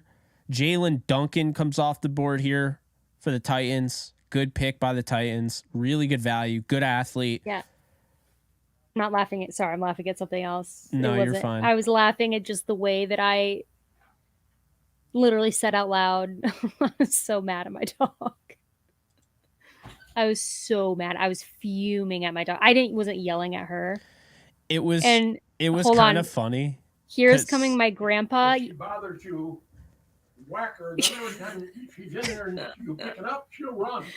Yeah. Give her a good by the butt, I have I'm live right now, but you can hand it to me. You're live. It's all right. They all Okay. saw. Just smack her. This is what my grandpa's given me to defend against my dog. This is what I'm threatening her with. A fly swatter, and he said just like slap her butt if she just not too forcefully, but just wave it. If I wave it at her, she gets scared and she won't come near. Grandpa for the W. W Grandpa. LOL. W Grandpa. W Grandpa. He's the best. Oh my God. He heard it. He heard everything when the camera fell, and I popped just smack her. I love it. Well, he said he was like smack her. Well, he heard me. I might have phrased it some way when he heard that. And he was like, "What happened?" I might have said that I am close to murdering my dog in cold blood. So I think that he knows. My God. I didn't mean that, but I was fuming because then my camera wouldn't turn back on. And I really thought she broke my rather I get that. I mean, I was there when you made that investment. That's a big investment. It's a big investment. The Patriots just drafted Keyshawn Butte. That's someone I would have liked the Rams to take just for funsies. He had some injury concerns, didn't come back looking the same. I didn't love his tape. I really didn't understand the hype, but hey, you know, they like him and they'll make the pick here, and you know, he'll be that pick.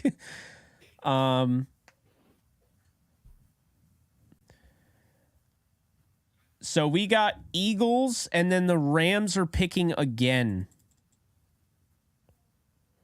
That's amazing. Alex, that's an amazing, amazing thing that you just said. We need a Return of the King graphic, but it's Alexis with the fly swatter instead. Return of the Kraft.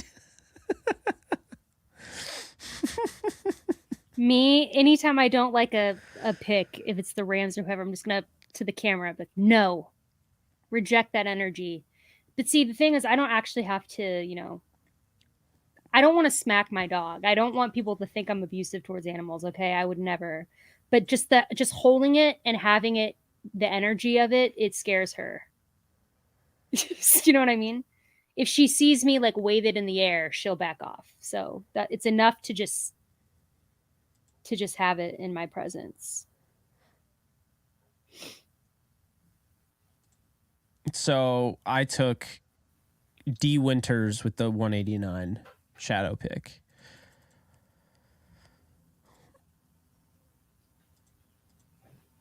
So the pick is in for the Eagles, by the way. Alex said, where was the fly swatter when her pizza came? That's fair. If any of you have tweeted me, I'm going to check my notifications later. I have like 20. Okay, so the Eagles picked Tanner McKee, the quarterback out of Stanford, who I liked him. I thought he was my 7th quarterback in the draft. I thought he was like a very, very, very budget Andrew Luck. And maybe that's a little... Not giving him too much credit. But I liked him better, I think, than most people. But like, I thought he'd go before the 6th round. So maybe I'm wrong on him. So one thing about McKee that I really liked, McKee has an absolute laser arm. Like, that's one thing I noticed. Like, he could throw, against his body, off platform, and he just rips it, man. That guy can rip the football. But I kind of felt like he was just kind of he's an all right pick. You know what I mean? Like, I'm not in love with Tanner McKee, but I did like the velocity coming off that hand. I mean, he really throws the ball. The Rams pick is in, by the way. Like I said, I don't expect to get any more scoops today, but it was fun while it lasted. The Davis Allen scoop was the icing on the cake. Well, the Warren McClendon and Davis Allen scoops were icing on the cake. I can't wait to see. Hold on. They've got Andy Reid on the screen and they're talking to him, but at the bottom they say pick is in. So we've got Steve Avila, Byron Young, Kobe Turner, Stetson Bennett, Warren McClendon. Am I missing somebody between them? No, Davis Allen. Nick Hampton. No, it was Nick Hampton. Then Hampton. Warren McClendon, then Davis Allen, then Puka Nacua, then Hodges Tomlinson, and now we're about to make the next pick. Yes. It's a lot of picks.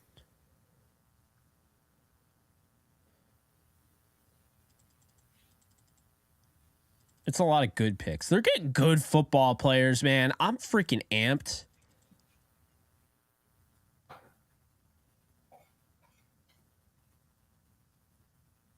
Okay, the Rams drafted edge O'Shawn Mathis out of Nebraska. Okay, I don't have anything to say on him, unfortunately, because I didn't get a chance to watch him. I don't dislike. This is higher. I thought he was maybe a 7th round UDFA guy. And the reason I say that is he was actually not on a lot of people's, like, hardly any radar. I saw him a few times. And okay, I'm a little intrigued here. So they went edge again. So this is the third edge rusher. Yeah, I like that they went edge. He's 6'4", 250. He ran a 4.7. I'm going to assume, let me guess, he's really athletic. He's a high RAS. Well, I mean, he ran a 4.7, so I don't know if I would say that. But like when you look at his, what's it called? The Rams are like obsessed with the. Let's see, O'Shawn Mathis RAS. Yeah, I'm not. I can't lie, I'm not. 6'5'7". I mean, I don't know. It's kind of out of who they normally would get. He's the 38th edge according to Brugler. Impressive physical traits. His size measurables, athletic tools plus, but his play strength and pass rush instincts are underdeveloped. His raw talent is better than his tape, making him a potential draft and develop rusher for an NFL team. That's what he is. So they're getting a guy to develop on, in the background. He's not going to start. He's going to be probably behind, all the guys, honestly. And I don't hate it because it's a 6th round pick. Well, here's the thing. So it's depth, right? Yeah. I mean, I personally want that home run speed in Keaton Mitchell, but, Well, I feel like if you're going to go pick for depth anywhere, you should go at the position you're super thin at, which is secondary, right? Yeah. That would be what I would think you'd want to do, because you're very thin at secondary as it is. I mean, we already had 3 to 4 edge rushers already on the Rams roster before tonight. So, you know what I mean? I mean, do they just not want to play Daniel Hardy ever? Is that like what? Or Hoyt? Have they given up on him? I think Daniel Hardy's ahead of him. Like this is a longer Daniel term. Hardy. Yeah, I don't get that. That's kind of a bummer.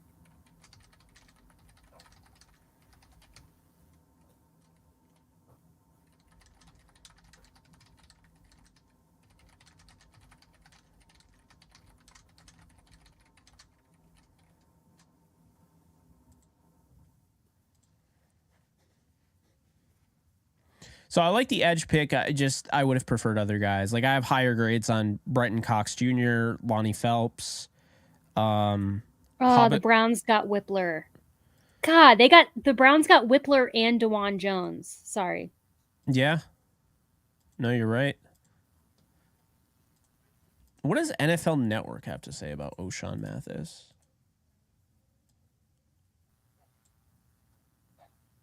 They had him as a draftable prospect. They had him as in the 6th round. Someone just said, is Eric Weddle coming out of retirement? Well, we might need him to at this point. I mean, we're down to like 3 people on our secondary, so.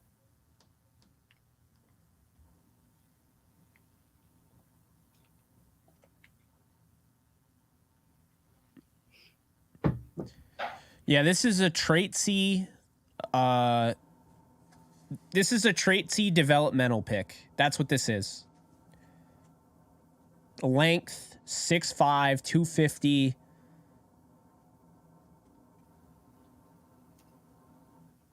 He has the bend off the edge. Short area quickness. This is what NFL Network says. NFL.com says, arms like vines. He's got enormous hands. Yeah. This is a guy that you draft in the 6th round, has the developmental traits, and you just let your coaching staff do the work. I mean, I'm not like upset about it. I just feel like I would like to start seeing more picks that are like.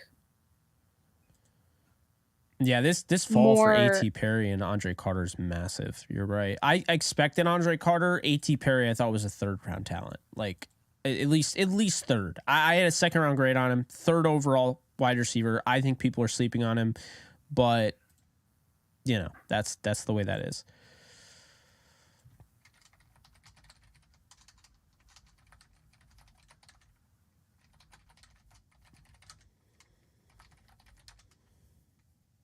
the Bucks just drafted Trey Palmer, the wide receiver from Nebraska.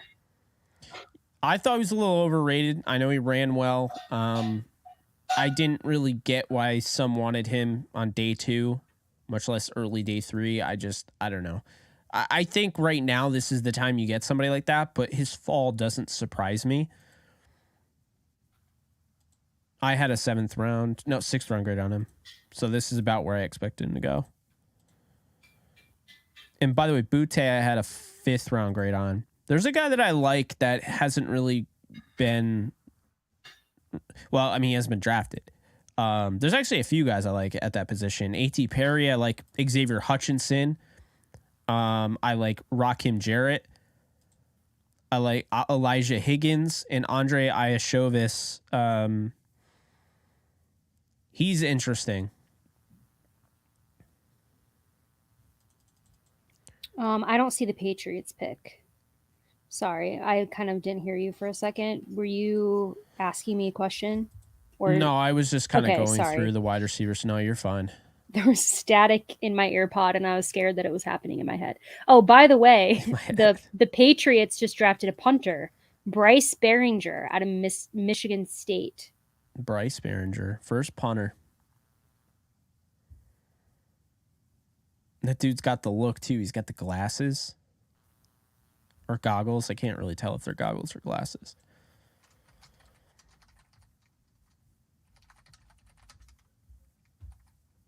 I give it a P for punter. Because I don't scout punters or kickers. I don't either, which sounds mean, but I just... I wouldn't even know how. Time. I tried last year, and honestly, I think we're pretty freaking good at it. Because you and I were like, Ryan Stonehouse is the guy. Like, no one's talking about him, and he ends up being a Pro Bowler. It's like, so you know what? We are qualified. We are qualified to scout punters. We freaking nailed Ryan Stone. Like, we got that so right. Imagine if they just listened to us. They wouldn't need to draft a punter.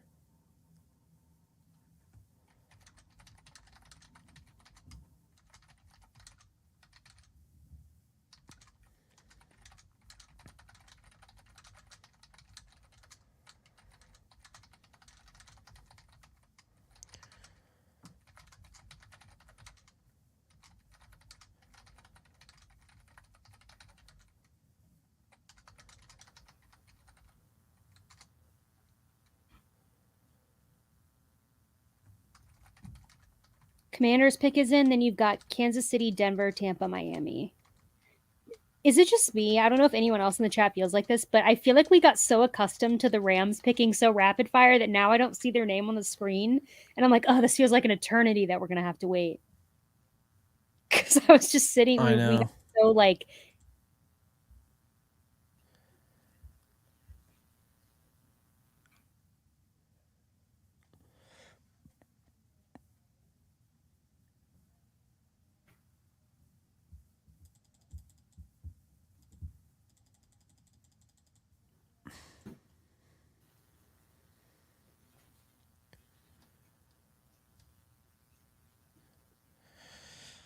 Jordan Rodriguez tweeted out, even though I've done as much as I've done, it seems to still go over others' heads. The Rams believed in me, so I'm going to make sure that this pick right here is one of the greatest picks that they've ever had. Trey Tomlinson on the phone just now.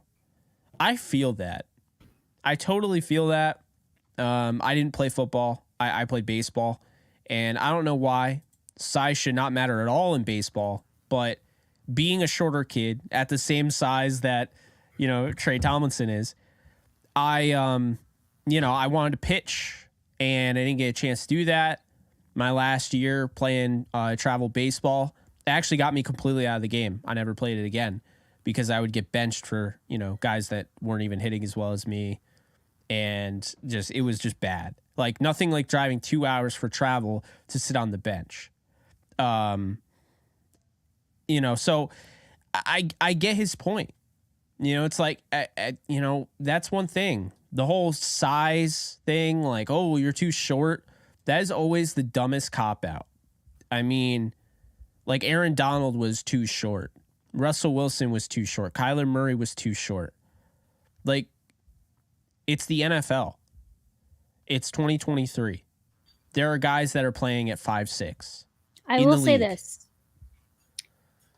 because you talk about baseball. I played soccer. So I'm coming out of left field. I played soccer, and I will say I was always on the smaller side. And I know I've just lost everybody because no one's like, this doesn't relate to what Jake is saying, but it does, because I think it size doesn't always matter. I mean, I was small, but I was really fast, and I was scrappy, and I scored a lot of goals. Yeah.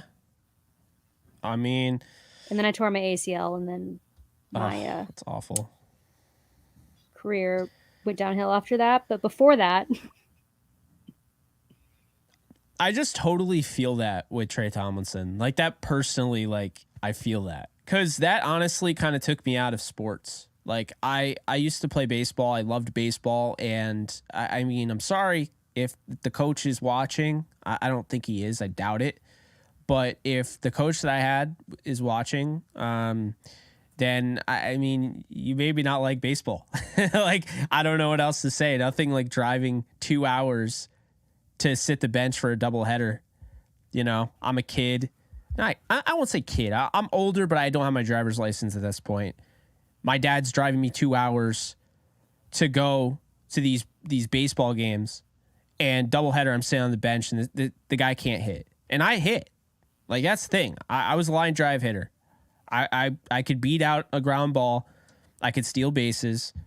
But, you know, I think really the whole too short moniker, I love those short kings that are starting to really just shove it in people's faces. Because you know what? Size is cool and all. It is cool if you're 6'3" at corner. It also makes your job a hell of a lot harder. You know? And I think people forget that. I mean, don't you remember, not to crap on the guy, but Obi Melifonwu? Don't you remember that guy? Everyone's like, oh my God, he's a 6'4" safety. Yeah, it didn't work out. You know? But real quick, the Commanders just drafted Chris Rodriguez, running back out of Kentucky. And I'm only interrupting because I like this. know some people aren't even watching the TV anymore. I like this pick. I think Chris Rodriguez is very underrated. I really liked his tape at Kentucky. And, you know, the guy's contact balance. Guy has some patience. I see some Le'Veon in his game. Remember Le'Veon Bell, you know, kind of hiding behind offensive linemen and popping out and just attacking? I kind of see that on film with Chris Rodriguez. So I really like this pick. You get him in the 6th round. This is somebody that has the contact balance. He's filled out. He's got the size. But he's decently explosive too. Like, I think this guy can help you in pass pro. He doesn't have to come in and start, but I think he can definitely make the team. And, you know, he could be a contributor. So I'm for it. I like it. I like the pick. He likes the pick. There's no way this is going to go to 7, right? I mean, we're almost in the 7th round. I feel like they're milking the hell out of this. The Chiefs are on the clock.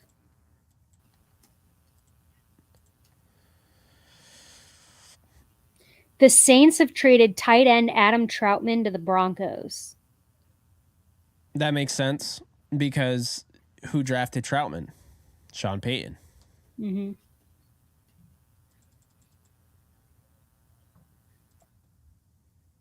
We kind of glossed over DeAndre Swift because there was so much happening. I was trying to break news and everything. Did you want to talk about that? Yes, I do. But real quick, the Chiefs just drafted Keandre Coburn, the defensive tackle out of Texas, who I really liked. I was really high on him. I was high on him and Ajomo. I had a 7th on him. Ajomo's still there. No, I think he got drafted by the Packers, right? Oh. Wait, let me look it up. I think he did get drafted. I got behind, and I just totally got behind on updating the board. Oh, maybe he didn't.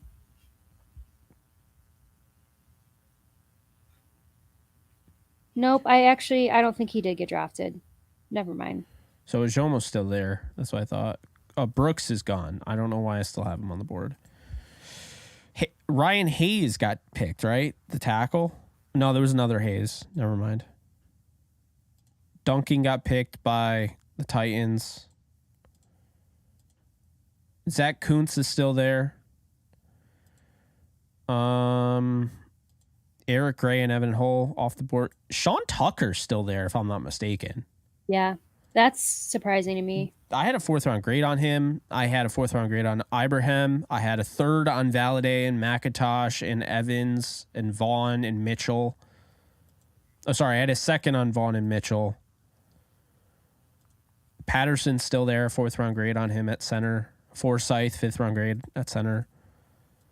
Brandon Joseph is my highest rated safety right now. 5th round grade on him. Duggan is my top quarterback remaining. Guys, I know it's like not going to happen, but I really think it'd be amazing if the Rams drafted Duggan. And with Stetson and Duggan, they could use him like a Taysom Hill type of role. Yes. Would that not be amazing? Yeah, I might. Damn.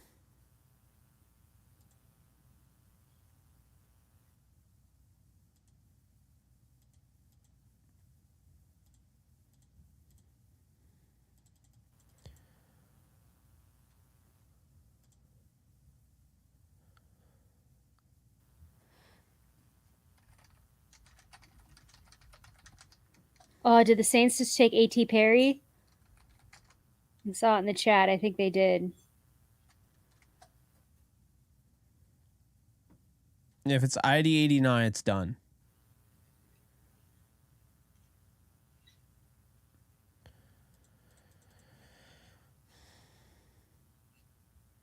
I mean, let's be real here. They weren't getting A.T. Perry when they passed on him for Puka Nacua.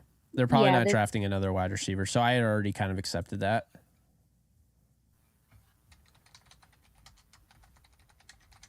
Yep, they did take A.T. Perry. He's going to stay in those same colors. That's always weird to me.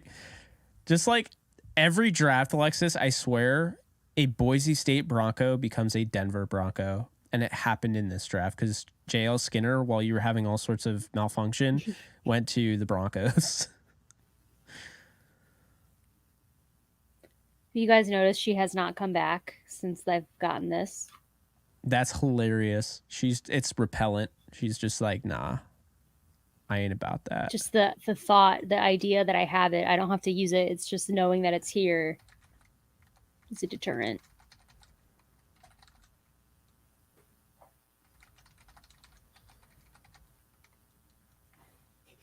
I can't wait to watch that clip. Mm-hmm. I know. We'll definitely have to clip that. It's so funny because the chat was like, oh no, like she gone. It was in slow motion too. Like I'm watching you. I'm watching you get swallowed up into the abyss. Well, it like my camera like shifted and then I think you saw it and both of us, I was just like my eyes, the fear was still, and then it just went like I was like, oh, she gone. She gone. It's over. Just out. We both knew. I think chat started to pick up when it started to really turn and then it hit the ground and everyone's like, oh, she dead. Like it just hit the ground and then went to black screen and it was like, all right. It was perfect. And then I spent like 10 minutes trying to like figure out to get my camera to focus again. It like would not focus. Hey, and I was like, oh, that was a big no. comeback right there. Ooh. You were down, but you were not out. So A.T. Perry is the new New Orleans Saints wide receiver. I had a third overall grade on him, as in the third overall wide receiver. He comes off the board here, 2nd round talent. I think they're getting an absolute stud. I think Perry's a phenomenal route runner. You normally don't see that at 6'3". He's got to use his body more, I think, to box out defenders, show more physicality. That was my one knock on him, but really good after the catch. A guy that you can rely on, possession receiver. So I think he's really gonna help out the Saints. This is a really good pick by the Saints. A+ for me. I'm not giving him any grades out, but that's a freaking A+ if I've ever seen one. I mean, I've been talking about A.T. Perry for a while.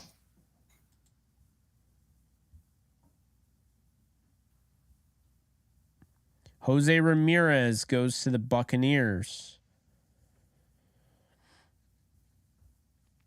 I like the selection here. Ramirez gets picked. We talked a little bit about Eastern Michigan being on the map, and Jose Ramirez, who we mentioned earlier, is Also, in non-related sports news, Mila Kunis says she is not in Fantastic Four, but she knows who is. So I don't know if that's her saying Ashton Kutcher's in it or what, but she apparently isn't in it. I don't buy it. I think she's in it. I think she's going to be Sue Storm, but that's just a non-football related thing. I mean, I watch anything with Mila Kunis in it, so. I think she's in it. I really do. I think she was told not to say anything. They got the snipers on her and everything. Luckiest Girl Alive, I thought was a really underrated movie. You and I watched that when it came out last year. Yeah, it was really, I mean, she's a great actress, so. Yeah. I mean, it was a very dark. I mean, I definitely would warn people. So Miami just drafted Elijah Higgins out of Stanford, who I liked. That's a really good pick. Stanford had two really good receivers. I thought Higgins showed impressive ball skills, especially in the contested catch realm. But I also really liked his teammate, Michael Wilson. My issue with Michael Wilson is that it's been injuries with him, But if the guy can stay healthy, the sky's the limit for him. This is what I love about our draft show, okay? We're not like draft experts. We analyze. We may, make rankings. I'll have scouting reports. I don't claim myself to be an expert. This is not my bread and butter. This is something I feel like I'm good at, but it's not my forte. It's not my main thing.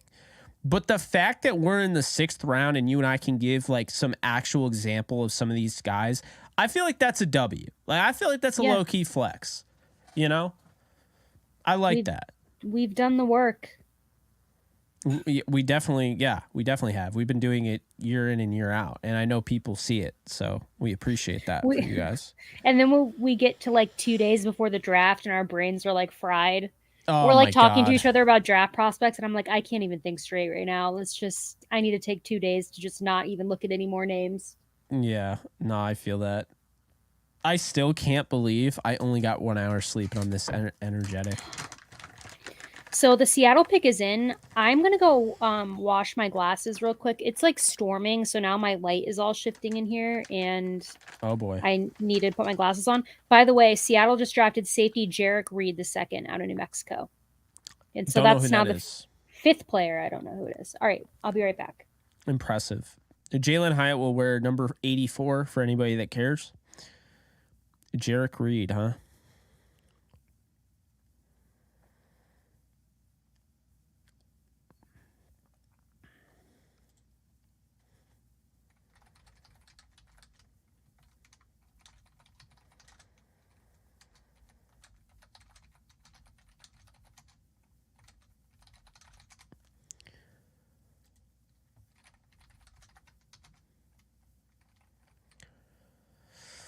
I don't know anything about Jarek Reed, unfortunately, so I can't really give any insight.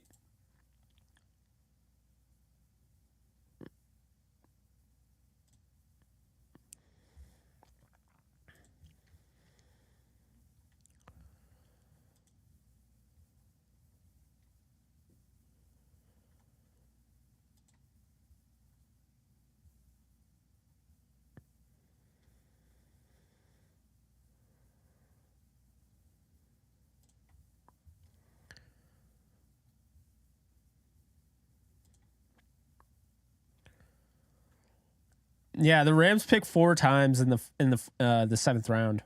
I've already lost track of how many picks they've made.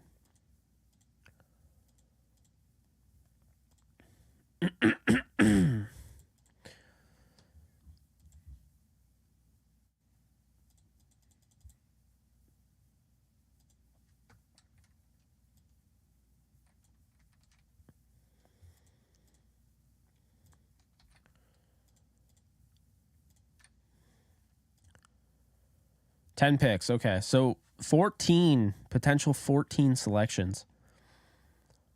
unless they trade 2 of them to move up, which I could see, but they pick so soon that I don't really think that's worth it. So the Rams draft class: Steve Avila, Byron Young, Kobe Turner, Stetson Bennett, Nick Hampton, Warren McClendon Jr., Davis Allen, Puka Nacua, Travius Hodges Tomlinson, O'Shawn Mathis. I really love this class. I really love it. I really love it.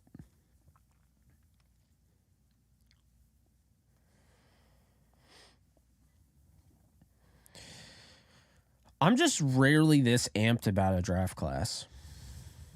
Like, I've been happy about picks, but I really like this class. Hampton, McClendon, Bennett, Allen, Hodges, Tomlinson today.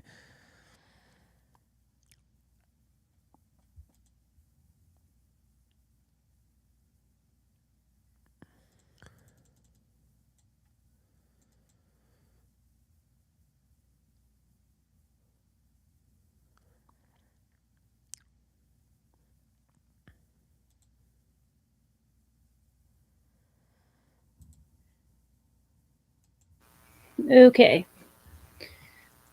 The Ravens just drafted, and I always get his name wrong, but it's Malisala Ayamave Lealu out of Oregon. And this is about where the Ravens just drafted him. Wow, that name is just a mind you know what. And the Chargers pick is in. Thank you for the 5G Chuck. Hi, Jake. Do you think Van Jefferson takes the next step in 2023, or will he continue to be average at best going forward? I think Van Jefferson was about to take the next step last year. Had some injuries. It held him back. I wouldn't say he's average. I would say he's above average. I could see him having a really good year in his contract year and leaving in the offseason. I don't think the Rams plan on bringing him back, but this draft does lead me to believe it's possible.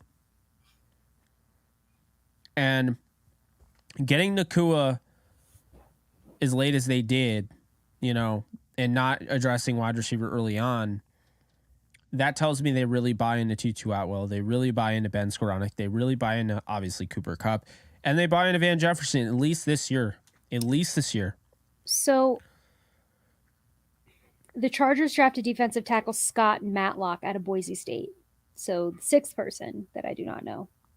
Yeah, I don't even know who Matlock is, so I'm with you there. Guys, and like I said earlier, it's like I don't see our name on the ticker anymore, and it makes me feel like it's been so long since, because we kept coming up, and now it's like, do you know what our next pick is off the top of your head, by the way? We're at 201. I just saw it. It was 220 something. Okay. Still 20 picks away. 223. 223, 234, 252, 259. And then I'll be watching the Devils win game 6 against the Rangers. You heard it here first. All right.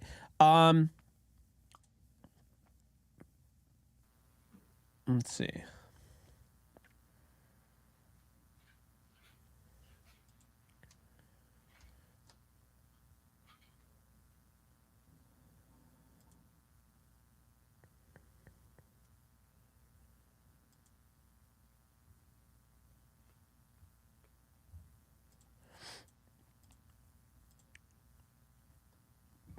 Yeah, I do not know who Scott Matlock is.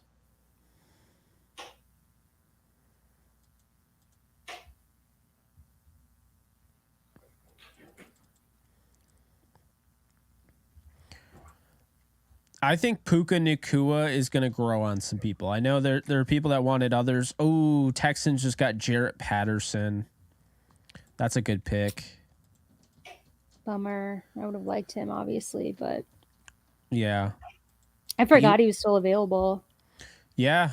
No, that's a really good pick. I mean, the value's certainly there. I had a 4th round grade on him, so Not saying my I think grades are people everything, but I think that people are kind of confused about him because he's played at one point or another every position on the offensive line. yeah. So I think he's kind of like not a true anything. I would say he's probably best off as center. Well, That's fair. I don't know, actually. Center or guard, I don't think he's natural. He's definitely not naturally a tackle. I think he's only played there out of necessity. I think his versatility is a bonus, though, but it can probably make people confusing. So, A-Dog, I got distracted and went and did something. Thank you so much for the 2. Jake, do you think we should have traded for running back Swift? No, and the reason I'll say this is, and this is a great question. The reason I'll say this is because, one, I like keeping the picks that they've kept. Trading away Swift, they probably would have given up more than they needed to. 2, I don't think he's a need. Like, you go out and you get Keaton Mitchell, that gives you that home run hitting speed. I don't see the difference between Swift and Cam Akers right now. Actually, I do. Cam Akers is healthy and DeAndre Swift can't stay healthy. I just don't think he helps you. Also, though, I've said this, and people thought that I was just being biased, but I don't think the Rams see running back as a big of a need as Rams Twitter sees that as a need. Because I think the Rams like Akers and they like Kyron Williams. A lot. So, and everyone was like, you're just too high on Williams. I don't think it's the case. No. Before Williams got hurt, he was being used just as much, actually, as Cam Akers. Williams got hurt. Akers had a bit of a resurgence, and then there was all that drama that kind of went down with Henderson, and then there was drama that went down with Akers, and I do think the Rams kind of kissed ass to Akers the last half of the season, and they literally gave him the ball 99%. It's just unheard of. And I think that they're going to stop that going into next season, and I think that you're going to see a lot more of Kyron Williams, which is what the Rams originally wanted to do before all the drama at running back went down with Akers and Henderson. So I don't think the Rams view running back as big of a need as everyone else did. I really don't. And that's why we're now approaching the 7th round and the Rams still haven't drafted a running back. And look, like, I'll be honest with you. I think it's definitely not impossible for the Rams to draft a running back in the next 4 picks because they have 4 picks coming up. And I think, like, I agree with you. Like, when people were saying Zach Charbonnet, I was like, you're not understanding. Akers, the way he played at the end of last year, deserves a shot. They traded up to get Kyron Williams in the 5th. I mean, they're probably going to be looking at a guy like Keaton Mitchell, maybe Zach Evans, Deuce Vaughn, Xavier Valade, Sean Tucker. I mean, those are the guys I think they're looking at. I don't see... Like, Kenny McIntosh ran a 4.6. The only thing that I'm doing, okay, if I'm the Rams, the only thing I'm doing at running back is going after home run hitting speed. So to me, it's going to be Keaton Mitchell or it's going to be Valde or Zach Evans or Sean Tucker. If they go running back, it'll be one of those guys. That's how I see it. Quarterback, if they go quarterback, you got Bajan and you got Duggan. I think that they're in play. Wide receiver. I think, well, I got to get Higgins off the board. I could see them taking a flyer on Jarrett, Rakim Jarrett. Zach Kuntz, they met with repeatedly. He's a 4th round grade for me. I could see him going with Zach Kuntz to add another body to the tight end room.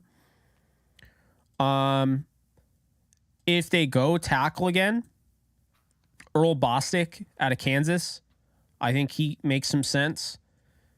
4th round grade on him. Guard, I think they're good, but Andrew Voorhees would be the pick there. Because this is a guy that, you know, we've heard could go early day 2. Then he gets the ACL tear. I believe it's the ACL tear. And falls down the board. Center, you're not going to really touch. Alex Forsythe, I think, is the only one at center. Interior defensive line, They met with Desjuan Johnson, Gerard Clark out of Coastal Carolina if they need a nose tackle. Edge defender if they want to go with a fourth. Brenton Cox Jr. out of Florida. Lonnie Phelps out of Kansas. Habakkuk Baldonado out of Pitt. Andre Carter II. I think those guys make sense. And then linebacker D. Winters, Shaka Hayward. I think those guys make sense there. And then I think at corner, Corey Trice, Nick Jones, Jalen Jones, Alex Austin, Carrington Valentine, who they met with, Tywan Mullen, who is Trayvon Mullen's brother. And I think for safety, if they go that route, Brandon Hill, Trey Dean, and I would probably say Brandon Joseph. So those are all the names to keep an eye on. That was a lot. Christian Braswell was picked by the Jaguars. I think you already said that, though. Yeah. Amari Burney was picked, Florida linebacker, Raiders.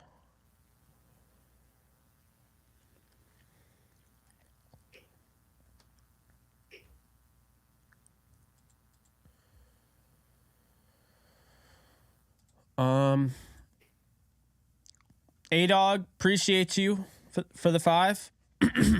Shout out to Les and Sean for making sure they gave Aaron Donald a lot of help on the D-line and the defense as a whole. Salute to Jake and Alexis. Appreciate you. Thank you. Replica Pearl Collector, thank you for the 5. Let's go, LA Rams. Appreciate you.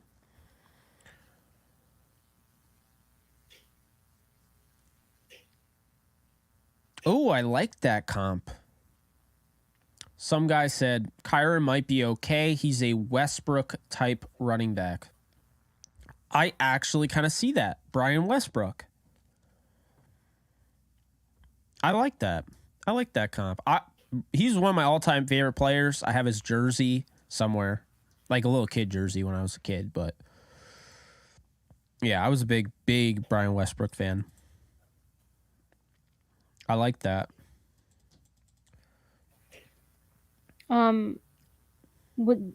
Okay, hold on. I'm trying to get my feeds up to date because the Jets pick is in.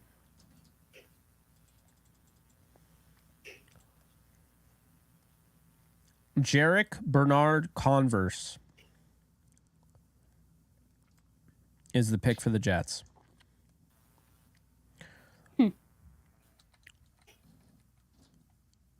That's a name. I don't know. Converse. I just thought of that the other day. Do you remember when Converse were like the rave? Yeah, my brother and sister still wear them. I was actually thinking about getting a pair again. I remember when I was in middle school and like those kind of became like had a resurgence. And I like begged my mom because I needed like new shoes for school. And like I normally just got like the Nike Shox or whatever it was. And I was like, I really want to get a pair of Converse. And she was like, really? Because those were like big in like the 80s or like way back when. And then they had a resurgence. And I was like, yes, I really want a pair. So I just got a pair of just like the black Converse. And I thought I was like on cloud 9 walking in those things. The Converse. I was like the middle schooler that wore like Converse and like skinny jeans and kind of was like skater, not like skater girl, but like kind of. You were definitely a skater girl. Yeah. And I was like, that was my look. And I was just like, wow, I am so fresh right now. I am so fresh right now. Yeah, I was not that. Although I guess I never skated or anything like that. But I didn't either, but I dressed like it. Yeah, I mean, I remember there was a phase where I tried skinny jeans out and I had Vans. But I've always been a Nike and Jordan brand guy. Like, I mean, all my shoes have been Nike for the most part. I think I had Adidas one time. But pretty much all have been Nike.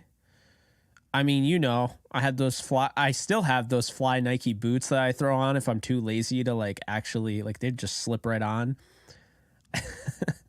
But like aside from that, I mean, I'm kind of a mix, but yeah, Nike is always reliable. I mean, every year when I was in like elementary, middle school, I would get Nike. Like my mom would take me and my sister to Shoe Carnival, and we would get a pair of like Nikes before like the school year started. That was always like our shoe. Okay. And my favorite pair I ever got was a pair of Nike Shox, which they probably still make. I don't know if they do, but for a while those were like very cool. And I had they were all white Nike Shox with like a light blue, pale blue check. And I loved those shoes, and they were so cool. And then on the 4th of July, the next year, I accidentally stepped on a firecracker. Not good. I didn't realize it was lit, and I stepped on it and it exploded. And I don't know how I was fine, but the bottom of my shoe ripped off. Oh my God. And yeah, that was the end of my Nike Xavier Shox. Hutchinson to the Texans. It's funny. Wait, didn't he already get drafted? No. I mentioned him earlier as like a fit. He's a good player. I had a 3rd round grade on him.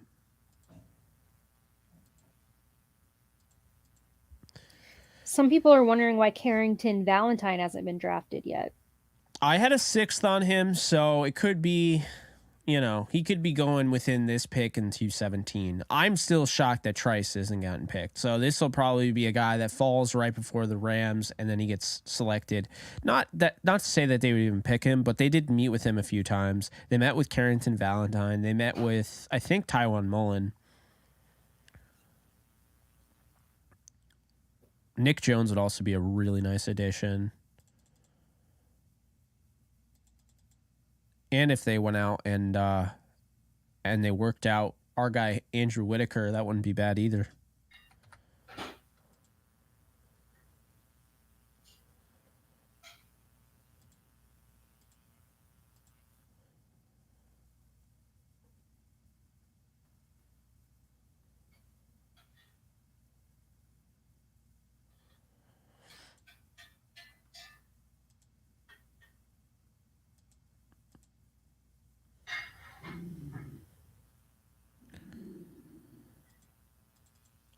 Princeton wide receiver Andre Ioshovis is heading to the Bengals. So that's the second wide receiver they've taken. That's interesting because they've got Jamar Chase, T. Higgins, Tyler Boyd.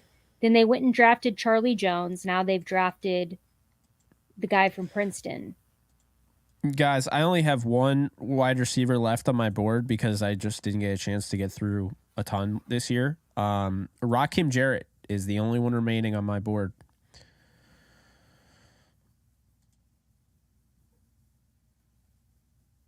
A lot of running backs, 3 quarterbacks, 2 tight ends. I like Blake Whiteheart. And Zach Kuntz, I had a 4th. Blake Whiteheart, I had 5th.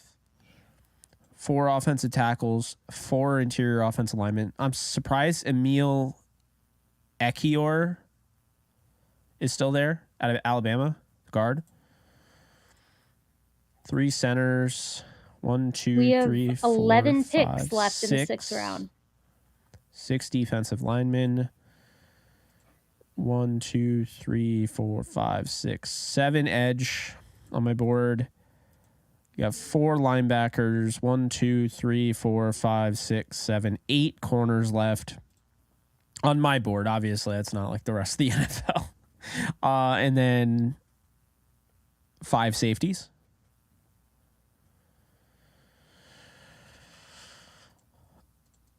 All right, I am going to run to the bathroom. I've been sitting in this chair and it's not healthy for the last almost 5 hours. So I will be right back. All right, guys, you're stuck with me. Let me make sure I get my swatter handy in case my dog comes in and knocks over my camera, and then you won't have either one of us.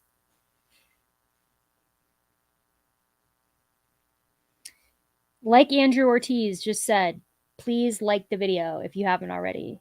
We would very much appreciate it. We've got about 10 picks left in the 6th round before we go into the 7th round.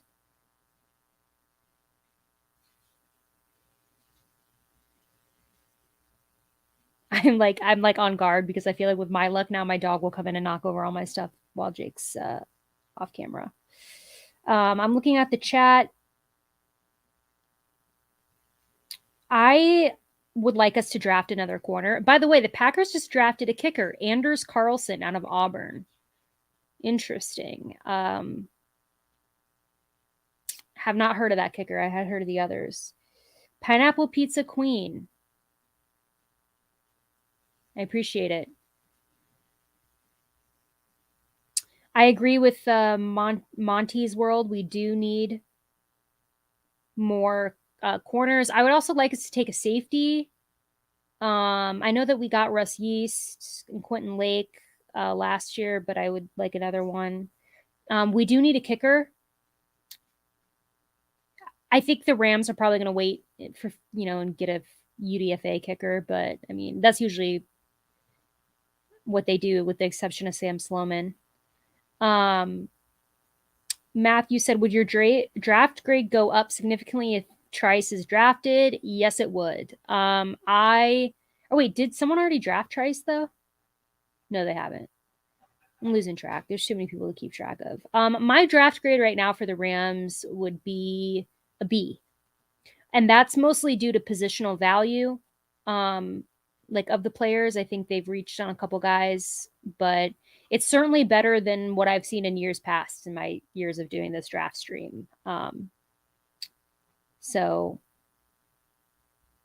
I also think I'm higher on Puka Nacua, I think, than a lot of Rams fans. Valentine is still there. Someone said, don't traumatize me by mentioning Sam Sloman. I erased him from my memory. I pretty much had until I saw him in the XFL a couple weeks ago, where he missed a kick in a game. He wasn't playing for my team, but I watched him and I was like, is that Sam Sloman? And it was. And I had forgotten about him.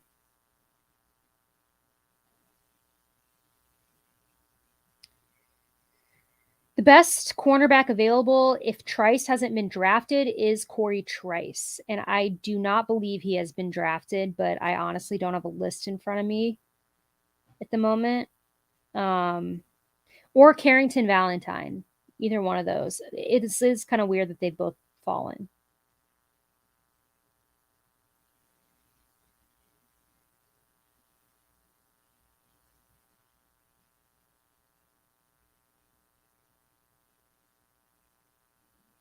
Oh, Eli Ricks. Yeah, I've forgotten about Eli Ricks.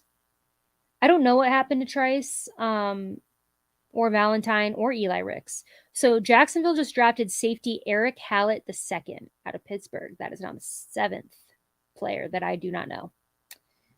So I have no intel on that. So basically, to close out the 6, you're going to have the Giants, the Patriots, the Colts, the Cowboys, the Cardinals, the Patriots again, Buffalo, 49ers, Cincinnati, and then we're on to the 7th round.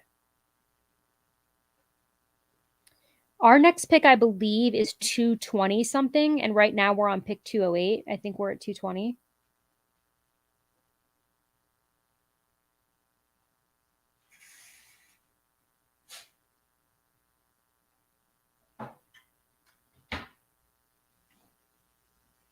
And I want to say we have 3 to 4 picks left in the draft. 223. So we're 14 picks away. We're at 209 right now is the Giants, and the pick is in.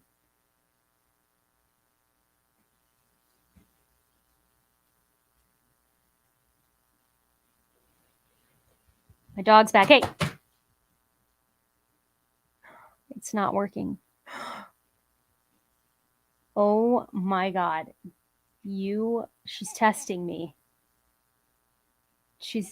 Get out. Get out. Thank you. Ugh. I didn't use this, but I forcefully put it in her face. Whew, my heart sank to my stomach, guys. The thing with my dog is that she's 15 years old, and she's at the point now where she just doesn't care anymore. Jake, you just missed it. My dog came in, and I was threatening her with the swatter, and she did leave. He can't hear me yet. Can you hear me now? I am back. You said just before you walked in, Dolce came in here, and I was threatening her with the swatter. And she was testing me. She didn't care at first, and then I had to get forceful. But I was telling them the thing with my dog is she's 15 years old. She just doesn't care. No. She just does what she doesn't care anymore. She does what she wants. All right. I'm not going to lie. I don't know who Trey Hawkins is. I don't know who Eric Hallett is. I don't know who Anders Carlson is. Looks like there was a kicker taken. There was. Yeah. Someone asked what breed is my dog. She is a Cockashawn. She's a Cocker Spaniel Dachshund mix. And no, there is no door in here. It's an open floor plan. So I could throw her outside, but it's storming. So we just had the exact opposite interactions with our dogs. Like, I just gave my dog a hug, and you're just like, I'm gonna beat you. I'm in here threatening my elderly dog with a swatter. Like, she just doesn't care. Like, she truly just doesn't care. She's just does whatever she wants now. And I mean, let's be honest. You wouldn't hit her. It's a joke. No, I would never hit her. Yeah. So I just wanted to clear the air in case anyone tries to cancel you because of that. No, I just hold the swatter and I like shake it and she like is scared of the swatter. Yeah. No, maybe because she's seen us actually kill flies with the swatter, so she probably she knows what it's for. No. She's seen it used for murder, so she's probably just like knows that's it's a murder actually weapon. Hilarious. Yeah. We are what 1, 2, 3, 4, 5, 6, 7, 8. I want to say 14 picks away. 14 picks away from the Rams pick.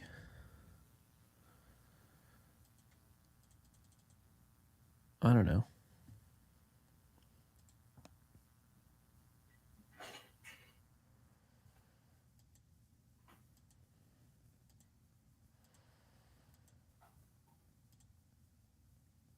I wish I had more like info to give about O'Shawn Mathis when he was picked. I was like, I actually didn't finish his eval.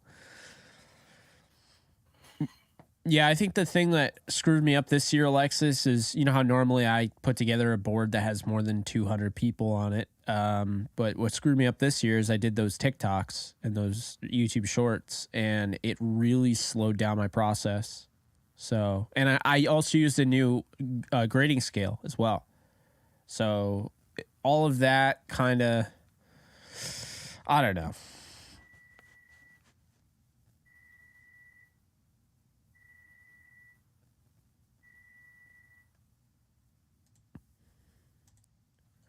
Long list, thank you for the 20. Seems odd to acquire 14 picks and not do any maneuvers up. Seems a bunch of cheap first contracts is the goal. I think that is the goal because they came into the NFL draft with the fewest number of players on their roster.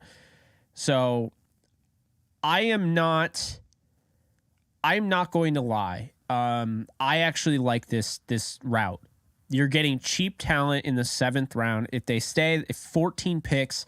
And I think Lesney has absolutely slayed the draft at this point. So whatever else is coming is just icing on the cake. Yeah, I mean, you can't make that's the thing. You can't make this draft suck with 7th round picks. You know, they've already picked 10 players. I mean, I think he's absolutely killed this draft. 100%. Titus Leo, edge out of Wagner to the Colts. I do know who that is, but I did not watch his tape. I do not know who that is. Not a huge pineapple on pizza guy. What's up, Michael? That's my buddy Michael right there. But as a half Sicilian, I gotta say, anyone who doesn't like black olives on pizza should stick to burgers. There you go. I do not like olives. He gets it. Do not like olives. So have you never seen a Supreme pizza that has like black olives, mushrooms? No, I have. Sausage. Yeah, I mean, I used to get like kind of force-fed Supreme, like, you know, my parents back when I was little, like they'd want to get a Supreme pizza and then they would give it to me and be like, oh, it's good for you. It has all sorts of veggies and stuff. I'm like, like I just want like the regular plain one. You know what I mean? Plain cheese pizza is undefeated because I don't have to worry about the mess. It just is what it is. Then I get to taste what the actual pizza is, right? I feel like the toppings kind of cheapen what the pizza truly is. So, like, personally, I love buffalo chicken. Buffalo chicken pizza is the best when done properly. And trust me, Korean barbecue chicken from Whitman's is baller as hell. But at the end of the day, I don't know if anything can beat just a plain cheese pizza, New York style.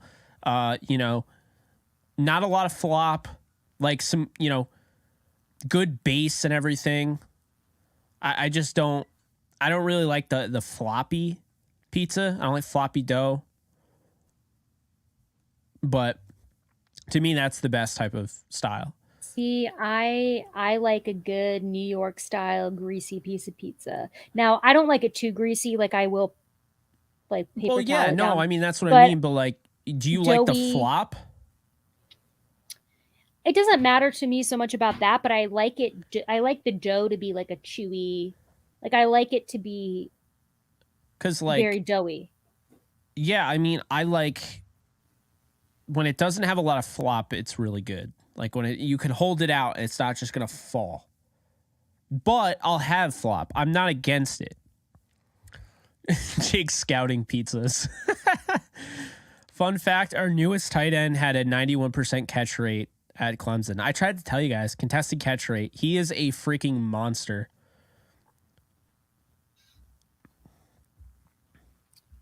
Someone said Chicago style in the comments. I live in Chicago and I do not really care for it. I still love this, like this comment, Jake scouting pizzas. I agree. Should I go I like the crisp get an undercarriage. Olipop right now? I'm kind of feeling an Olipop. Maybe I'll wait till the 7th round. I got a new flavor that I haven't tried yet. Okay. Yeah. By the way, I mean, did you guys just notice how it got dark in here? Yeah. What the hell? Because it's storming and the sky is like black. So Oh like, my god. because I have all my windows, like I said, how it was bothering me when it was sunny because it was like so bright in here. Because I don't have any like shades or anything. So now it's dark. The sky is overcast and it just got really dark in here, except for my studio lights. So Dallas Cowboys selected Deuce Vaughn. Yep, that adds up, and that's a great fit. God, they're gonna put him behind Tony Pollard. I don't know if I agree with that fit. I feel like they're kind of similar. You don't? Yeah. Well, I mean, they are similar, but they're just. I think they're gonna use them. I don't want to say as a duo because Pollard's gonna play a lot more, but I'm not the only one rooting for Deuce Vaughn, right? Like I want him to do well. Like I genuinely. No, I like Deuce Vaughn. Yeah, I would have been happy if the Rams took him. I'm rooting for the short guy all day, but I also think he's a freaking stud. It's not just like I'm biased towards short people.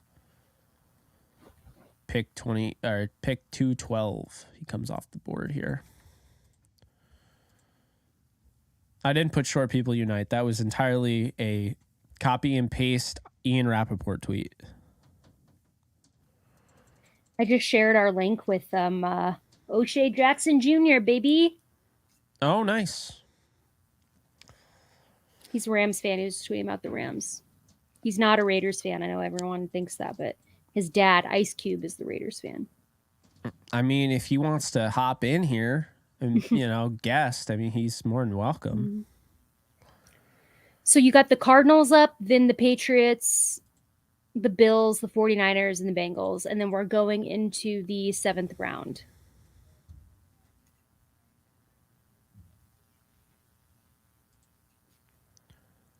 Back to what you were saying about plain cheese pizza, Jake, I tend to agree that that's kind of like the GOAT pizza.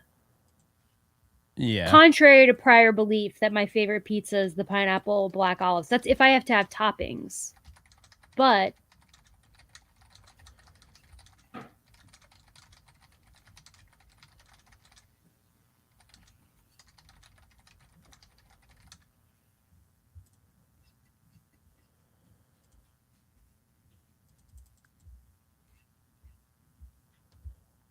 Mr. Irrelevant, it has me more excited than pretty much any pick in the history of ever. Like, I'm so hyped for this. Can you buy the Mr. Irrelevant jersey? Like, is that a thing? Can I wear that? Just wear... What number is that on the back? 259? What the hell? And what the hell is a 259 Rams jersey going to look like? With their font? You know what I mean? They have, like, a different font style for their numbers. Like, how are they... Like, what is that going to even look like? oh my gosh. No. No, sorry. Oh, okay. You're like, I was like, oh no. Thought you were about to say Keaton Mitchell came off the board.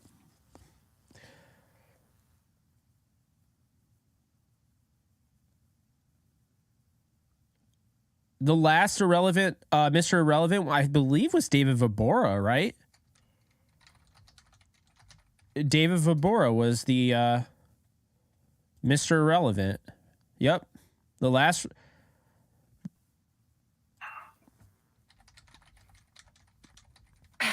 O'Shea said he left after the pineapple and black olives pizza, so he was watching. Oh my God, you ruined it. Guys, why is everyone hating on me for this pizza combination? Ice Cube's kid was in here, and you literally drove him away because of your pizza choice. That's what I just heard. Yeah. Guys. Oh, man. This is the cross I have chosen to bear. I can't apologize for it. I'm not sorry. I'm not sorry. My now, God. Am I sorry that other people will never experience it because they judge it? Yes. That's what I'm sorry about. So there's been 2 Rams Mr. Irrelevance in the history of the NFL draft. 2008 was David Vobora, which I nailed, by the way. And he was an outside linebacker out of Idaho. And 1988, it was 333rd overall, Jeff Beathard from Southern Oregon, wide receiver.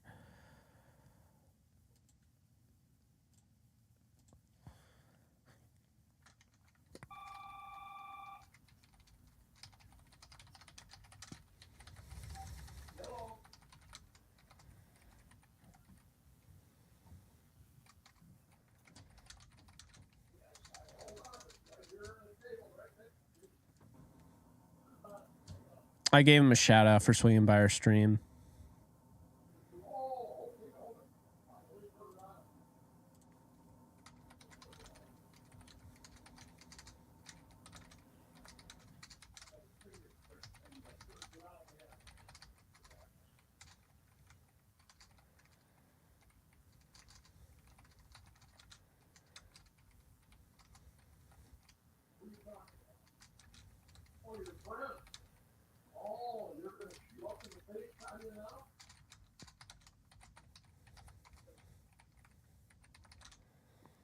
Steve Beathard, is that what it was? Jeff Beathard.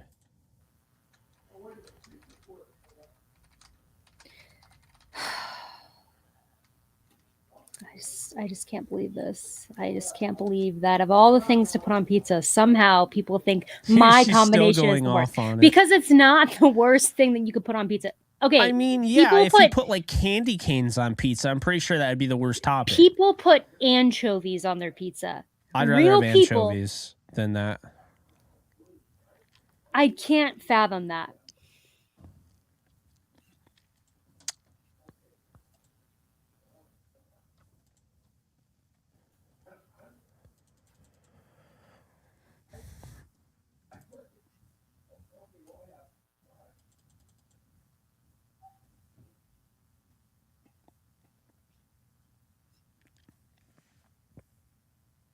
Dante Stills is the pick for the Cardinals. Defensive tackle, West Virginia. Yeah, I saw How many Stills have there been from West Virginia? I feel like there's 8 of them that have come out. I know there isn't, but it feels that way.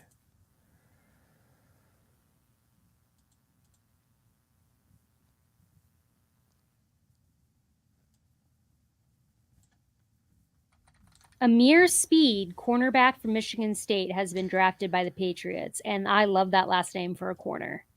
All right, I gotta know, is he related to EJ Speed? You know what, he might be. I don't know. I honestly haven't heard of him. I just I gotta know saw on right the now. screen. I've never heard of him, but that's the first thought I had. Let's see. Amir Speed related to EJ Speed.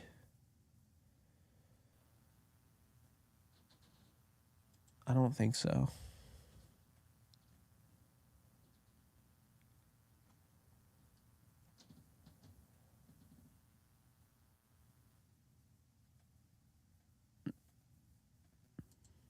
Yeah, I don't know.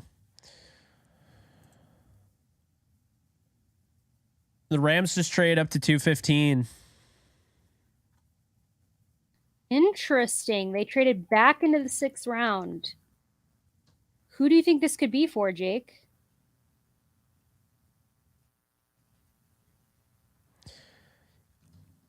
I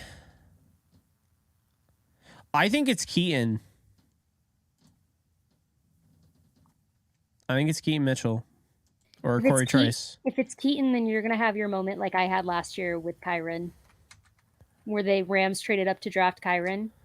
Yeah.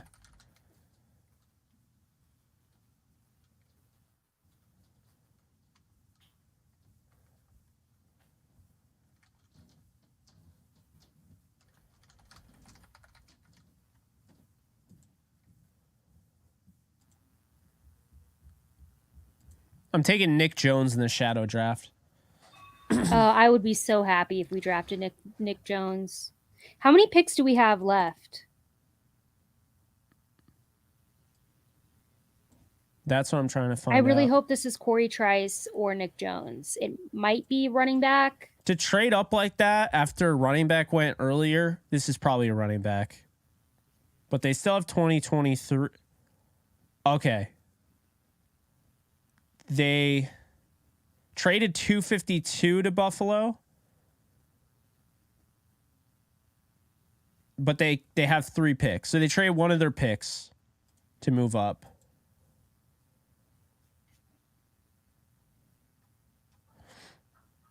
The pick is in. They literally are on commercial now on NFL Network. Dude, so they hate us. All right, I'm just going to say it. They literally went, the pick is in, and then they went to commercial. Bro. I am heated at NFL Network. Bro, they literally hate us. They do not care about us. They are like, oh, the Rams?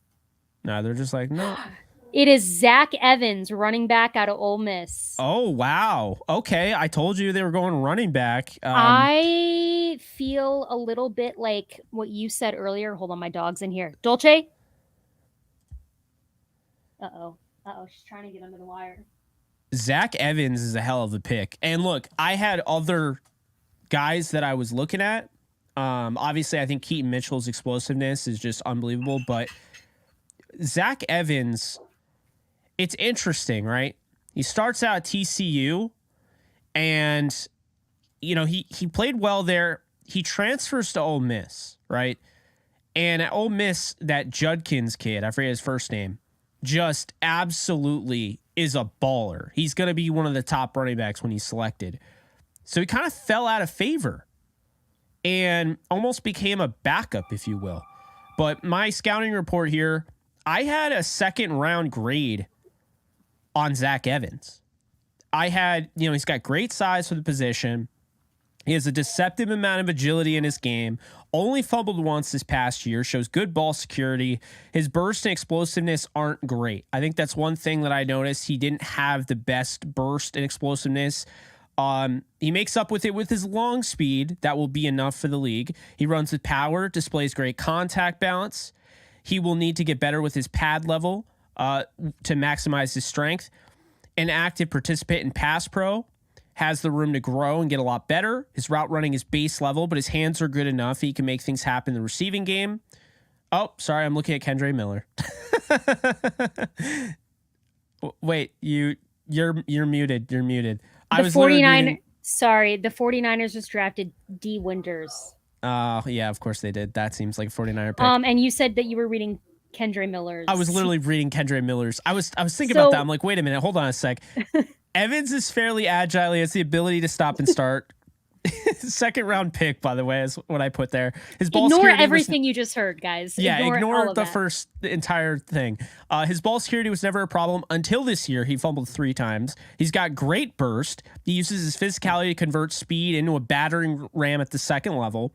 Evans will need to work on pass protection and his receiving ability, as he wasn't utilized much in the receiving game. He runs with great physicality as a true linear runner of the football. His long speed is very good in this class and will allow him to convert his big play ability to the NFL level. His vision is very inconsistent. He can look great in creating cutback opportunities and look very poor in missing obvious running lanes. His awareness is solid for the position, and he's well put together for the next level. Zach Evans overall is a pure runner who will likely start someday in the NFL. He has a lot of work to do to be an efficient 3-down back, but I see the upside, and I think other NFL teams will too. Second round early career starter, Zach Evans. So the Rams just got, in my opinion, a second round talent who isn't a day one starter, but he's got that home run hitting speed we talk about, right? You need that explosive burst, and you need that home run hitting speed. The Rams needed a home run hitter, and I think they got that in Zach Evans. So this is an A-plus pick. I like this pick. I think what he brings to the table is he's a very situational back. Hold on a second. She's now coming in here under the wires. Oh, no. She's testing me. I really think she is. She knows I won't hit her. That's why. She's now determined that I have the swatter.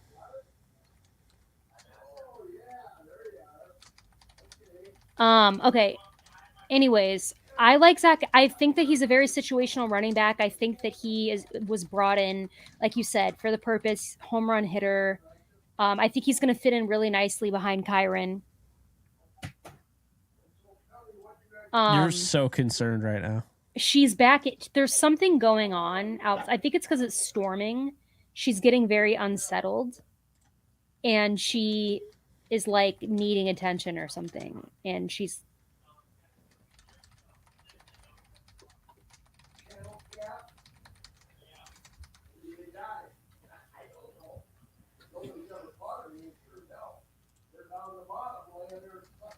The Bears pick is in, and we pick in like 4 picks, by the way. Someone said Dolce is choosing violence today. She really is. She knows that she has all the power in this dynamic.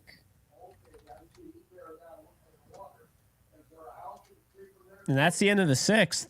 We had a punter, Brad Robbins, come off the board for the Bengals. Yeah.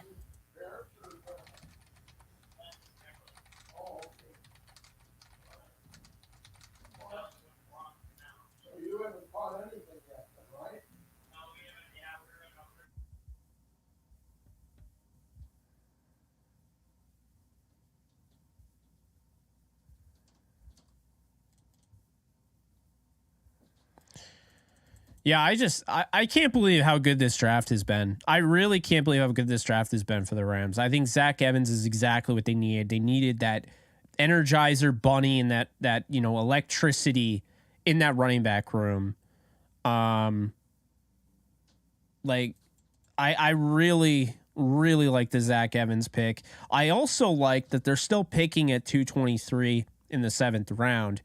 They still have the 234 pick. And they still have the Mr. Irrelevant pick, and they just gave up 252. So I like that. They must have given up something next year because that compensation. The Bears just drafted Travis Bell, a defensive tackle from somewhere who I don't know. Kennesaw State. Yeah, and so now you've got the Lions, the Jets, the Colts, the Vikings, and then us. Then we are up. Okay, I see what the Rams did. The Rams wanted to maintain their selection. So it's a 6th rounder next year and 252 for 215. Oh my God. I love it. That trade up is smart. I'm going to take care of my dog. Sorry, 1 second, because I want to be back for the Rams pick. Hold on. I got you. She's freaking out with wonder.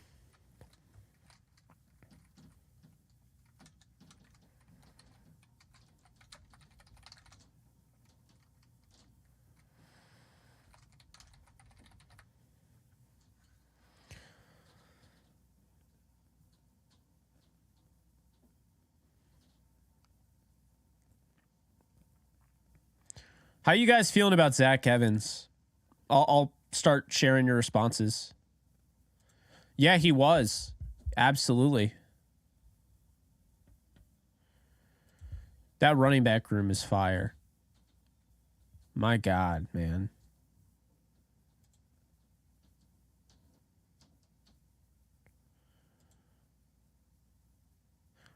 I love it too.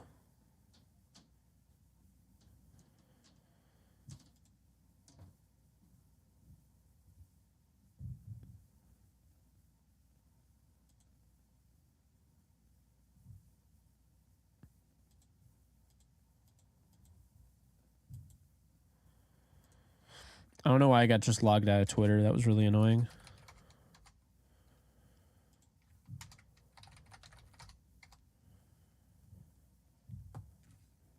No, I gotta have a stupid 2-factor authentication. Is Twitter just like, oh my God, it's so obnoxious. Like, why would it log me out like that?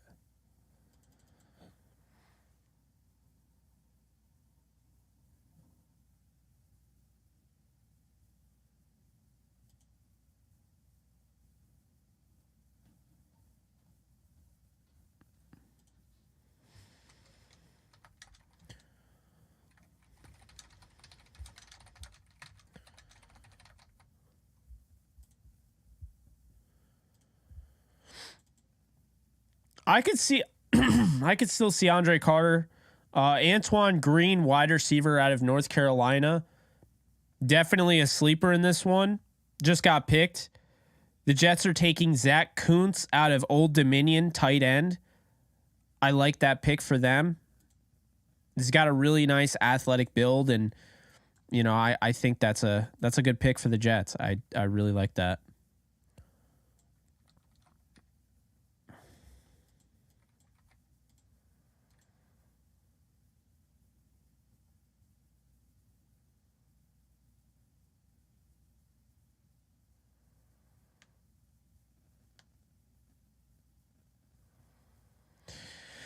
Yeah, Twitter's acting up. Not a big fan of it right now. Colts are on the clock.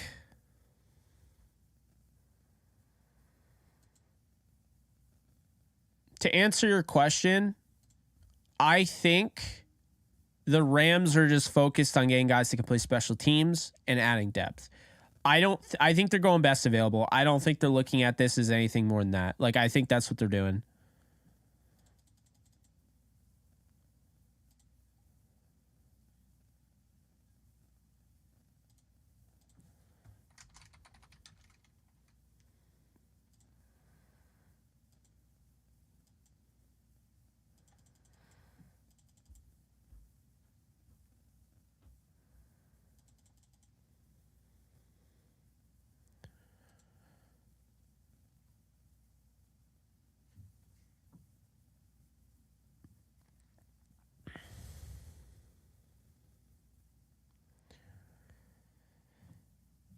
I mean, I'm picking Trice if you ask me. I'm picking Trice with this next pick if I'm the Rams.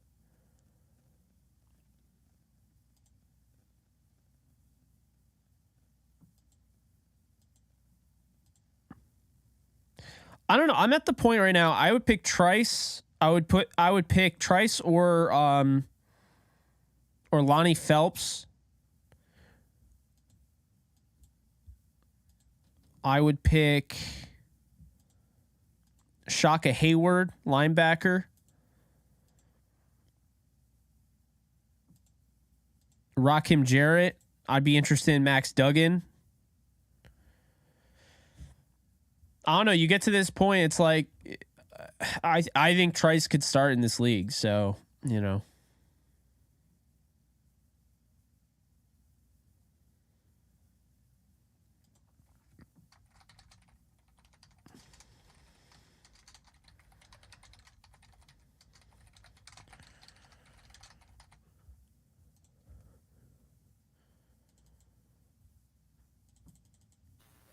Okay, I'm back. I think I've calmed her down. I think she's very unsettled with the storm and is just Oh, yeah. not having a good time. Okay, I did not miss the Rams pick.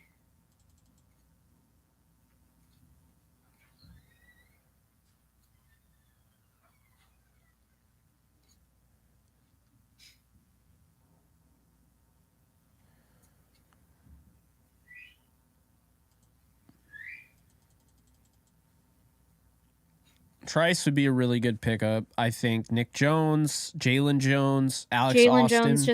Jalen Jones just got picked by the Colts. That's another really good pick by the Colts. They've had a good draft.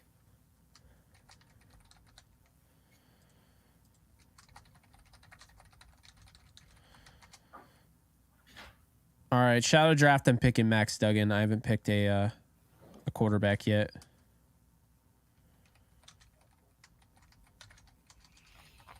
I would be hyped if they took him. I don't know. I think that would be pretty cool.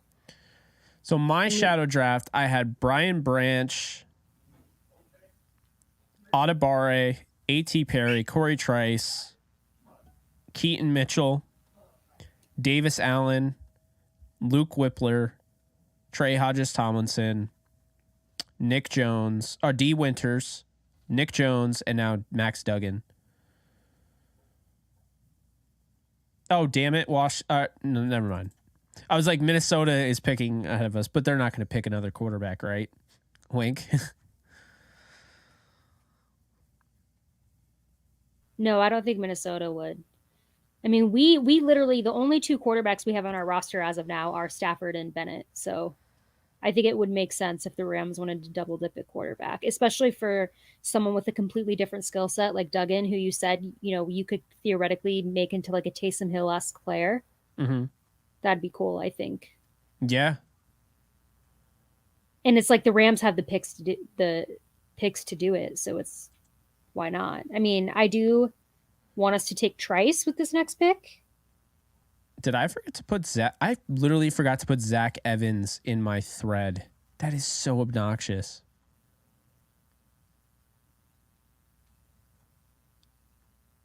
Yo, I literally left Zach Evans out of my thread. Did I put him on Twitter? No, I already made it. Like, bruh. Okay, I just never put it in the thread.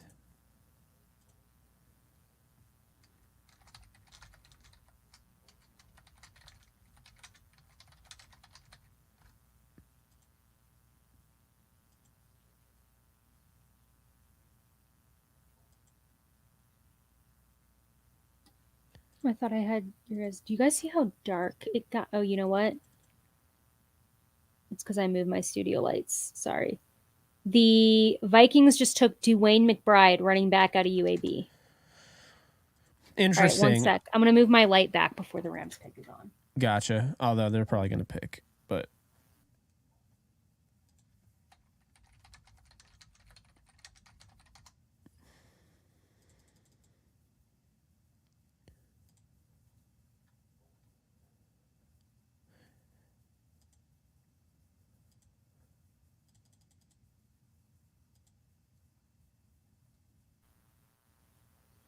That did not really help, but all right, the Rams pick is in.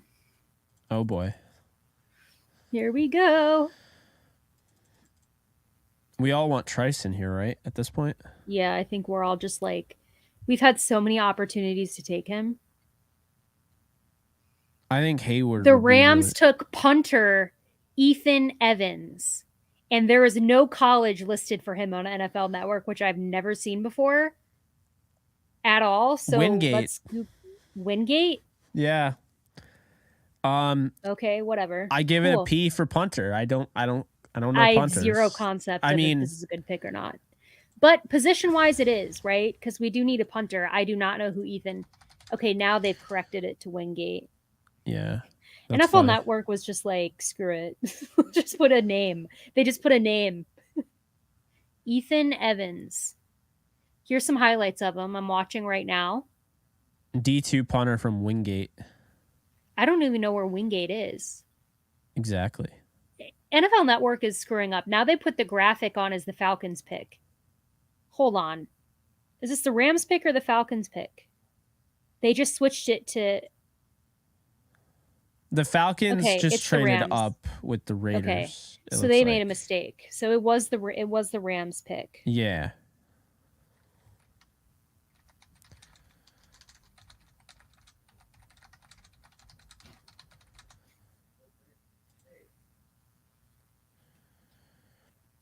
Ethan Evans is about to be a dog. We're up again, by the way, in 1, 2, 3, 4, 5, 6, 7, 8, 9, in 10 picks. You could punt it 70 yards. I'm confused about the Trice thing because Trice had a really good Senior Bowl. So I do think he gets drafted. I will be very shocked if he doesn't get drafted. By the way, Atlanta just drafted DeMarco Hellams, safety from Alabama. So Alabama had 3 safeties go in this draft. Interesting. Yeah, I didn't really get a chance to watch him, so, but that's cool.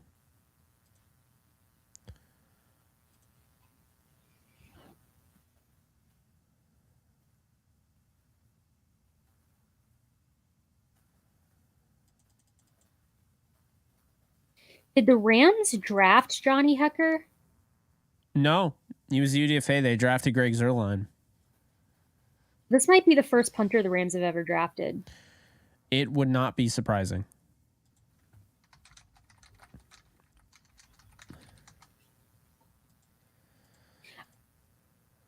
Do you think they also drafted? I don't think they draft a kicker. I stand by that. I don't. I think there's going to be a lot of kickers available as UDFAs.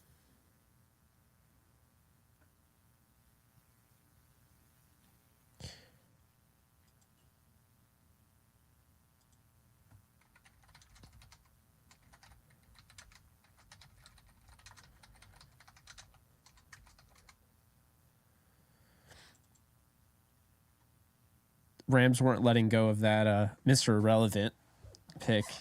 That's why they offered the 6 next year.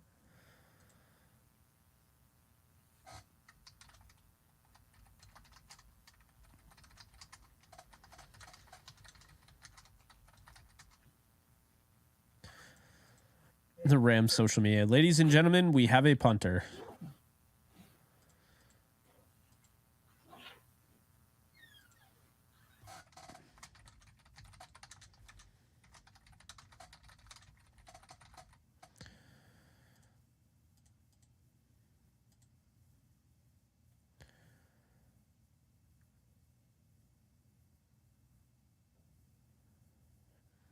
Mr. Irrelevant, that's an interesting question. What position is Mr. Irrelevant going to be for the Rams? How am I still awake? Guys, I got 1 hour sleep in case. Oh, man. No, the hour does make a difference, I guess. It's a lot better than just all-nighter.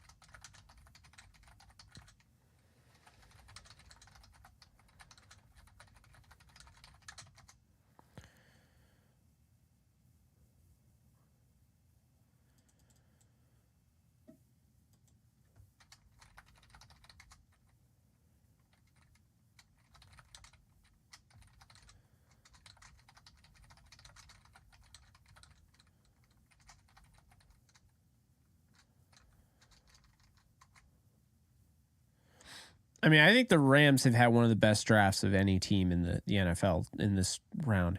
I mean, I think it's... Whoa, that got bright. It's because it's like storming and the clouds are like moving. So it's like sunny and then it's dark and sunny and dark. So it's just, there's a lot going on. Yeah. The Falcons just drafted Jovan Gwynn, guard out of South Carolina. He was the last center that I watched. So I don't know if he's going to be a center or a guard. That looks like they draft him as a guard. So It's a hard year for centers, man.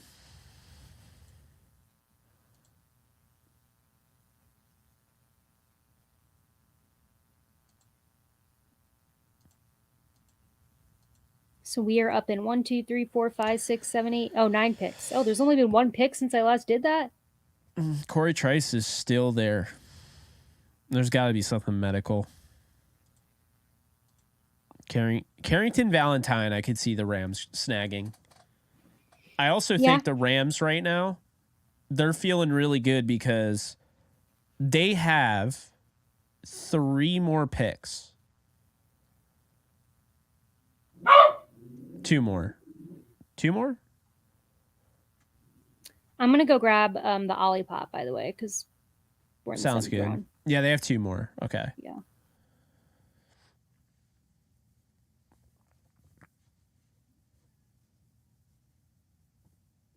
Yeah, 2 more picks. I will be turning the draft on for Mr. Irrelevant.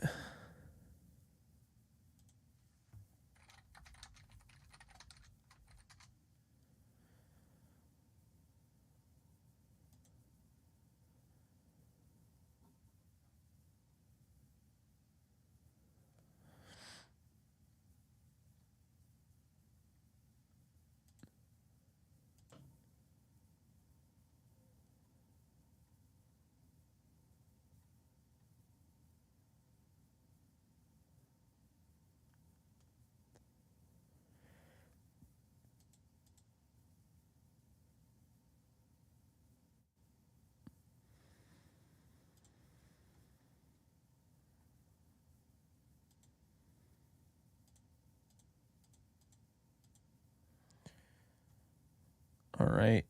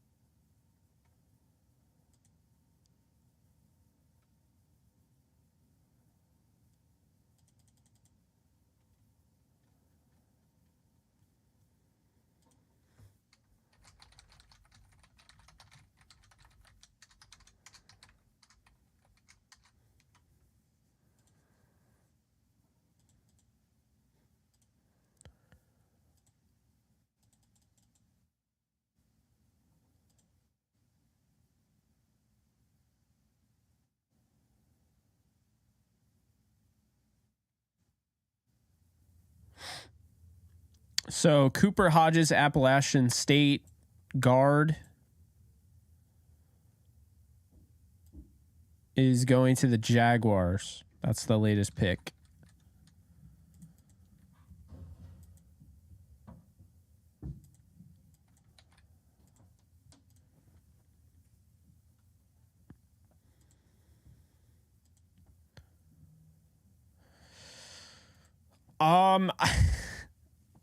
I don't really know. I mean, I didn't get a chance to watch as many prospects as I normally watch. So priority UDFAs.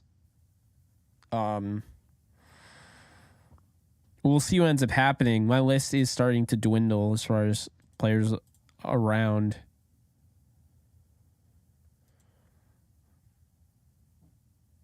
Raymond Vohashik, also picked by the Jaguars, defensive tackle, North Carolina.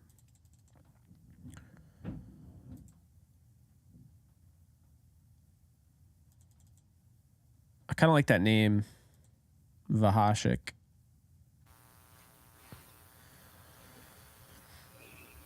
I'm going to do this. I don't know if this is as satisfying in a live setting as it is in the podcast when I open these cans, but I'm going to put it up to my mic and see. There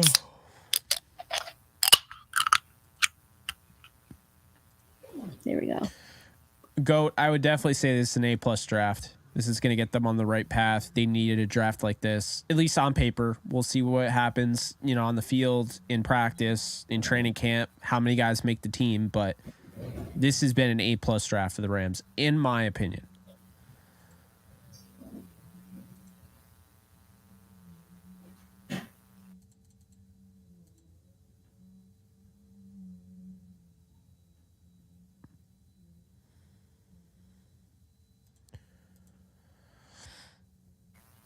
There's someone doing like building work outside during a storm, like one of my neighbors, and I'm just like, I respect the dedication, but like, Yeah, it is raining.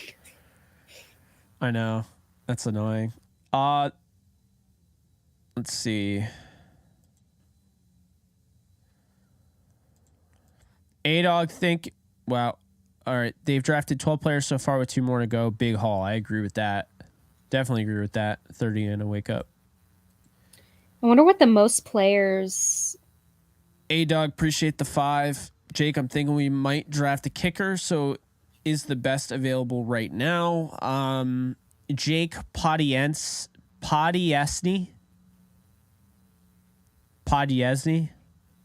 Jake Podiesny. Jack. I truthfully Podiesny. don't know much about Georgia kickers, so I can't. To be fair, remember we were saying how there wasn't another draftable kicker according to NFL.com? Well, the Packers drafted the lowest rated one in Anders Carlson. So Ravens pick is in, then we got Buffalo, Vegas, Green Bay, Commanders, then us.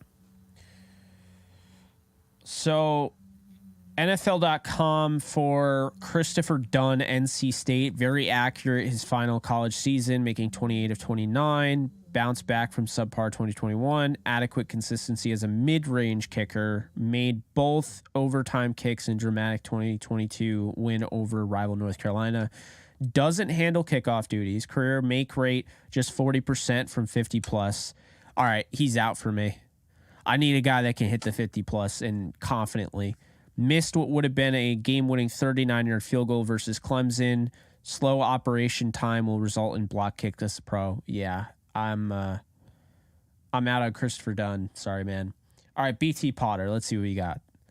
See, this is why you guys are watching, because this is the best kicker analysis that you're going to ever get. I'm just reading this, but BT Potter is the name that I've seen. The only other name other than the guys that have been drafted that I've seen circulating. But again, I don't know anything about the kicker, so I can't like comment on if that's accurate. He missed every kick from 55 yards or greater. I don't know. I can't go from Matt Gay to a guy that can't hit a 55-yarder. Made 70% of his kicks from 30 to 49. Yeah, I'm out on him.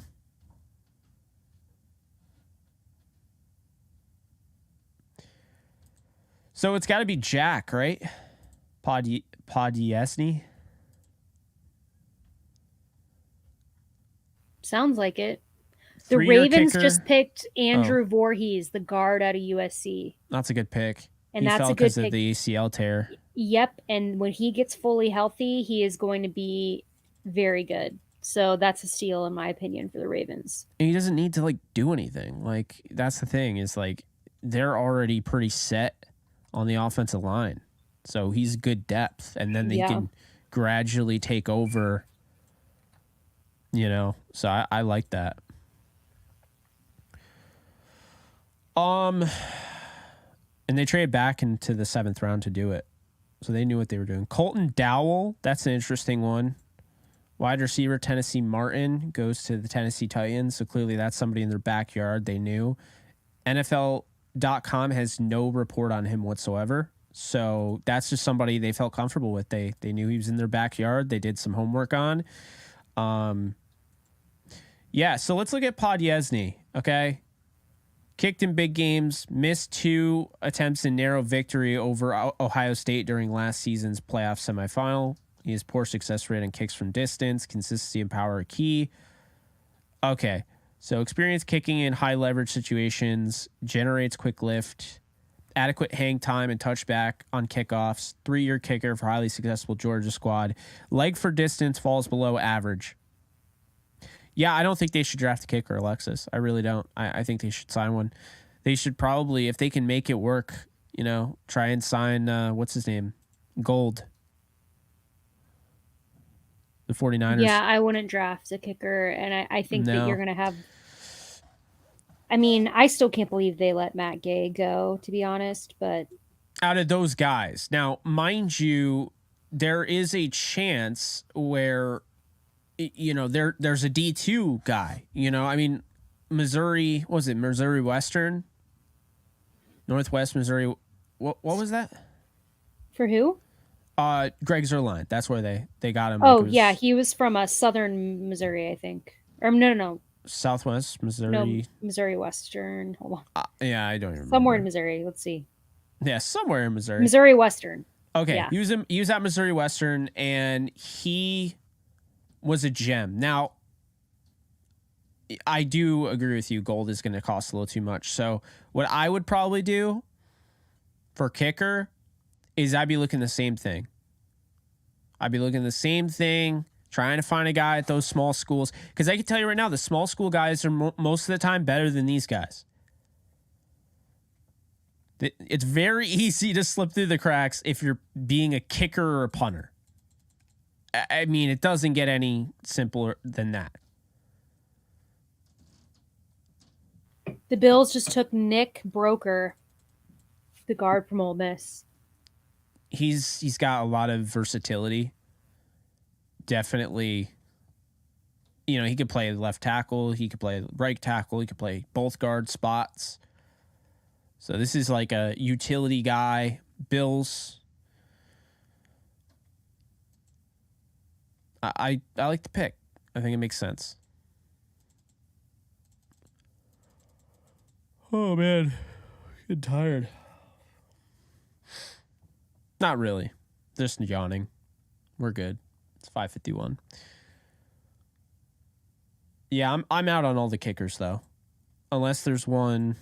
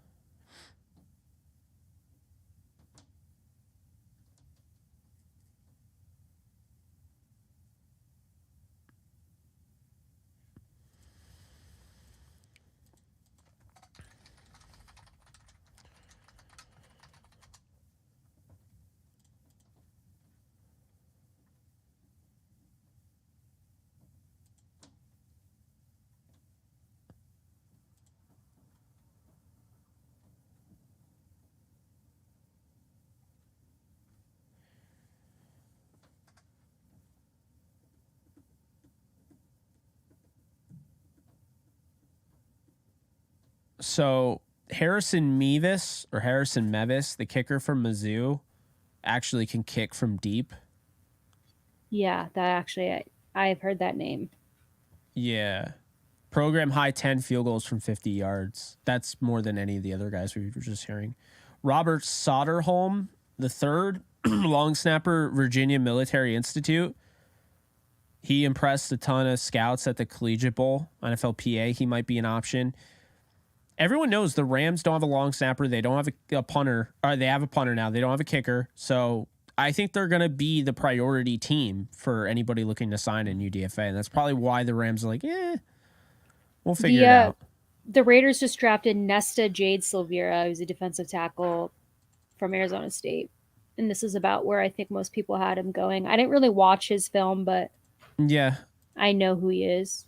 Jalen Redmond is falling. I had a 4th round grade on him. He's my best available at the position. I know. I realized that he had some red flags, medical and off field. So I think that's why. Another guy, long snapper Alex Ward from UCF, he was the only one at the combine, finalist for the long snapper award both years in a row. Not one botch snap throughout 4 seasons as the UF. I mean, he's consistent. Sign me up for Alex Ward right now. That dude is consistent. Not one botch snap in 4 years. I feel like I just jinxed him. His first snap in the NFL is just going to be like, oh, crap. Like, Guys, the Packers pick is in and the Commanders, then we're up. Jake, what do you think the Rams are doing with the next pick? I hope it's not a kicker, because I can tell you right now I'm not a big fan of who's available. I would actually like Mevis. Yeah, I mean, if they went I don't kicker, know that I would... but they wouldn't have to draft him, I don't think. I think he'll be there. I'm going to say it's either Shaka Hayward, Corey Trice, or they picked Max Duggan. I have to say, when I first brought up the Max Duggan thing, it was like in jest, but then I've like convinced myself of the idea. I mean, you got the Taysom Hill, at the very least, you got the Taysom Hill sub package, thing. And here's the thing, like we literally have 2 quarterbacks on the roster. It's not it's not stepping on the toes of Stetson Bennett, because the guy's a 7th round pick. They're 2 very different quarterbacks. They're very different. He's younger, so if Stetson doesn't work out, you at least have him to develop. I'm not a huge fan of him, but I like his mobility. I like his sub-package qualities. Well, I think if anything, it's just another body, which the Rams need. You have to have more than 2 quarterbacks. And if anything, maybe it drives both of them to be better. They compete. I mean, I think they need a corner. So I would go I would go Corey Trice or Nick Jones. But I wouldn't be surprised if they went out, and I'm not going to be shocked if they pick Max Duggan. I know everyone else will, but you and I have said it. I will not be shocked. My 234 shadow draft pick is going to be, let's see here.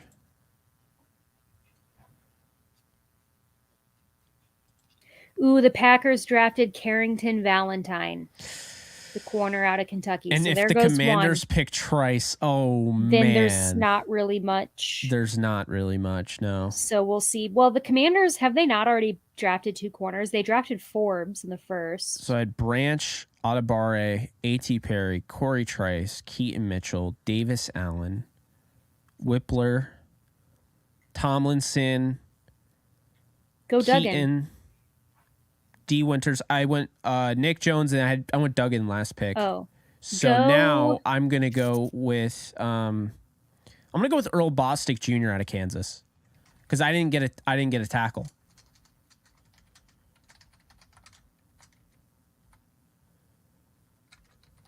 Commander's pick is in, so we're on the clock. See, the cool thing about Earl Bostic is that Kansas converted him from a tight end, and he's really athletic. He was the starting left tackle for them last year, and he went up against Will McDonald. He went up against Felix Anudike Uzama, Dylan Horton. Like, he definitely was battle tested, I would say, against those type of guys in the Big 12. Big 12 is starting to get some really nasty pass rushers too. But I really like Bostic. Commander's pick is in, and they've taken forever. And I swear to God, there hasn't been a commercial lately on NFL Network. So once they announce this Commander's pick, I feel like they're going to go to commercial, and I'm going to be pissed. Dude. It's always when the Rams pick.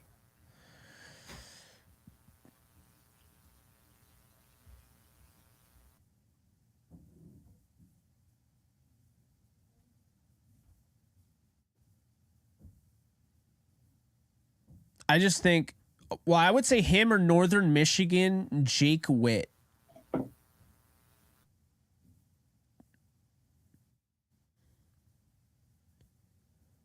I think they're too dart throw, although I would say he's way more of a dart throw, but I do like Jake Witt. If you're going out in this round, I don't think they're going to go tackle, but I'm saying if in my shadow draft, in my opinion, they're going to go with some special teams capability. So I would probably say they go corner. And if they do that, then it's Corey Trice, Nick Jones, Eli Ricks, Alex Austin. I would love to see them take Nick Jones here. I think Nick Jones would work. I think Brandon Joseph could work on special teams. Oh, Brandon Hill. Forgot that Brandon Joseph that is surprising. That happened both the Notre Dame's guys. Him and Foskey were guys going into last season that everyone was super high on, and then they just didn't have very good seasons, and they just plummeted. Okay, the Commanders took Andre Jones Jr., the edge rusher out of Louisiana. not familiar. So, you know who's still there? Andre Carter II. Yeah. I could see them doing that. I could Well, see the them going Rams with are on the clock. Isaiah Land. So if they go with edge again, the guy would have to be able to play special teams. To me, they're probably going with a guy like Andre Carter at that point or Isaiah Land. Two guys that could probably play off-ball linebacker. Shaka Hayward fits the bill for a linebacker they would look for. Brandon Hill, Trey Dean, Brandon Joseph, Corey Trice, Nick Jones, Eli Ricks, Alex Austin, Tywan Mullen. If they go tackle, I think it's Bostic or Jake Witt. The pick is in, so they are picking here. You think that it for sure will be positional, not a kicker? No, it's not going to be a kicker. I mean, I don't think it is either, but it is. Rakim Jarrett is another one. Like, he could play special teams. He's a former 5-star recruit. We still haven't drafted a safety. I think Joseph is who I would pick. I think they would pick Brandon Hill or Trey Dean, but I would pick Brandon Joseph here if I was picking a safety. I forgot about Trey Dean. I know you really like Trey Dean.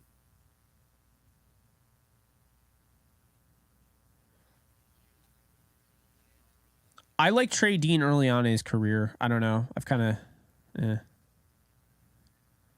It's Jason Taylor the second. Jason Taylor the second. So that's another guy that's on my list there at safety. Like I said, it was going to be a special teams type of guy. Yeah. Whatever. So position-wise, I like it. I would have, like you said, I would have probably... I mean, I know I would have preferred Brandon Joseph. Brandon Hill. I mean, I had a 6th on Jason Taylor the second.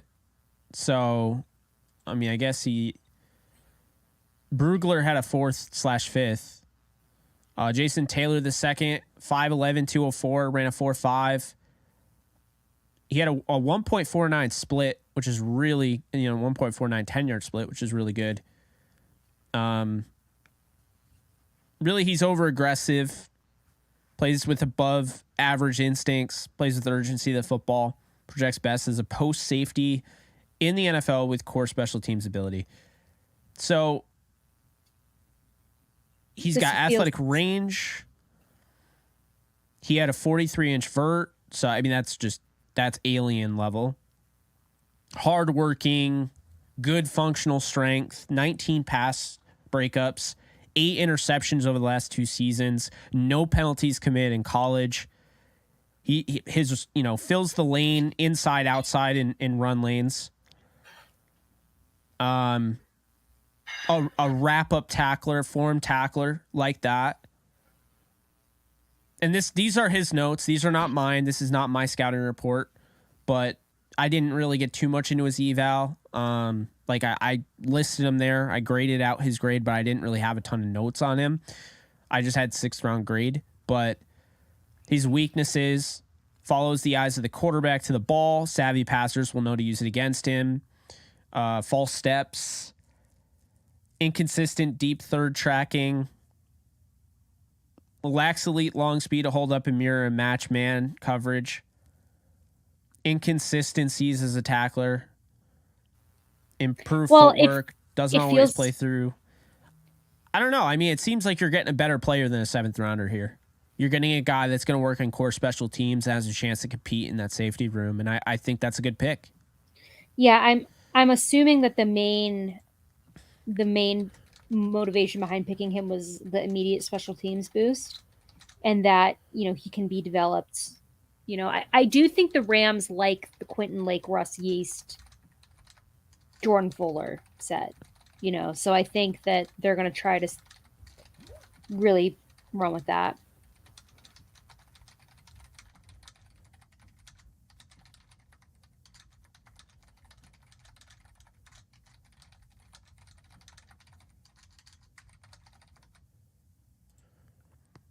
So they have one more pick.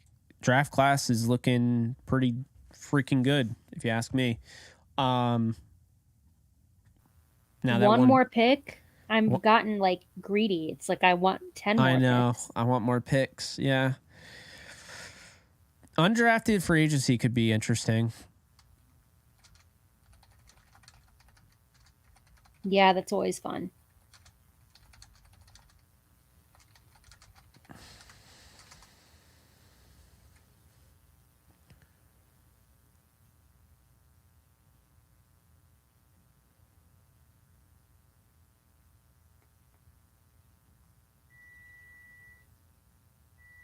This is another guy who's been through adversity. Not to be grim and bring the chat down, but just to give you some background on Jason Taylor. He wanted to follow in his footsteps of his father. He played defensive line at FCS Langston. Tragically, his father was shot and killed outside of an Oklahoma City convenience store on New Year's Eve, December 2007, a day after Taylor's 8th birthday. So this guy's really worked his tail off, losing his father as young as he did. That's obviously really tough, and it just kind of goes back to the adversity thing. I think it's kind of a theme of what the Rams have been looking for in these picks.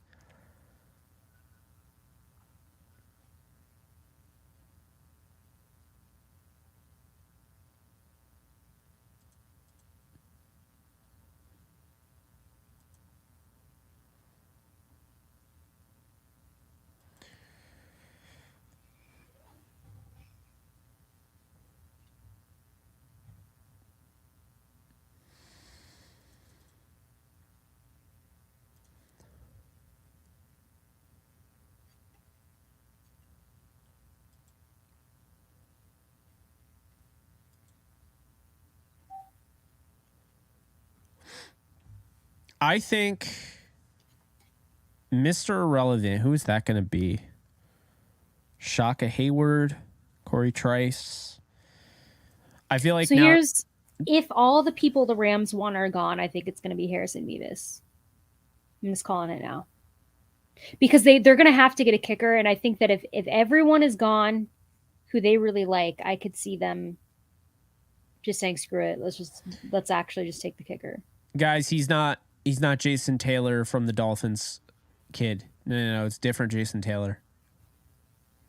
The Packers just drafted Lou Nichols III, the running back from Central Michigan. Oh, Lou with L-E-W. Yeah, L-E-W. Yeah, I wanted to like him more on film. When I turned on the tape, I didn't finish his eval, but I wasn't overly impressed.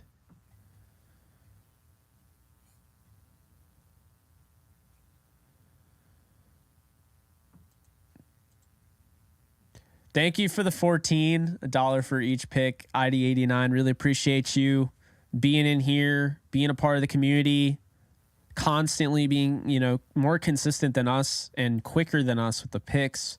It's awesome. I have to head out, but $1 for each pick. Thank you, Alexis. Thank you, Jake. Thank you once again for a fantastic draft coverage. Whose house? Rams house. So really appreciate you, ID89. Your services are always very much appreciated on here. And thank you. It's been a lot of fun. It's been a lot of fun. We're almost done. I mean, we still got a lot of picks. Jake Witt, by the way, just came off the board for the Colts. I really like that pick. Really toolsy guy. We talk about traits, tools. That's what Chris Ballard wants. Yeah. The Seattle's pick is in, by the way. We're at pick 237. I believe we pick again at 252. Am I mistaken?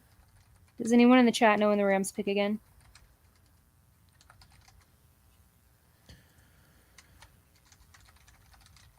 Ooh, Seattle just drafted running back Kenny McIntosh out of Georgia. This is interesting. Okay, I don't like this positional fit for the Seahawks, but I really like Kenny McIntosh. It is interesting. They already drafted a running back, and they have Kenneth Walker. So Seattle now has Zach Charbonnet, Kenny McIntosh, as well as Kenneth Walker. I said Charbonnet on day 2. I could hear you about to say that, and you're like, Charbonnet. Well, that's a solid running back room. I don't understand it. I didn't understand the pick to pick him in the second round when you have Kenneth Walker, but McIntosh, the issue there is he's just not a great athlete. So that's something you gotta, that's why he fell here. I mean, at this point, it doesn't really matter, but still can't believe Keaton Mitchell hasn't gotten picked up. I think people are sleeping on him. I think people are sleeping on Valladay. Ibrahim looks really good. Sean Tucker, I don't know, maybe the medicals, but I mean, he's at least draftable in on day 3. I had him a 4th round grade. The Dolphins just picked someone I like. They picked tackle Ryan Hayes out of Michigan. And I'm pretty sure he was my 10th overall tackle, so I'm very surprised he fell this far. Sean Tucker, I'm very confused how he's still available. Yeah, that's something. By the way, this board is starting to look not as pretty. It's like all broken up and everything, the elimination color board. The Chargers took Max Duggan. The dream is dead. My dream is dead. Well, LA just got both the championship, college football championship quarterbacks. So both playing at SoFi. Where they played the championship game. Wow. They both played the college championship game at SoFi, and now that is their home stadium. That's actually really fascinating. You should tweet that out. You deserve credit for that. I like the pick for Max Duggan because there's no pressure, He's going to come in. He's going to back up one of the best quarterbacks in the National Football League. He's going to give him sub-package opportunities, and then maybe his next team or if, whatever happens, he can carve out a role.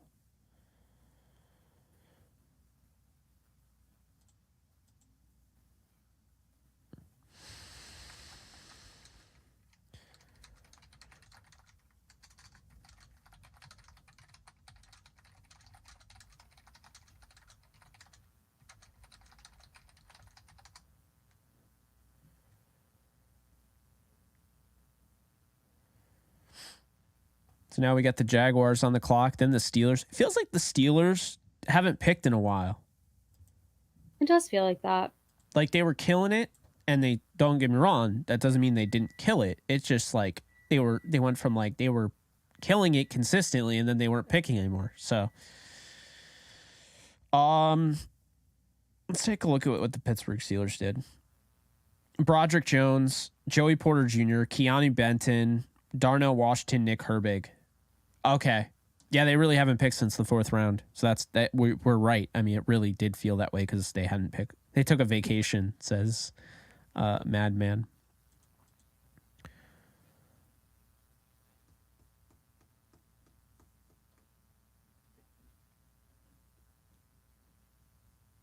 Not sure how many UDFAs the Rams are going to sign. I know they're hard at work right now.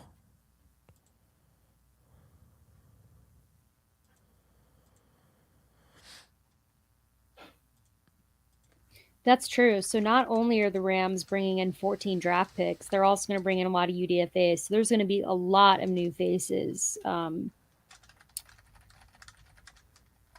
the Rams.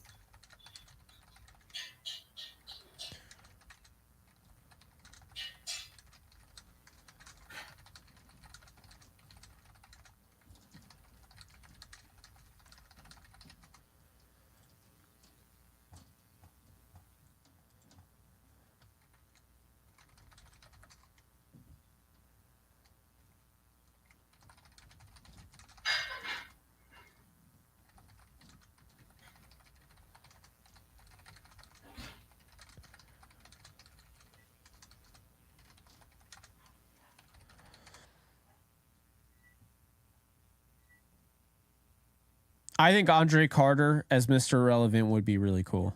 I agree with you.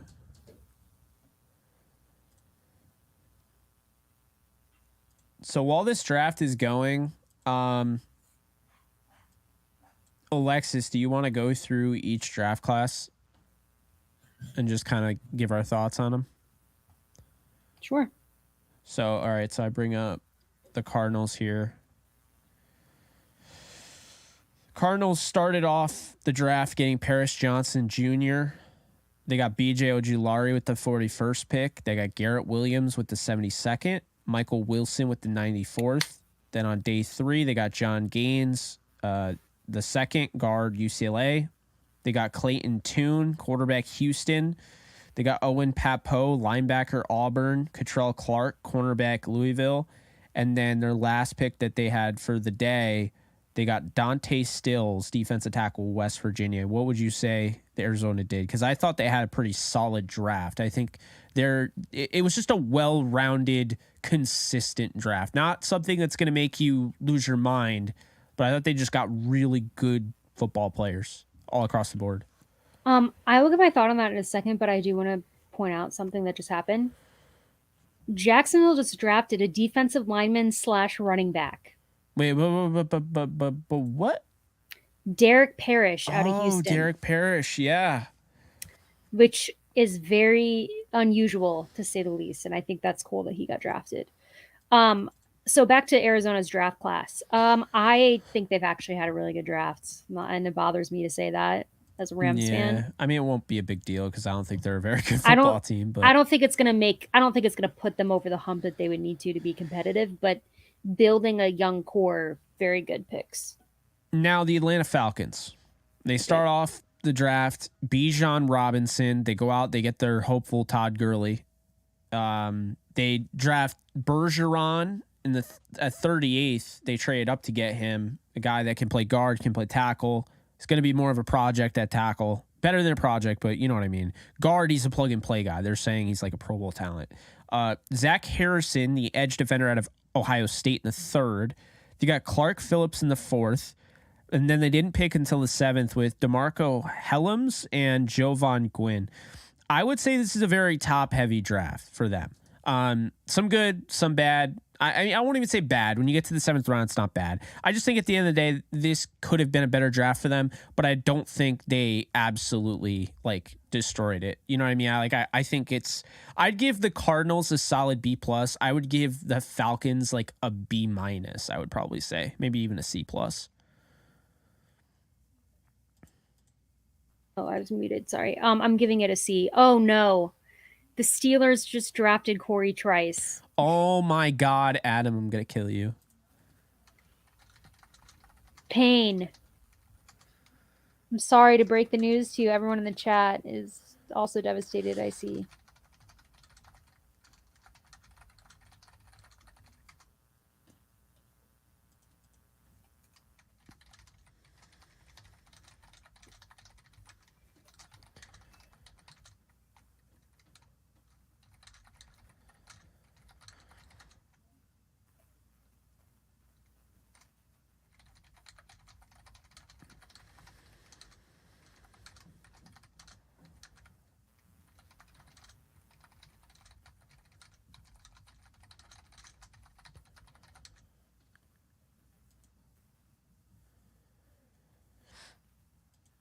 So we did the Falcons. Who's next? The Ravens here. So Zay Flowers, really like the pick. They didn't have a pick in the 2nd round. Trenton Simpson in the 3rd. Tavius Robinson in the 4th. Caillou Blue Kelly in the 5th. Malasala I'm not even going to be pronounce that name, out of Oregon, in the 6th, and then Andrew Voorhees in the 7th. Call me crazy, but aside from Andrew Voorhees and Zay Flowers and Simpson, I don't love this draft. I like Tavius Robinson a little bit. I'd probably give this a C+. Maybe a straight up C. Yeah, it's I really liked the Zay Flowers pick, but after that, I'm kind of like. And now the Bills here. Oh, sorry. What was your grade? A C. Okay, C.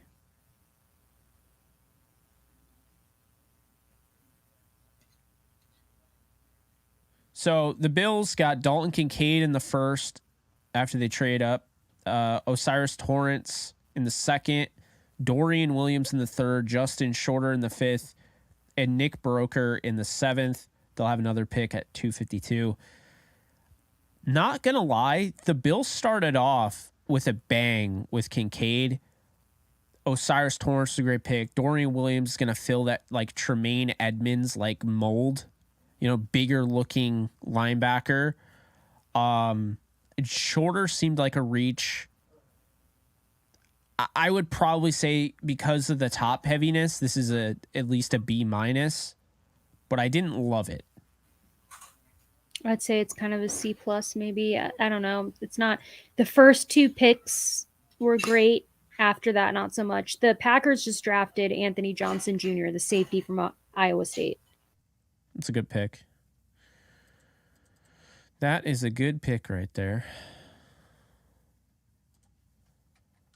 I'm going to update the ticker.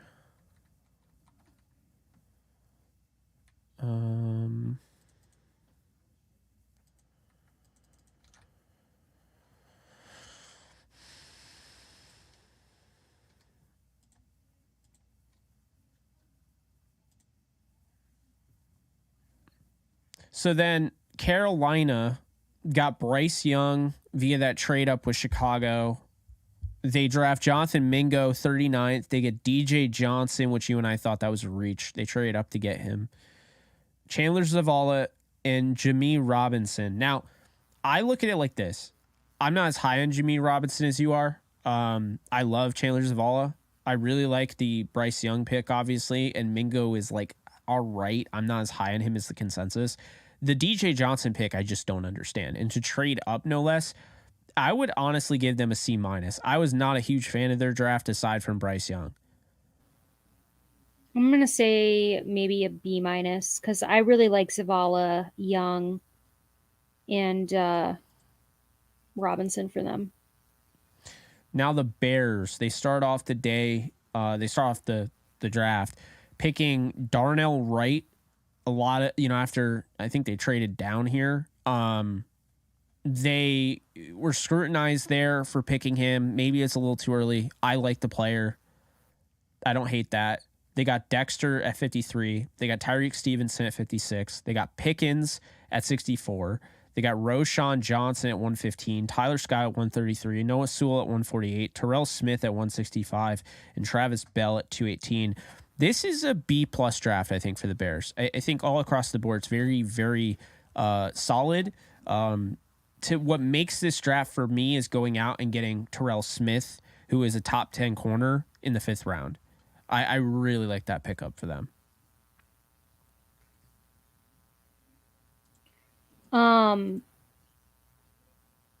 Sorry, my phone's, my dad was trying to call me and it went through my AirPods.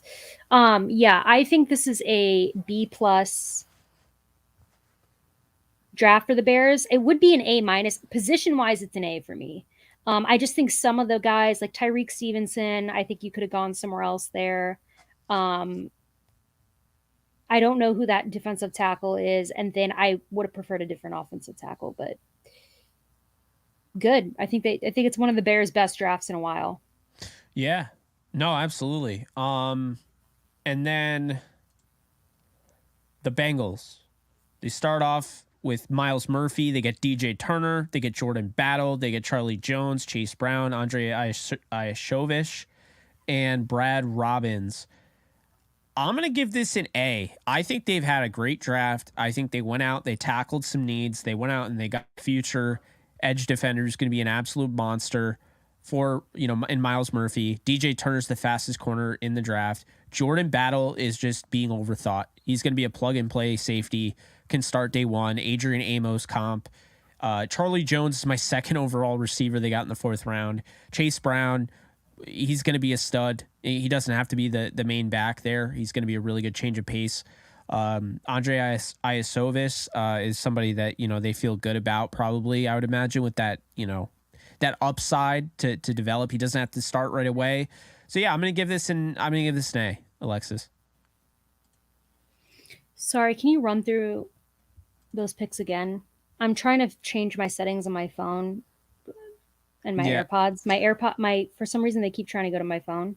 Miles Murphy, DJ Turner, Jordan Battle, Charlie Jones, Chase Brown, Andre Iosovich, and Brad Robbins, the punter.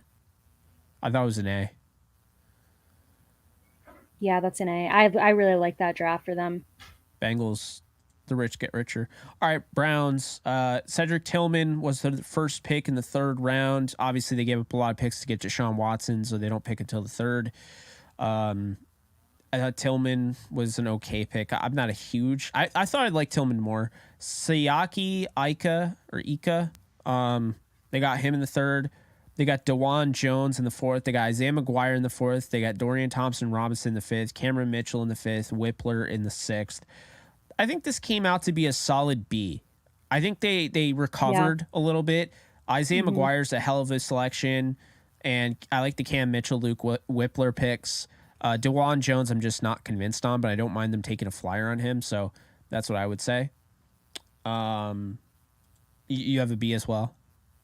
Yeah, that's actually the best Browns draft too. I think I've heard in a while. I don't really like the Browns, so I don't like to admit it. But man, I'm still so bummed they took Isaiah McGuire. Oh, I know. So then the Cowboys here, they go out, they get Mozzie Smith. You can be a gap eater, big run stopper there. Luke Schoonmaker, DeMarvion Overshone, Viliami Fehoko Jr., Asim Richards, Eric Scott Jr., Deuce Vaughn. I thought they had a better draft than I initially, and then now that I'm looking at it, I don't think it was that great of a draft. I think Deuce Vaughn was a good pick. Asim Richards is solid. Viliami Fehoko is a reach in my opinion. Overshone, interesting upside there. Mozzie Smith, solid, and Schoonmaker, solid, but maybe a little early. I'd give the Cowboys a C. It's kind of like where I'm at. I'm not overly excited about it, but I think they've got a few pieces in there. I mean, Denver. What is this draft class? I think they hit on all their picks. This is hilarious. They picked 4 times so far. Just 4. They got Marvin Mims Jr., they got Drew Sanders, Riley Moss, and JL Skinner. Based on that, I think it's an A-. I really like the haul that they got. I just think that it's hilarious they only picked 4 times so far. You know? Yeah, no, that's actually, I'd say that's a B+ draft from them. Uh-oh, my dog's back. All right, Detroit Lions. There we go. That's right. Jahmyr Gibbs, Jack Campbell, Sam Laporta, Brian Branch, Hendon Hooker, Broderick Martin, Colby Sorsdahl, and Antoine Green. I thought this was a better draft than I initially... Well, I like the Hooker pick. I love the Branch pick. I love the Laporta pick. Campbell was a reach. Gibbs is a stud. I'm going to say this is an A... I'm going to say this is a B+.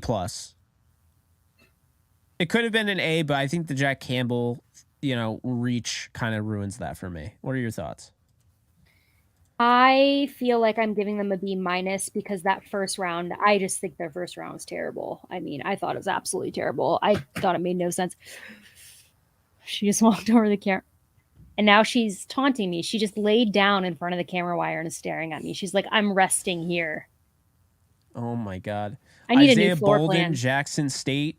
So yeah, we I get just a Jackson saw that. State. That's cool. Yeah.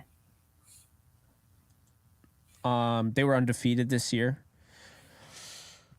Green Bay Packers. All right, their draft was interesting. Very interesting. Lucas Van Ness, great player. Then they go out and they get Luke Musgrave. They get Jaden Reed. They double dip on tight end and get Tucker Kraft. They get Colby Wooden. They get Sean Clifford. That was the one pick where I was like, what are you doing? Dontavian Wicks, I like the pick. I like Carl Brooks. Anders Carlson, you go out, you get your kicker. Carrington Valentine, Lou Nichols, Anthony Johnson. They've had a good draft. I think the Sean Clifford pick is what the hell, but it's a 5th rounder. Yeah. So while it's a giant reach in that aspect, I don't really care because at the end of the day, I think that they did a nice job. I'm gonna go with an A minus. You're muted, I think. Oh, same. Yeah, I think that's a good draft for them. Tucker Kraft cheese in Green Bay, cheeseheads, it adds up. Bengals just selected DJ Ivy, defensive back out of Miami. Yeah. Anyway, Houston Texans. So they had an interesting draft. They go up, they draft CJ Stroud, then they trade back up to get Will Anderson. They draft Juice Scruggs, Tank Dell, Dylan Horton, Henry To'oTo'o, Jarrett Patterson, Xavier Hutchinson. We had some weird... I didn't agree with where Scruggs went, but all in all, I think this is a really good draft. I'm going to give it an A. Agree. Pretty solid. All right, Indianapolis Colts. We got Anthony Richardson, Julius Brents, Josh Downs, Blake Freeland, Adetomiwa Adebare, Darius Rush, Daniel Scott, Will Mallory, Evan Hull, Titus Leo, Jalen Jones, Jake Witt. This is an A-plus draft for the Colts. I think they probably absolutely my favorite. nailed it. Yeah, that's my favorite. They had a killer draft. The Jaguars, let's see the Jaguars here. Anton Harrison, 27th. They traded down like that. Brenton Strange was a reach, in my opinion. I had a 4th-round grade on him. A little bit of a reach there. Tank Bigsby, Ventrell Miller, Tyler Lacey. I love the Asir Abdullah pick. Antonio Johnson pick. Those two in the 5th were great. Parker Washington's a really good 6th-round pick. Christian Braswell, I like that. Eric Hallett, Cooper Hodges, Raymond Vohashik are guys I don't know, and then Derek Parrish is the edge running back. I don't know. I feel like this could have been a lot better. I'm going to give this a C+. Yeah, I'm going to say C. It just feels a little awkward, to be honest. It just feels, I don't know. Yeah. And then the Chiefs, they got Felix Anudike-Uzama, Rashee Rice, Wanya Morris, Chamari Connor, BJ Thompson, and Keandre Coburn. I got to tell you, this is a C for me. I don't think they killed it. I think that they let a lot of really good... This is the Chiefs. Can you repeat their picks? I missed that first one again, or the first two. Felix Anudike-Uzama. Oh, right. And then Rashee Rice, Wanya Morris, Chamari Connor, BJ Thompson, and Keandre Coburn. Yeah, I'm giving that a C-. I mean, listen, their first 2 picks I think were good, but they just fell off hard. I feel like after that, the 49ers just drafted Braden Willis, the tight end out of Oklahoma. Interesting. I know they were really looking at him. They had a lot of interest in him from what I was told. I think they met with him a few times. So, yeah. So I gave it a C. What about you, Alexis? Did you say that anything? Yeah, I think it's a C. I'm not super impressed. I mean, I like Rashee Rice and FAU, but overall. So the Raiders, Tyree Wilson, Michael Mayer, Byron Young, Alabama. I figured that out way later. Mm-hmm. Trey Tucker, Jacorian Bennett, Aiden O'Connell, Christopher Smith, Amari Burney, and Nesta Jade Silvera. I like a lot of this, and I don't really care for other parts of it. I'm gonna give it. I'm gonna say B. I was gonna say a B minus. I'll go B minus, just because I really like the first 3 picks that they made. Actually, I like Jacorian Bennett a lot too.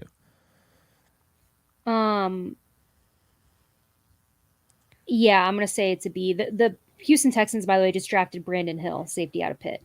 He is a missile. Who I liked. That's what Brandon Hill is. He's just a missile.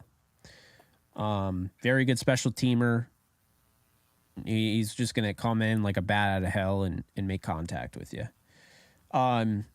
Chargers, interesting draft. They go Quentin Johnston, Tuli Pelotu, Diane Henley, Darius Davis, Jordan McFadden, Scott Matlock, and Max Duggan. Again, I like some of this. I don't like others of this, but the top heavy parts of this I do like.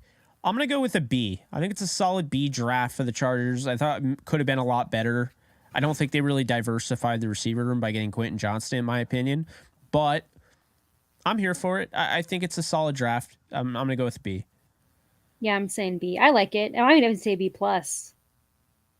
I really like that they got Max Duggan and the 2 TCU receivers. That is really cool. They basically paired them all back up together. I didn't even pick that up. That's actually pretty crazy. Isn't it? That is, right? That's really crazy. Wow. All right, so Rams, we got Steve Avila, we got Byron Young, Kobe Turner, Stetson Bennett, Nick Hampton, Warren McClendon, Davis Allen, Puka Nakua, Travius Hodges-Tomlinson, O'Shawn Mathis, Zach Evans, Ethan Evans. They drafted 2 Evans back to back, obviously not related. And then Jason Taylor II. In my opinion, this is an A+ draft from Les Snead. And they didn't have a first-round pick, and I feel like they drafted better than most teams that had a first-round pick. I'm going to A+. I think they absolutely dominated the draft from what they could do, and I'm really impressed with, with what they've done. I'm saying B+. That's fair. I don't like, my issue is with some of the positional, like I think they reached on a couple guys when there were better people available at the position, so I can't, like, I'm still a little annoyed by that, but so I'm going B+. Yeah, I mean, my rationale behind it, you get a plug and play potential Pro Bowl guard in Steve Avila. Byron Young, I think is a plug and play day one outside linebacker, going to give you the juice off the edge. Kobe Turner's a guy they just loved, right? I wouldn't have picked him there. There was other guys, but I get it. And I'm not going to penalize them too much because I really like the Stetson Bennett pick. I really like the Nick Hampton pick in the 5th round. Like, I think that guy could start. Warren McClendon is somebody that I think can start if need be. He's played in big games. Davis Allen, I am super thrilled about him. Puka Nakua is a solid wide receiver, very, very intelligent.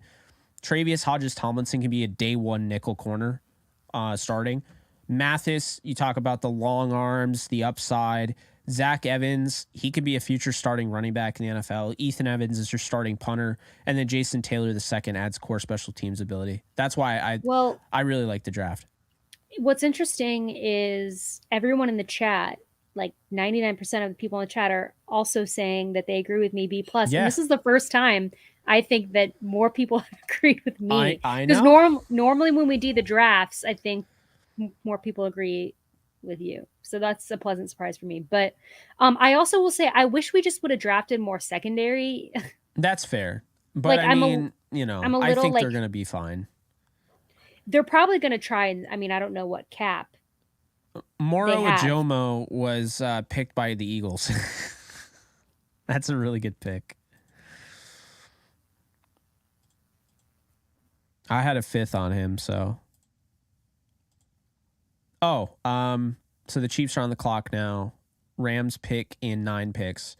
Let's see if we can get through this before the Rams pick. Miami. Okay. Miami does not have a draft class. They've got what, 2 guys? No. It's Cam Smith, Davon Achane. Oh, so 2nd and 3rd, and then they didn't pick until the 6th. Elijah Higgins, and then 7th, Ryan Hayes. Based on what they're doing there, I think the grade has to be fair towards how many picks they're dealing with. So you go in with that draft. I would say you came out pretty darn good with those 2. So I'll say this is a B+. I'll say it's an A-. I think A-Chain is a game breaker. Cam Smith is like a starting caliber player. Higgins is fun. I don't know. I'm gonna say A- for the Dolphins here. I'll say B. I don't know. I mean, it's maybe B+. I'll give him a B+. I'm actually gonna go with a B+. I take it back. I'm trying to think. I'm trying to think in my mind of like who is on their roster, and I'm just like blanking. I mean, they do have Jalen Ramsey now. They're gonna have a pretty nasty secondary. I'll give them that. They got Ramsey and Chubb with that. So yeah. I think that's important. But yeah, I would say B+, A-. Minnesota Vikings. they start off Jordan Addison. They go out and get another USC player in Mekhi Blackman at the end of the third. They sent that second rounder away for TJ Hawkinson, Jay Ward, Jaquelin Roy, Jaron Hall, Dwayne McBride. I'd say this is a B+. Love the Addison Blackman combination. I think Jay Ward's underrated. Roy is okay. Really like Jaron Hall. Dwayne McBride in the 7th. This is a good value. So I would say B+. I'd give him an A, to be honest. Okay. I like that draft for them. It's a good draft. Patriots. Well, they stole Christian Gonzalez. That was the biggest steal in the first round. Nick Jones to the Chiefs. To the Chiefs. Nick Jones to the Chiefs. I'm glad he got drafted. Me too. I'm glad he deserved to be. I thought he could have gotten drafted higher, to be honest. He's a good dude. Like we talked. We hung out like hours. We literally hung out with him after the interview. I mean, we hung out with him for 2 hours. Yeah. It was crazy. Like, we're just talking, just shooting the shit, you know? I forget what you guys started talking about, but like my eyes glazed over at one point because I was not following what it was. Well, I think we were talking about anime in some facet. It was anime, and then it was, I think, something about the NBA that I did. Do you remember that? Yeah, I think we were talking about Dragon Ball Z. That was how it started, maybe. Mm-hmm. It might have been a different prospect, but I think we were talking about Dragon Ball Z, and then we just started talking about like the NFL and, you know, all sorts of stuff. It went on and on and on. We didn't record it, obviously. We were off the air, but it was a really good conversation. I really enjoyed talking with Nick. The Steelers are back on the clock, so you know that they're going to kill it. This is the Rams' initial pick. They pick swapped in the Allen Robinson deal. And what was I going to say? Let's see if we can get this done. So, okay. Patriots, Christian Gonzalez, love the pick. Keon White, really like the pick. Marte Mapu, really like the pick. They totally sniped the Rams on Marte Mapu. Jake Andrews, reach. Chad Ryland, not a fan of picking a kicker in the 4th. City Sal, solid. And Antonio Mafi, okay. Keyshawn Butte, Bryce Behringer, Demario Douglas, Amir Speed, and Isaiah Bolden. I'm going to be honest, this is not a great class, but Christian Gonzalez, Keon White, Marte Mapu really carried it. So I'm going to say it's at least a B+ because they got those 3 guys that can contribute on another level on the defense. I'm going to say B- because after those first 3, I think it gets really, I mean, other than Booty. The Bills just drafted Alex Austin, corner out of Oregon State. I liked him. Really good tape. Yeah. Yeah, I think everyone was talking about Rajon Wright, and I just kept saying, Alex Austin is better tape. Like, I don't know why he wasn't getting talked about. So he goes after Nick Jones there. We might see a run on corners. So if the Rams are trying to snag these guys, Eli Ricks is now my best corner available. I only got 3 corners left. Ricks, who I have a 5th round grade on, Rajon Wright, and Taiwan Mullen. So I think it's going to be some corners that I don't know that they pick up. I don't know who's going to be the last pick there. Maybe a long snapper. I could see that. Spencer Anderson, guard, Maryland. I don't know who that is, but I'm sure he's a stud. The Steelers got him. So, all right. 253 49ers are picking. We're at the Saints pick, or the Saints, draft. Brian Breesy, Isaiah Foskey, Kendre Miller, Nick Saldiveri, Jake Hayner, Jordan Howden, A.T. Perry. This is an A-. I'll say it's a B+. I think it's a really good draft for them. There are guys that I would have preferred, but I do really like this. Yeah, I'd say A-. And then the New York Giants, Deontay Banks, John Michael Schmitz, Jalen Hyatt, Eric Gray, Trey Hawkins, Jordan Riley. Those first 4 picks hit home. I like all of them. I'll say the Giants are an A. I think the Giants had an A draft. Yeah, I agree. And that makes me happy because I like the Giants. So the Jets here are done for today. Will McDonald IV, Joe Tippmann, Carter Warren, Israel Abanikanda, Zaire Barnes, Jarek Bernard Converse, and Zach Kuntz. I think this is also, I'd say it's an A-. I think they really did a nice job. They went out and got one of my favorite edge defenders in this draft. Joe Tippmann's the best center. Abanikanda, my RB4. I thought they did a really nice job. 49ers just took Ronnie Bell, by the way, out of Michigan. Yeah. So, I'd say A- for the Jets.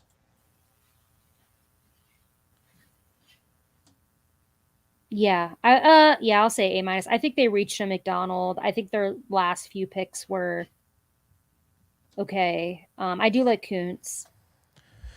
So we've got 1, 2, 3, 4. We got 5 picks before the Rams are up, by the way, with Mr. Irrelevant. Yeah.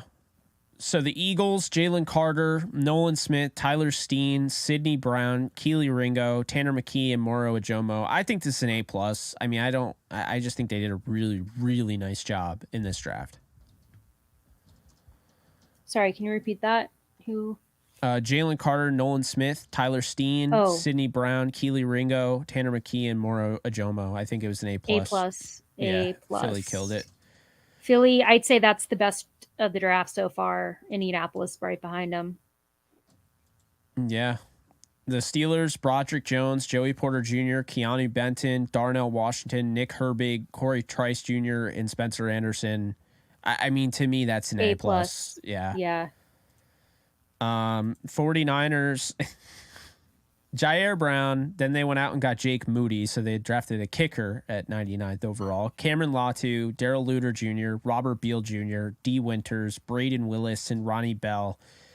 I don't think this is a good draft. I mean, I really say C-. don't. I think it's a C-. I'm not going to go as far as a D. I think I like the Latu pick. Darrell Luter could be a problem. And D. Winters was a good pickup, but Ronnie Bell's interesting. I don't know. Jair Brown, obviously. I don't know. The kicker really ruins it for me. I'm going to say C-. Seattle Seahawks. Devin Witherspoon, Jackson Smith-Njigba, Derek Hall, Zach Charbonnet, Anthony Bradford, Cameron Young, Mike Morris, Alu Atimi, Jarek Reed, and Kenny McIntosh. This is a solid A. I don't think it's an A+, because there's some picks where they're a little weird, but I really like going out, having Witherspoon, JSN, Charbonnet, Hall, Bradford. I like all those guys, so I'm going to say it's an A. Yeah, A. The Giants just drafted Gervarius Owens, the safety from Houston. Brandon Joseph is still there. I wonder if the Rams will take him at Mr. Irrelevant. Guy that was once considered a top pick. I wonder if there's a health thing going on. It's just very weird to me that he's fallen this far. I thought he would be like in the 4th round. So many people just bailed on him. I don't know. I don't think his tape's that bad. I do see why he's not like super athletic like you hope, right? Okay. Tampa Bay. Kalijah Cansey, Cody Mauch, Yaya Diaby, Servassier Dennis, Payne Durham, Josh Hayes, Trey Palmer, Jose Ramirez. I'm going to say this is a solid B+. Yeah, same. Tennessee Titans. Peter Skoronski, Will Levis, Tajay Spears, Josh Wiley, Jalen Duncan, and Colton Dowell. I'm not going to lie. This is a pretty fire draft. I'm going to say it's an A. I think the Titans did a really nice job. The Commanders. Forbes, so Emmanuel Forbes, Quan Martin, Ricky Stromberg, Braden Daniels, KJ Henry, Chris Rodriguez Jr., and Andre Jones Jr. I'm going to say this is an A-. Really, really like this draft from the Commanders. And that's that. We did all of them. The 49ers just drafted Jalen Graham, linebacker out of Purdue. I don't know who that is. I don't either.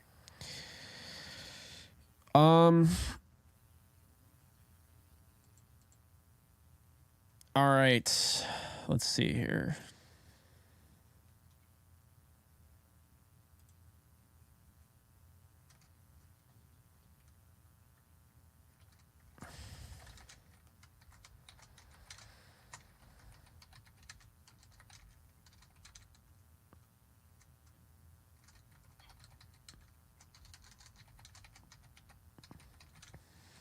I'm taking Mr. Irrelevant, Shaka Hayward.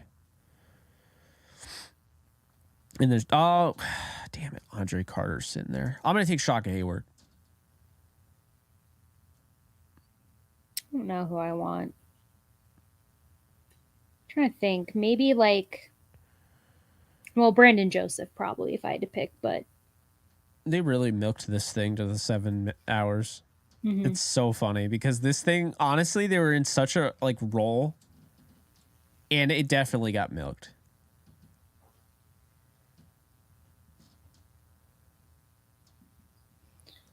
Oh no, my dog's back. Come on. We're so close. We've almost made it. Don't.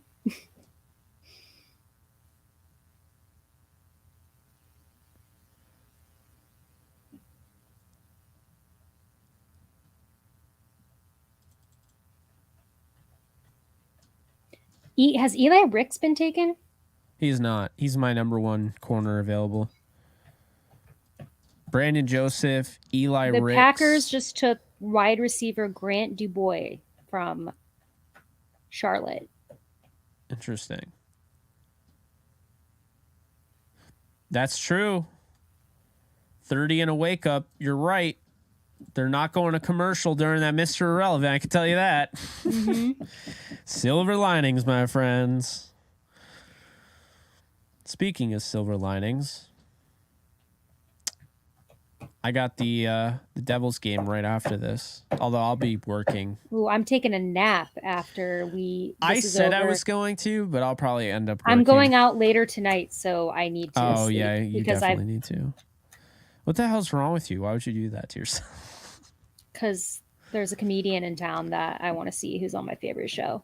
Okay, that's a nice flex. So I like that. She's coming to the Comedy Vault in Batavia. Nice. Okay, Broncos pick is in. Broncos pick is in. Let's get the show on the road, NFL Network. Alex Forsyth, center from Oregon. Okay, so now we have 1 center left. It's Mike Nowitzki out of Kansas on my board. We have at least 1 player for each position, but we're running thin. And honestly, I think I just haven't updated some of these.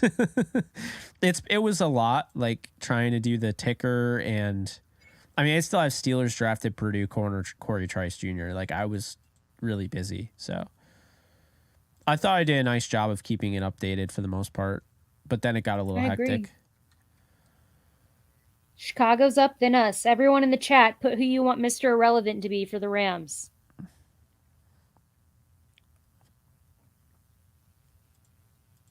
Man, Keaton Mitchell, I would not mind being a UDFA signing now.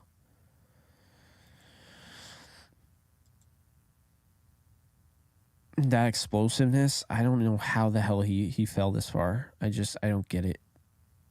I'm seeing Mohamed Ibrahim. I see Ivan Pace, a kicker, Eli Ricks, Adam Aberia, Jalen Redmond. Bears pick is in, so the Rams are on the clock. Let's see who the Bears took.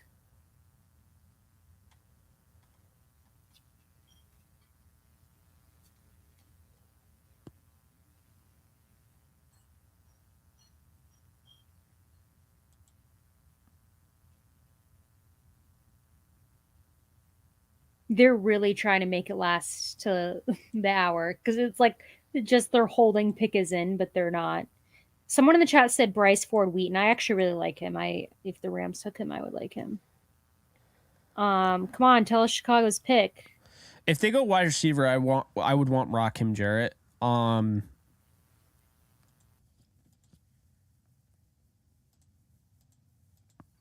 That was my shadow draft pick though, Shaka Hayward. I mean, like I could go. I mean, I'm not afraid to go any of those places. Trey Dean is still there. Brandon Joseph.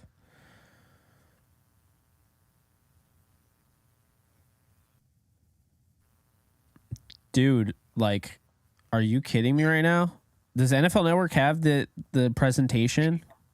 They said Chicago's pick is in, and then they took it down, and now they're just like talking. They're literally trying to make it to the hour. They are trying so hard. I mean, they got it because of commercials, but still, it's just They're just not. They're milking it. I could also see the Rams taking Jake Bobo out of UCLA. I could see that.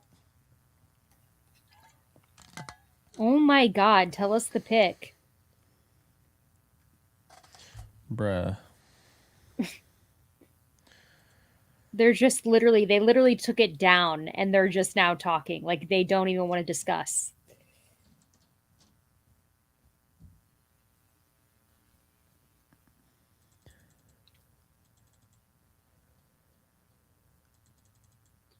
They took Kendall Williamson, safety out of Stanford.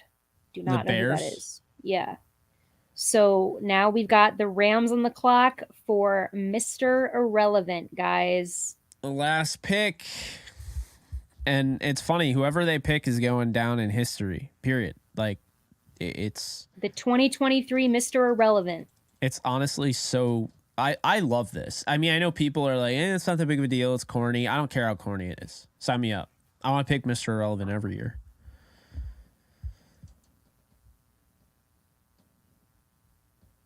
The Rams pick is in. Who's it going to be?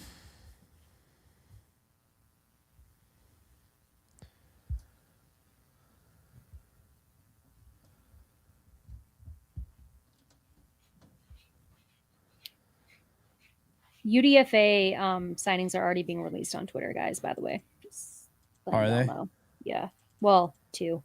So I don't know if I could say exclusively that they are, but are they going to make us wait for this pick because there's still 4 minutes left? Oh my God, they're going to milk the shit out of this. They're like, the pick is in for Mr. Irrelevant, but first, let's have discourse about it for 5 minutes. Yep, they just removed pick is in from the thing.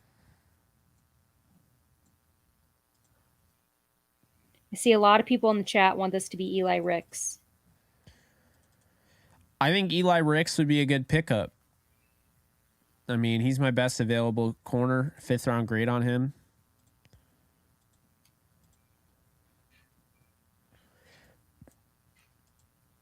I think it's Shaka Hayward or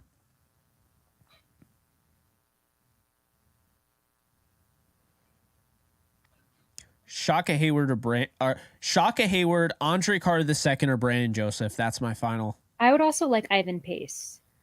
I saw someone in the chat say that. Because I don't think we took like a linebacker yet. I don't know if he fits though. I mean, maybe I don't know.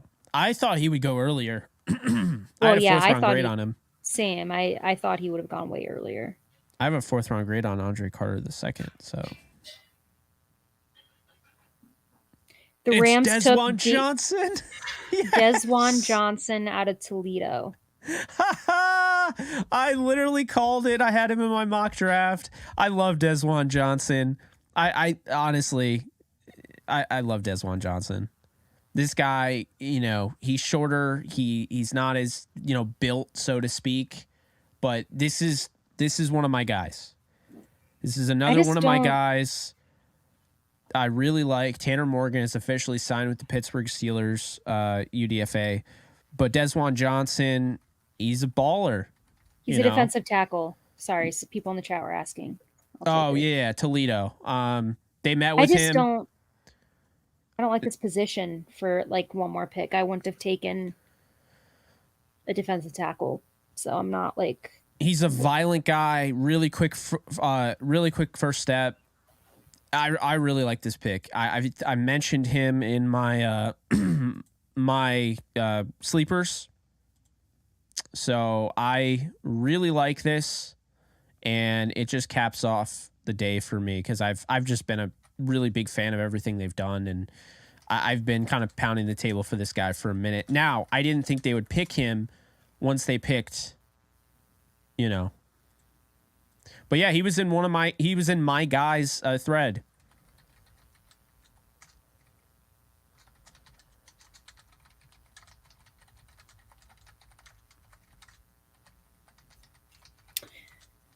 Well, that wraps up the draft, guys. Yeah, that was... That is... And now UDFA signings are going to come in fast and furious. I don't know. Jake might stay on and do something for that. I am not. I got a lot that I got to do, and then I also want to try to sneak in a nap before I go to the comedy show tonight. But overall, guys, I would say very my draft grade for the Rams is a B plus. As I know, we all talked about this earlier, but it seems like most of you guys were in the B to B plus range. So we'll see. I think that the Rams also have an opportunity to get some really good UDFAs. I'm excited about that. I'm excited to see who they sign. I'd love for them to get Brandon Joseph.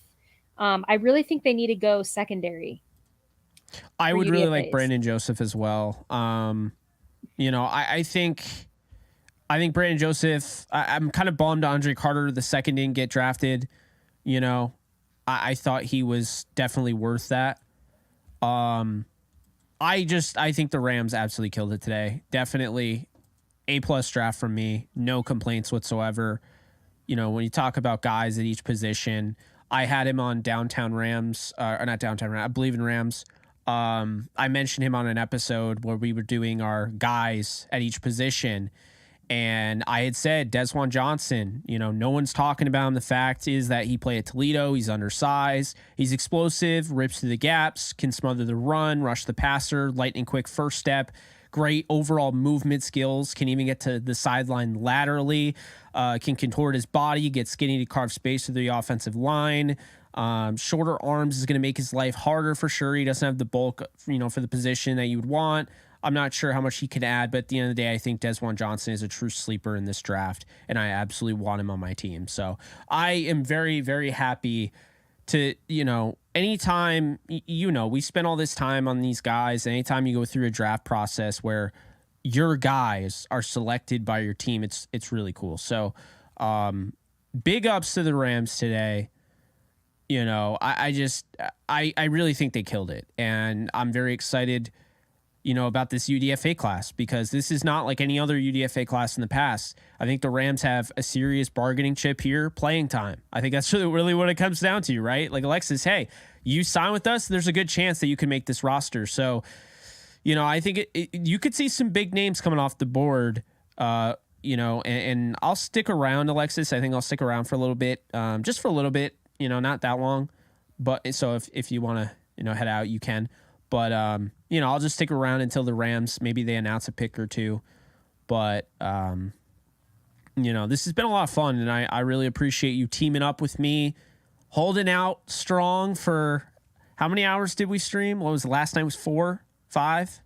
Last night was, I think, 4.5. It was 4.5? 3.5. Friday night, we're about to hit 7. So like close to 15 hours. Yeah. In 3 days. That's wild. My camera survived, although it almost didn't. Yeah. I was able to revive it. I was very scared that my camera was a goner. But yeah, I always enjoy doing this. It's always fun. Every year. Absolutely. It's our draft tradition. And a lot of the guys in the chat have been here for at least 3 years now. 3 of these. So very, very fun. The UDFAs are going to be fun. I'm always like scrolling through. Later, I'm going to have to like scroll through Twitter and like see everybody. There's a couple guys, some that we had on our show. Jeremy Lucian comes to mind, who I am excited to see get some shots via UDFA. And yeah, him. We'll see. Andrew Whitaker. Hilasi. Well, Andrew Whitaker was from last year, but yeah, no, I definitely, if they could get him. Oh yeah. If they can get him a workout, I think they'd really like what he brings to the table. 6'1", 193 corner, most intelligent guy we've ever interviewed from last year, Wash U, St. Louis. And he ran a 4.37. So he's working. He's insane. He's working with Dre Kirkpatrick. He's working with Darius Hillary. He's working with Pac-Man Jones. This guy wants to be like the guy, right? So, I think at the end of the day, he's put in that work, and I'd like to see the Rams give him a shot. And I would too. I have reached out to the Rams internal. I passed along the info, trying to get them to go to that, that workout. We'll see what ends up happening. But, I really like the kid out of Wash U. He's a good dude. And shout out to Andrew Whitaker if he's watching by any chance. I know he follows our stuff. He had mentioned that. So if you're watching, you know, we're rooting for you, pulling for you, and trying to help you out best we can, like we said we would. Jake, okay, Jordan Jones, cornerback from Rhode Island, is signing with the Rams. Who? Jordan Jones, cornerback, Rhode Island. And I'll just look up these guys as they pop up, but Jordan Jones, 70th. Okay, 4.5 speed, 5'10", 186. Rhode Island. Yeah. I thought he met with the Rams.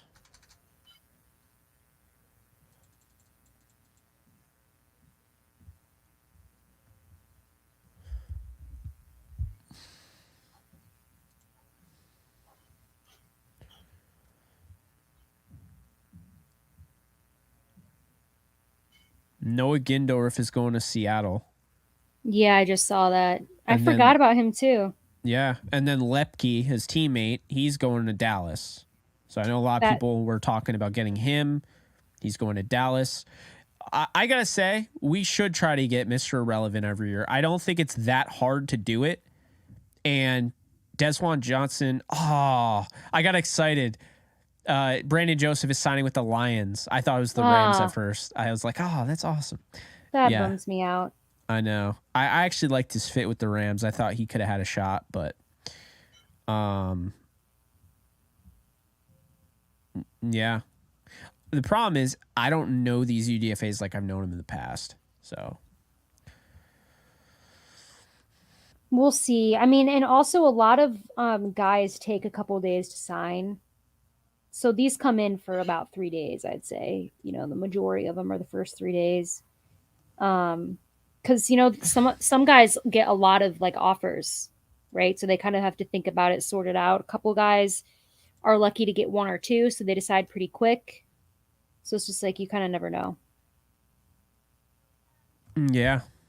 No, absolutely. But all right, guys, I'm going to head out. Thank you all. I'll be on Twitter. I have a lot of Twitter notifications. I just haven't checked them yet because I was doing a lot trying to figure out the picks and stuff. And I didn't want to get sidetracked. So I'll check those out soon. Jake and I will do an episode, and usually we get some of these guys on the show. And this year there are 14. So I think our odds of getting a few on Downtown Rams have gone up. I would say so. Yeah. So, all right. I'm dipping, guys. Thank you so much. I appreciate all of you, all of your comments. Feel free to tweet me if you want to talk about more draft stuff.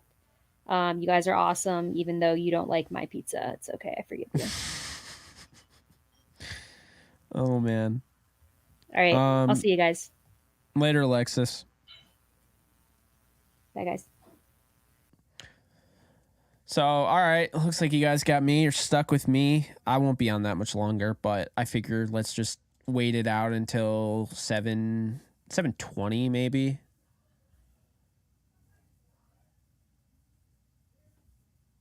Let's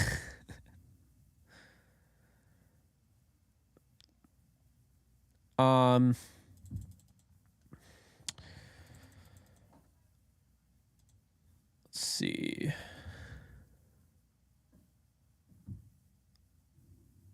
I'm going to start looking up guys. Earl Bostic. Let's see if he has anything.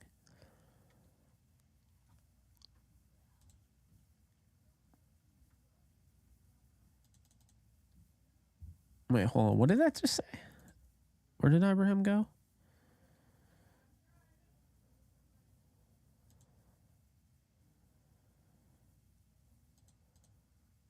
Ibrahim just got signed, but I didn't see who it was.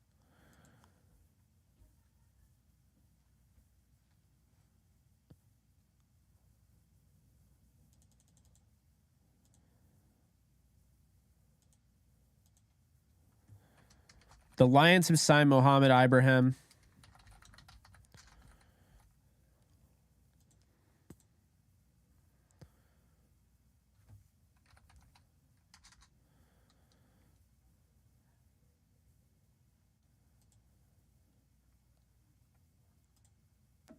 Let's see.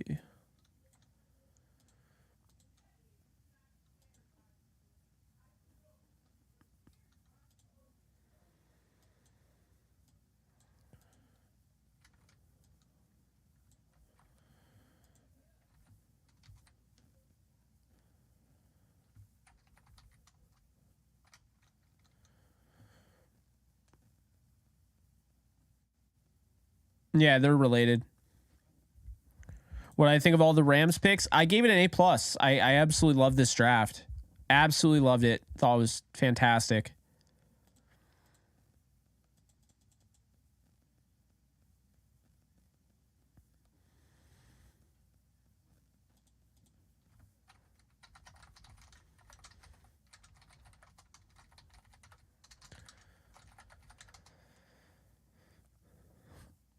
Why am I so high on Stetson Bennett?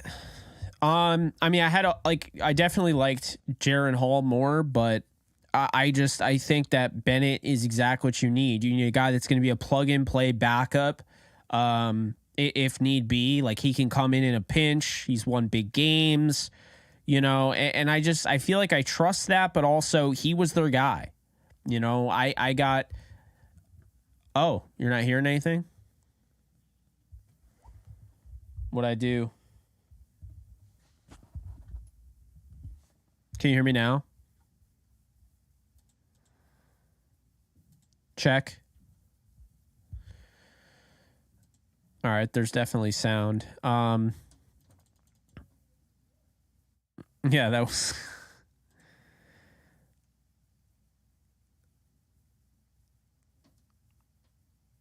Yeah, so let's talk about it. All right, let's go through the draft real quick. So we're going to go to the Rams selections here. And the Rams,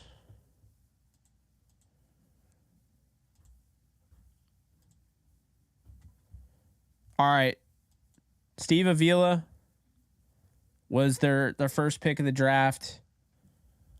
I think he's an absolute stud. I think he's going to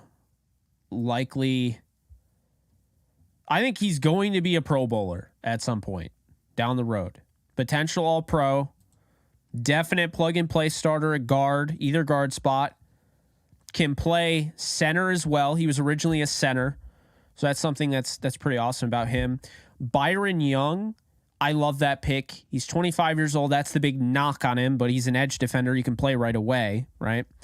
And I love the Byron Young pickup because he's going to add juice off the edge. He has the fastest, he has the quickest explosive first step in the draft, period.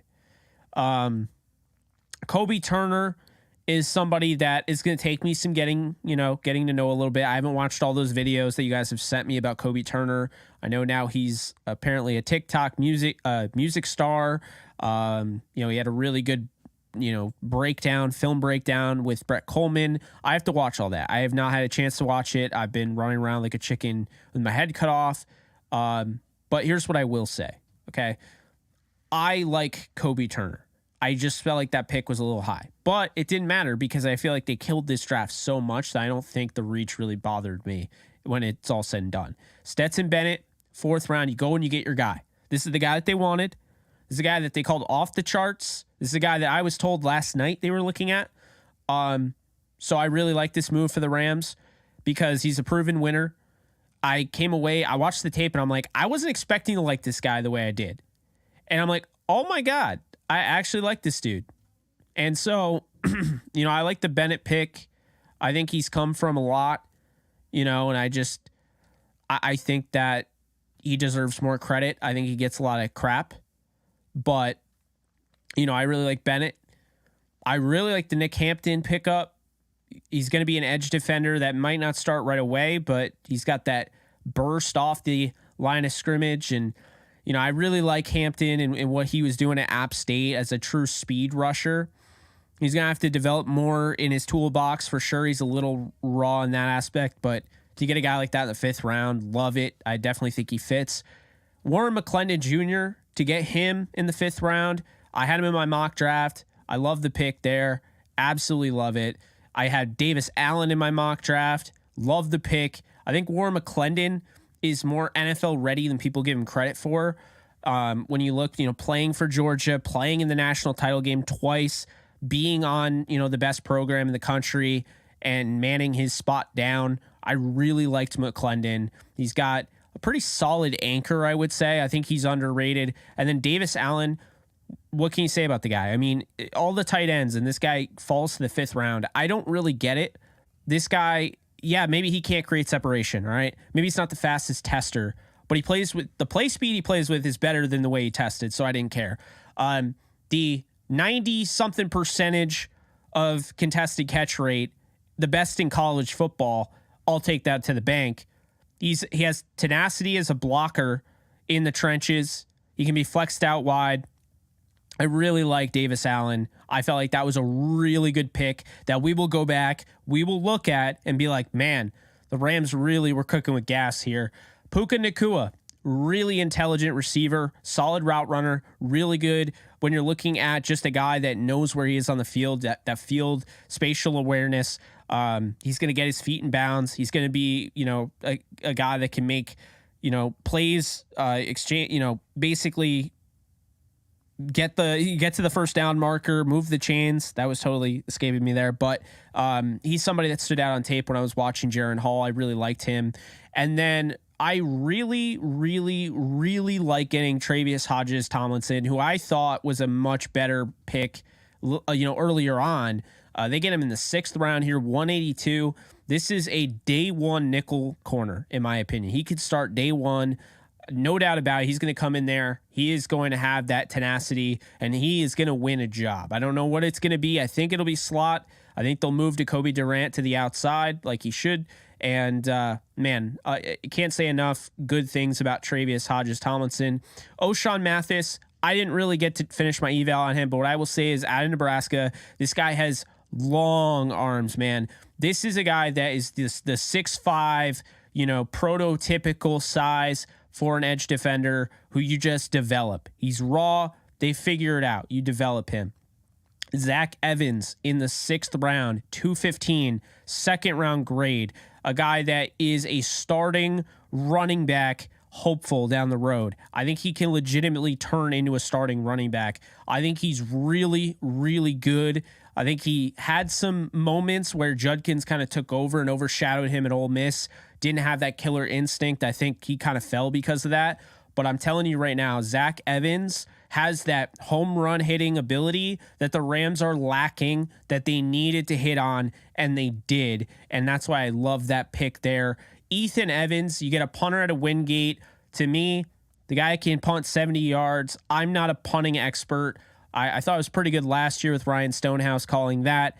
And, the guy who went to the Ravens. But Ethan Evans looks like a legit player. Jason Taylor II gives me some Darren Bates, Nick Scott special teams potential starter vibes.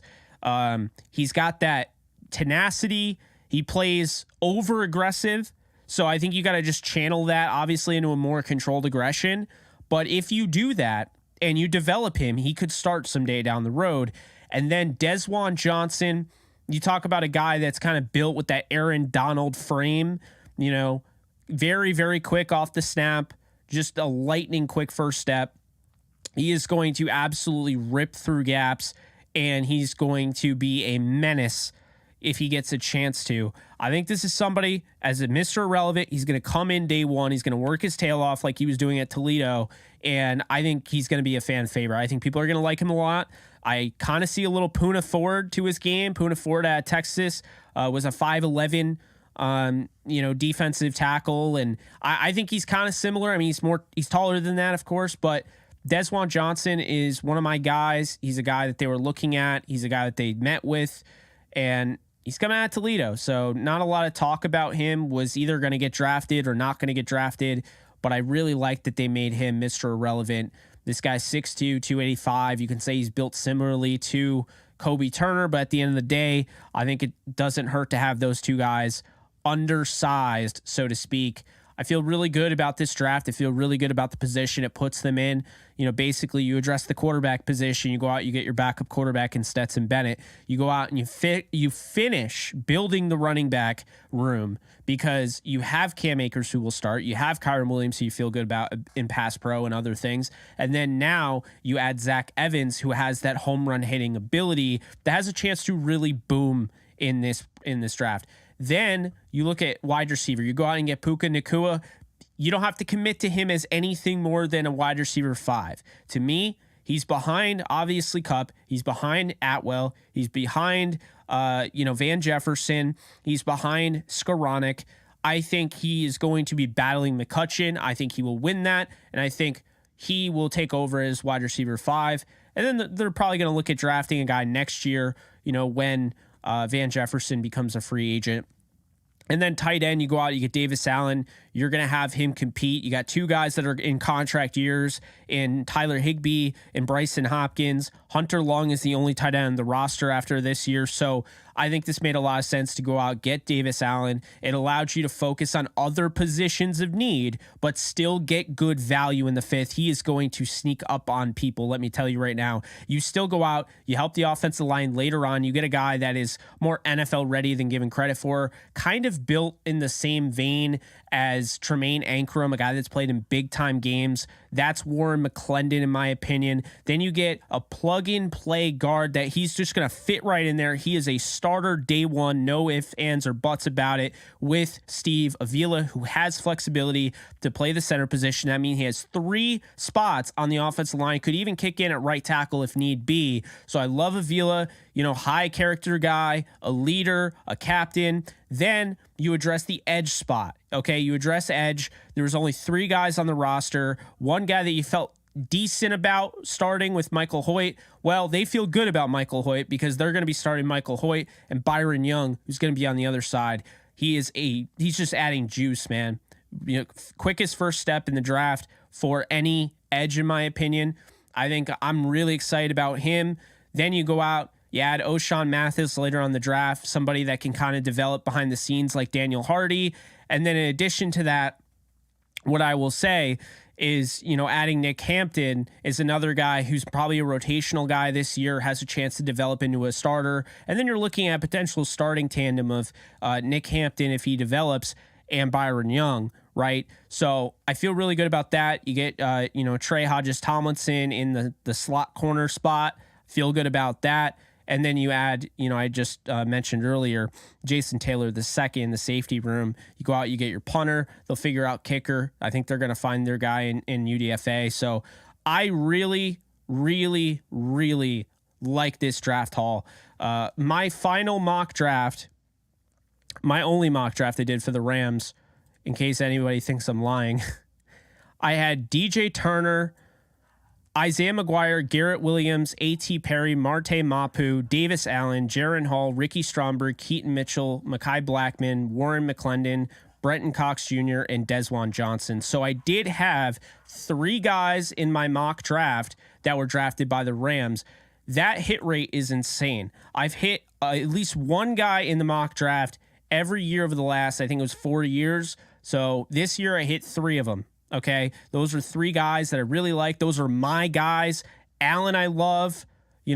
I love Warren McClendon. I love Desjuan Johnson. I will not be surprised if McClendon ends up being one of those early, risers where, kind of comes out of nowhere, so to speak, but ends up being really good. I would not be surprised if Davis Allen is your starting tight end of the future. I really wouldn't be surprised. I think the Rams drafted very well, and they needed to have this draft class going into what is happening right now. So I thought I was getting something there. I feel really good about this draft class, guys. I just, I wanted to bring that up, but yeah, I mean, now I'm going to take a little bit of a break. I'm going to eat.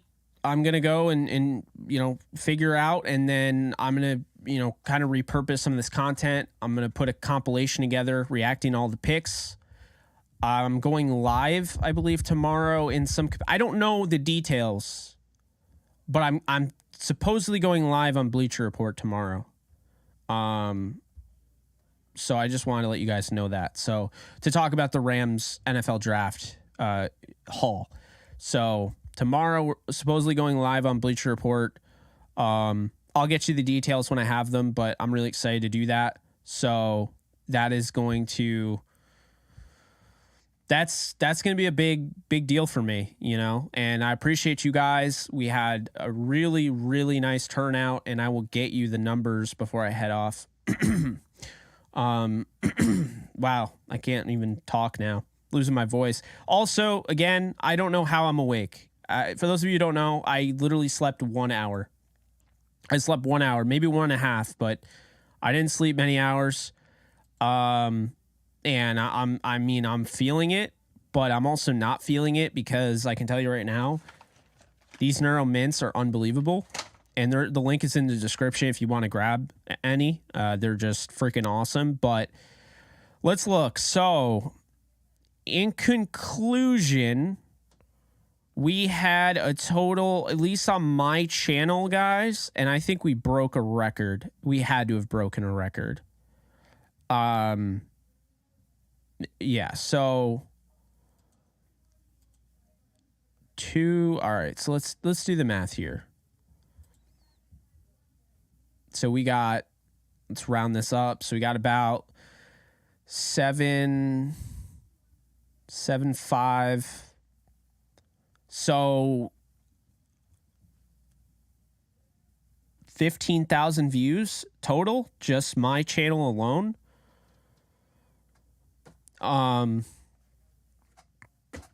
Guys, I mean, just the idea, you know, to have 15,000 views for something I spent so much time on, it's really cool. It really is. You know, I've put a lot of work into this.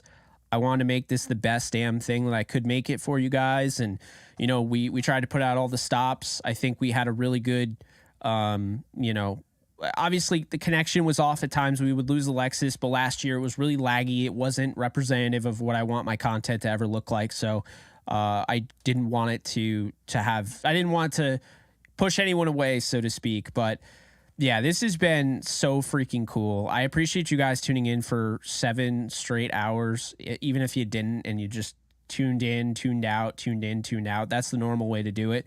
If you're a freak like me, then, you know, you do it that way. But yeah, I don't know, man. I'm really stoked. I'm really glad the way this came out. I really feel good about this. And I'm really glad that Les Snead and Sean McVay put together a really good draft class. A+ all around. I mean, Kobe Turner is going to end up working out. I'm telling you right now. He's the John Johnson of this draft. I didn't like it at first. Like, I was like, oh, it's a little bit of a reach. I would have taken this guy. I didn't hate it, right? But I was like, I had this guy in mind. No. I'm telling you, he's going to end up being a stud. I will not be surprised. And you know me. I'll admit when I'm wrong. I'll throw when I'm right out there every now and then, but I'll admit when I'm wrong. Here's what we can hold our hat to, though. 15,000 people tuned in to just my channel. I don't have Alexis' numbers. I don't have Downtown Rams numbers. Be sure to like and subscribe Alexis' channel, my channel, and Downtown Rams if you haven't already. So that's what we know, 15,000 on my channel alone. And then in addition to that, we were able to break like 5 different pieces of news. Okay, we broke the Dalton Kincaid piece. We broke the pick of Stetson Bennett. We broke Kobe Turner, right? We broke Davis Allen, Warren McClendon. We were killing it. Okay, and that is what I want us to be. That's what we should be. Because at the end of the day, I mean, you guys deserve the best quality content. You guys deserve the best. If you're coming here, I want to give you the absolute best I can. And so, yes, when people ask me, hey, Jake, do you really have sources? Well, I hope this time, okay, if you ever had any questions about my integrity, you had any questions about, you know, if I was in or not, and if I could get the, you know, the deets, if I could get the scoops, I'm hoping this shows you that I was never BSing you, okay? And I want to do what's best for the fan base. I want to give you the best I possibly can. And so I really appreciate you guys for hanging in there. I really appreciate the support, but I also I wanted to point it out though, because I had people like, are you sure you got source? I'm like, yes, I am. And I'll prove it.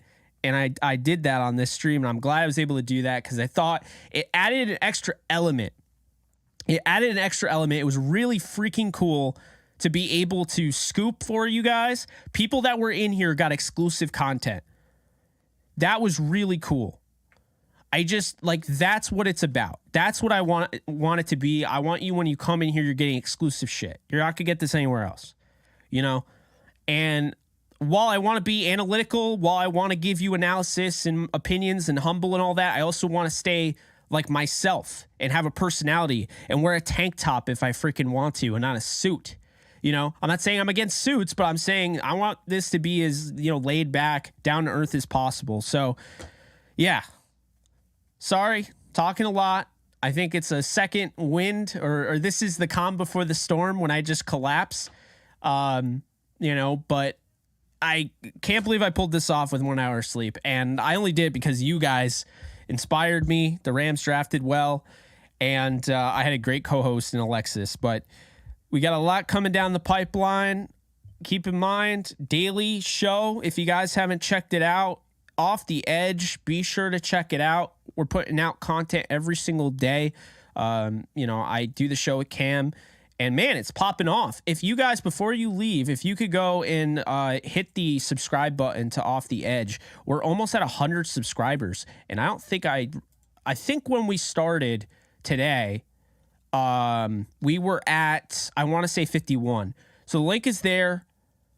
Be sure to hit that link. Hit the subscribe button if you like this video. Please be sure to hit that. We're going to just keep on putting out NFL content constantly. We're also going to have Believe in Rams coming soon. I'm very excited to record that with Cam. We're going to have Downtown Rams. We're going to have interviews. We're going to give you the best damn thing possible. Breakdowns, film breakdowns are going to be a little difficult, okay? I might need your help on that.